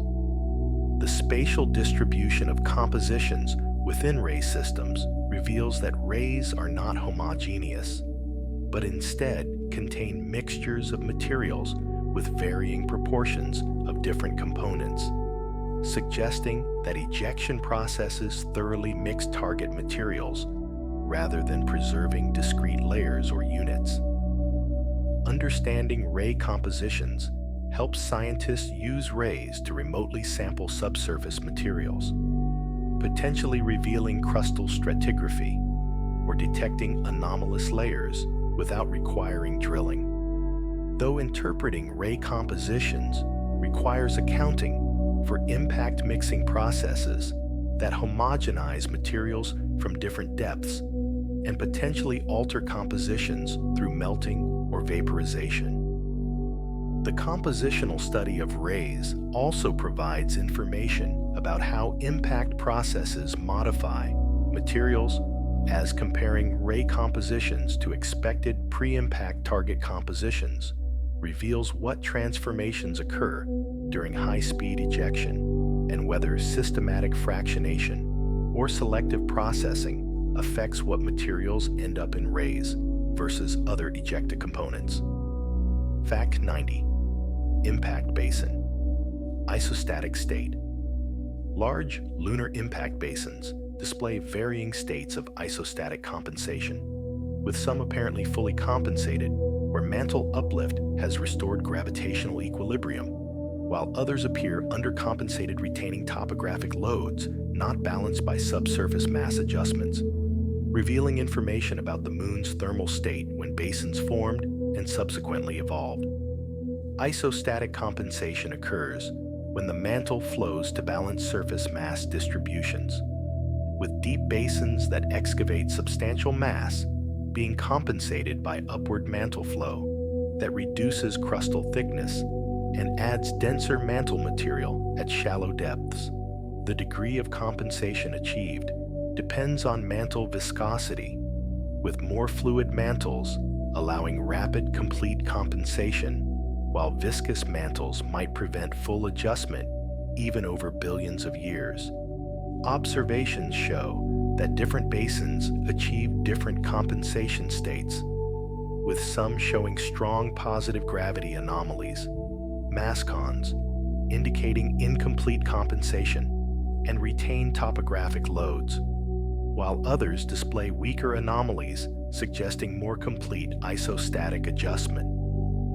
These variations might reflect differences in the thermal state at the times and locations where basins formed, with early basins forming in a hotter, more fluid moon achieving better compensation than later basins forming after substantial cooling increased mantle viscosity. Alternatively, the subsequent flooding of basins by dense mare basalts added loads that affected isostatic states, with heavily flooded basins experiencing different adjustment histories than lightly flooded or unflooded basins, potentially overprinting original compensation states and creating the currently observed patterns. Understanding basin isostatic states helps scientists constrain lunar thermal evolution by comparing observed compensation states to predictions from thermal models with different cooling histories and viscosity structures, provides information about crustal and upper mantle density distributions that affect interpretations of lunar internal structure, and helps explain the complex gravity field that affects spacecraft navigation and orbit determination around the Moon. Future gravity missions with improved resolution and coverage might characterize basin compensation states more precisely, potentially revealing subtle variations between similar-sized basins that could discriminate between competing models of lunar thermal history and isostatic response. Fact 91. The mystery of crater central peak. Offset. Many lunar craters display central peaks that are not positioned exactly at the geometric center of the crater, but instead are offset by distances ranging from slight to substantial fractions of the crater radius, creating asymmetries whose causes remain somewhat mysterious despite various proposed explanations. In idealized symmetric impact scenarios, central peaks should form precisely at the crater center where maximum rebound occurs following excavation, and the prevalence of offset peaks suggests that many impacts deviate from ideal conditions or that post-formation processes displace peaks from their original positions. Oblique impacts naturally create asymmetries that could offset peak positions, with the peak potentially forming downrange from the geometric center due to asymmetric excavation and rebound dynamics. Alternatively, subsurface heterogeneities, including buried craters, compositional boundaries, or pre-existing fractures, might affect where maximum rebound occurs, potentially creating offsets even for relatively vertical impacts if the target structure influences rebound locations. Some researchers have proposed that central peak migration might occur during the late modification stage as the crater continues to adjust and materials flow. Though whether such migration could produce observed offset magnitudes without leaving obvious morphological evidence remains questionable. Statistical studies of peak offsets have attempted to determine whether offsets correlate with other crater characteristics like elongation or ejecta asymmetry that might indicate oblique impacts. And while some correlations appear to exist, many offset peaks occur in apparently symmetric craters, suggesting that oblique impacts alone cannot explain all observations. The magnitude of offsets varies widely, with some peaks displaced by only a few percent of crater radius, while others are offset by 20% or more. And understanding what controls these variations could provide insights into impact dynamics and target properties. Detailed study of offset peaks requires high-resolution topographic data to accurately determine both crater geometric centers and peak positions, along with analysis of other asymmetric features that might reveal impact angles or subsurface structures influencing crater formation.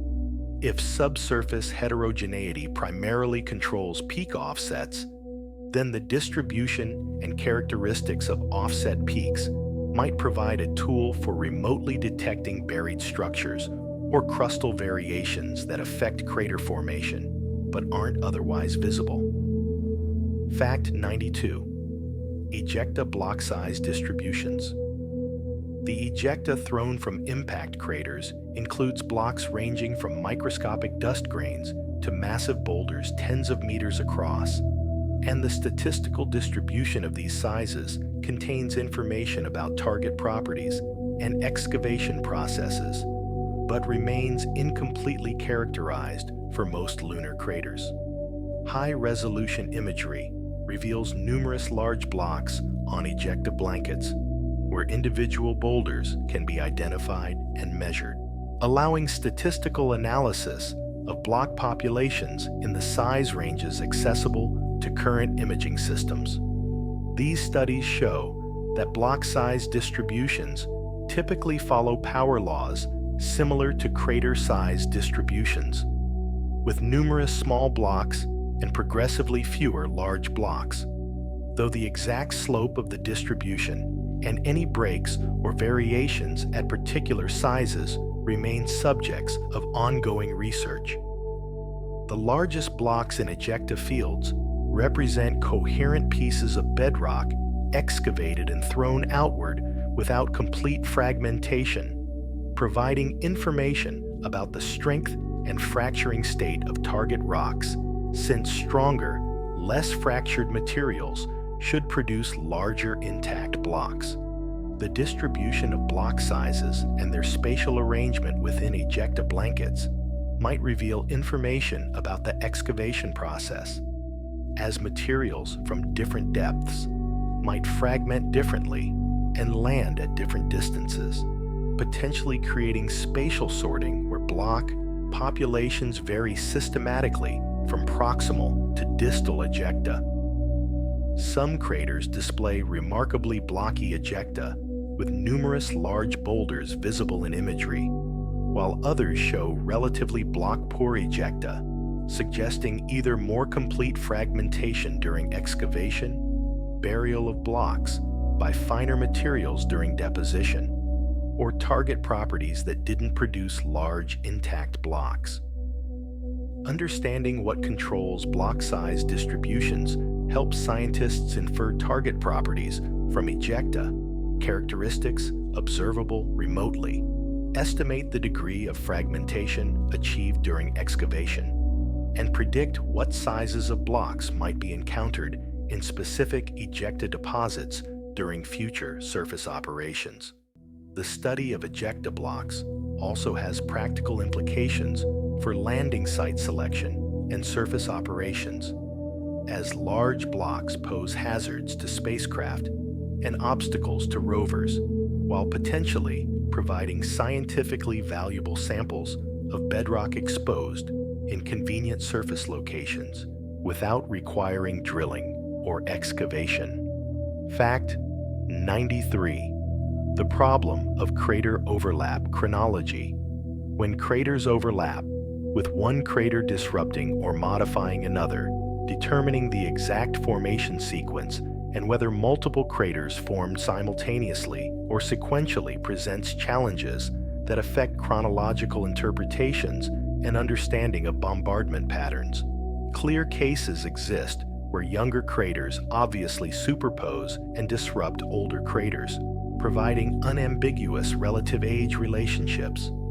But intermediate cases where disruption is subtle or where multiple craters interact in complex ways can create ambiguities about formation sequences. Craters formed by fragmented asteroids or binary impactors might create overlapping features that formed essentially simultaneously, and distinguishing such cases from sequential impacts separated by substantial time intervals requires careful morphological analysis, looking for evidence of how the craters interacted during formation. Computer simulations of overlapping impacts have shown that formation dynamics differ substantially between simultaneous and sequential cases, with simultaneous impacts creating symmetric interference patterns and merged cavities, while sequential impacts produce disrupted pre-existing features and asymmetric modifications. The statistical frequency of crater overlaps provides information about surface ages, as older surfaces exposed to bombardment for longer periods should display more overlapping craters than younger surfaces. Though properly calibrating this relationship and accounting for observer biases requires careful analysis. In heavily cratered, saturated terrain, overlap relationships become so complex that establishing detailed chronologies for individual craters may be impossible, though statistical analyses of populations might still provide useful constraints on average ages and bombardment histories. The study of overlapping craters also tests models of crater formation by revealing what happens when excavation cavities interfere with pre-existing structures, whether later impacts completely obliterate earlier features or leave recognizable remnants, and how ejecta distributions change when projectiles strike complex irregular targets rather than simple flat surfaces. Understanding overlap chronologies has practical importance for planning sample return missions, as sampling materials from overlapping craters requires knowing which materials came from which event, and whether samples represent primary crater formation or secondary modifications by later nearby impacts. Fact 94. Impact. Generated crustal fractures. Large impacts create extensive fracture systems in the lunar crust, extending well beyond the visible crater structures, forming networks of cracks and faults that might influence subsequent geological activity and create weaknesses exploited by later processes. Impact-generated shock waves propagate through crustal rocks at high velocities, creating stress fields that exceed rock strength and generate fractures along preferred orientations determined by the stress geometry and pre-existing structural fabrics. These fractures might extend to substantial depths, potentially reaching several crater radii downward and outward from impact sites, creating damage zones much larger than the obvious surface disruption. Scientists infer the existence of impact fractures from several observations. Floor-fractured craters show that fractures exist beneath crater floors, even when surface expressions are subtle. Fault scarps around some basins reveal structural adjustments occurred over wide areas around major impacts, and the apparent association between some volcanic features and impact structures suggests that impact fractures provided pathways for magma ascent. Computer simulations of major impacts show that fracturing should extend throughout the crust in regions surrounding the largest basins, creating pervasively fractured zones that might have substantially different mechanical properties than intact crust, and potentially focusing later tectonic or magmatic activity. The orientation and intensity of impact fractures might vary systematically with direction from impact sites, with radial fractures representing tensional features opened by outward moving shock waves, while concentric fractures closer to craters might represent compressive or shear features created by different portions of the complex stress field.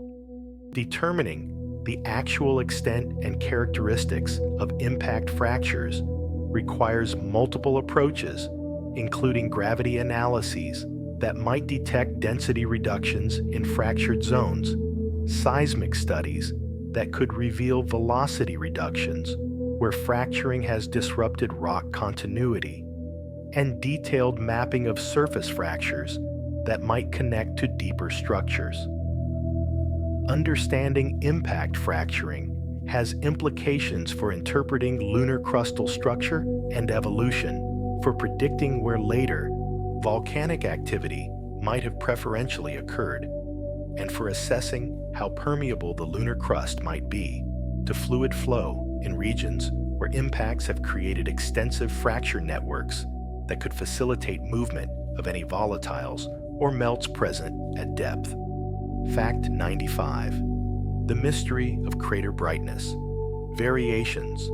Craters of similar ages and locations sometimes display puzzling differences in brightness, with some appearing notably brighter or darker than nearby craters despite apparently similar degradation states and ejecta exposure ages, suggesting that factors beyond simple space weathering control crater albedo.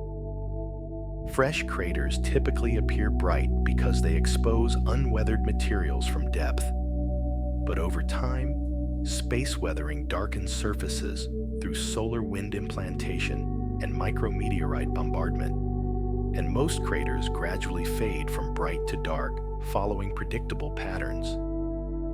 However, exceptions exist where craters maintain unusual brightness or darkness, inconsistent with their apparent ages, creating mysteries about what factors produce these anomalies.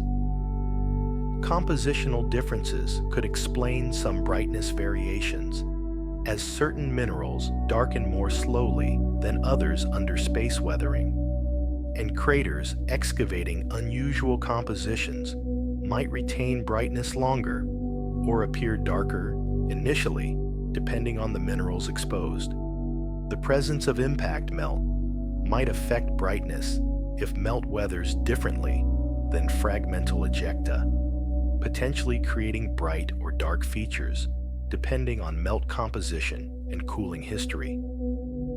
Some researchers have proposed that certain craters in unusual locations experience different space weathering rates due to variations in solar wind exposure, micrometeorite flux, or other environmental factors that might vary across the lunar surface. Though detecting such variations and confirming their effects remains challenging.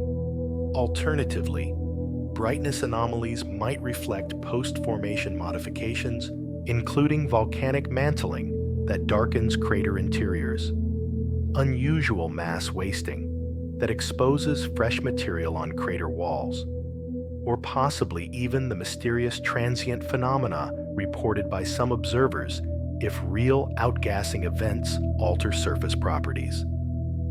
Understanding what controls crater brightness requires combining observations at multiple wavelengths to characterize surface compositions and physical properties, analyzing spatial patterns to determine whether brightness correlates with location or other factors, and potentially sampling bright and dark features to determine whether real compositional differences exist or whether brightness variations result purely from weathering state differences in compositionally identical materials. Resolving brightness mysteries could improve the use of crater appearance as a relative dating tool, and might reveal unexpected diversity in lunar surface compositions or weathering processes that aren't captured in current models of how crater features evolve. Fact 96. The Clavius Crater Chain. Clavius, one of the Moon's largest craters at approximately 245 kilometers in diameter, contains a distinctive arc of progressively smaller craters stretching across its floor in a curved arrangement that has attracted attention from observers for centuries and raises questions about formation relationships. The crater chain consists of several well-defined craters ranging from approximately 50 kilometers down to about 15 kilometers in diameter, arranged in a graceful curve that suggests some relationship beyond random chance impacts. Several hypotheses attempt to explain this arrangement. The craters might represent sequential impacts from fragments of a broken asteroid that struck Clavius's floor after the main crater formed, similar to the famous Davy chain, but with larger component craters and less perfect alignment. Alternatively, they might be volcanic features representing collapse structures or explosion craters associated with subsurface magmatic activity, though their morphologies appear more consistent with impact origin. A third possibility suggests pure coincidence, where random impacts over Clavius's long history happened by chance to create an apparent pattern that observers interpret as significant despite having no genetic relationship. Statistical analysis of the crater positions could potentially test the random hypothesis by comparing the observed arrangement to distributions expected from random placement. though such analyses require careful consideration of how to define what constitutes an unexpected pattern and what probability threshold to use for rejecting randomness. The progressive size decrease along the chain, if real and not simply observer bias, might support the fragmented asteroid hypothesis, as fragments of a broken body could plausibly vary in size in systematic ways, depending on how the breakup occurred. However, proving this scenario requires showing that the craters formed simultaneously or nearly so, which is difficult since individual craters' ages are hard to determine precisely without sample return. The Clavius chain illustrates broader challenges in interpreting apparent patterns in crater distributions, where human perception readily identifies structure that might or might not represent genuine geological relationships, and where multiple hypotheses can explain observations without definitive discriminating evidence. Future high-resolution studies might reveal subtle features that favor one interpretation over others, or might confirm that the apparent chain results from random impacts with no special formation relationship. Fact 97. Impact melt sheet cooling histories. The large volumes of impact melt generated by major crater-forming events cool over extended periods measured in thousands to hundreds of thousands of years, and the cooling history affects melt crystallization, differentiation, and final properties in ways that remain incompletely understood despite their importance for interpreting impact deposits.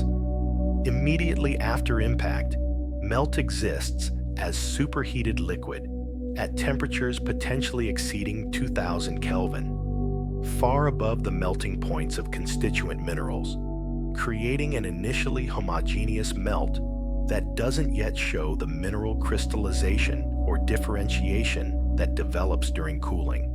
As the melt cools, minerals begin crystallizing in sequences determined by their melting temperatures, with high-temperature minerals like olivine forming first and lower-temperature minerals like feldspar crystallizing later, similar to processes in igneous rocks, but occurring in materials created by impact melting rather than volcanic processes.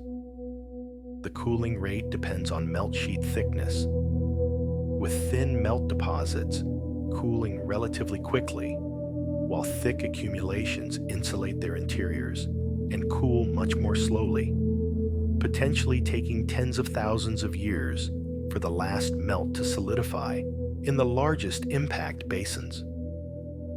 During this extended cooling, several processes might operate. Dense minerals could sink, creating density stratification. Volatile elements might separate and concentrate in particular zones, and convection might redistribute heat and materials, creating complex internal structures. Some impact melt deposits show evidence of multiple distinct layers with different compositions or textures, suggesting that differentiation processes did operate, though whether all large melt deposits differentiate or only those meeting certain conditions remains uncertain. The rate of cooling affects final crystal sizes and textures, with rapidly cooled melts producing fine-grained or glassy materials, while slowly cooled thick sheets develop coarser textures with well-formed crystals. Understanding melt cooling histories helps scientists interpret the textures and compositions of impact melt samples, estimate melt sheet thicknesses from crystallization characteristics, and model the thermal evolution of regions surrounding major impacts where hot melt sheets might have elevated subsurface temperatures for extended periods. Fact 98. The question of crater magnetic signatures. Some lunar impact craters and basins are associated with magnetic anomalies detectable from orbit, where the crustal rocks retain remnant magnetization despite the moon lacking a global magnetic field today. and understanding how impacts created or affected these magnetic signatures remains an active area of research. The magnetic anomalies might have formed in several ways. If the Moon possessed a global dynamo magnetic field early in its history, impact heating might have thermally demagnetized materials near impact sites, while surrounding regions retained magnetization, creating magnetic lows associated with large craters.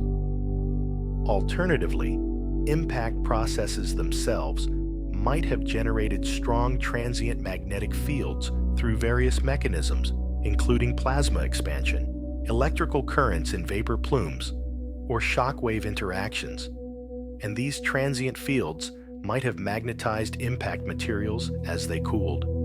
Some of the strongest lunar magnetic anomalies occur at locations roughly opposite major impact basins, leading to proposals that antipodal focusing of seismic energy created conditions favorable for magnetization, possibly through compression-generated electrical currents or through vapor clouds that amplified ambient magnetic fields. The observation that younger craters generally lack strong magnetic anomalies, while some ancient features show pronounced signatures, suggests that either magnetizing conditions existed early in lunar history and subsequently disappeared, or that recent impacts occurred after the Moon's global field shut down and couldn't become magnetized through dynamo field mechanisms. Distinguishing between competing magnetization mechanisms requires detailed analysis of magnetic field directions preserved in rocks. The E-N intensity variations with distance from potential sources, and correlations between magnetization patterns and geological features that might reveal formation relationships. Future sample return missions targeting magnetic anomaly locations could potentially determine magnetization directions and intensities in actual rocks, providing ground truth that could discriminate between mechanisms that predict different characteristics for impact-associated magnetization. Understanding how impacts interact with magnetic fields has implications beyond the Moon, as similar processes might have operated on other bodies, including early Mars, where impact craters also show magnetic signatures. And learning what controls impact magnetization on the Moon might help interpret magnetic observations from other planets and satellites. Fact 99. The phenomenon of crater chains and alignments.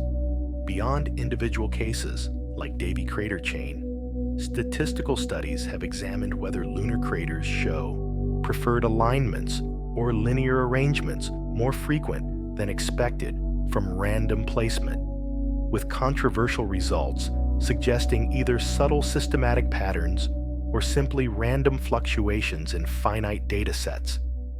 If genuine crater alignments exist, they could result from several processes: fragmented asteroids or comets striking in sequences create aligned crater groups; tectonic structures or subsurface weaknesses guide where impacts preferentially create visible craters or affect how craters form; or external factors like variations in the impacting flux from particular directions create directional biases in crater distributions. Some researchers have reported detecting statistically significant crater alignments in certain regions, proposing that they reveal structural controls on crater formation or document unusual impact events, while skeptics argue that the same patterns could arise from random chance given the large numbers of craters examined and the many possible ways to define what constitutes an alignment. The challenge lies in rigorously testing whether observed patterns exceed what random processes would produce, accounting for the numerous opportunities to find patterns when examining large data sets across entire planetary surfaces. Some claimed alignments might result from observer bias, where researchers notice and report striking patterns while ignoring equally unusual but less apparently meaningful configurations, creating publication bias toward positive results.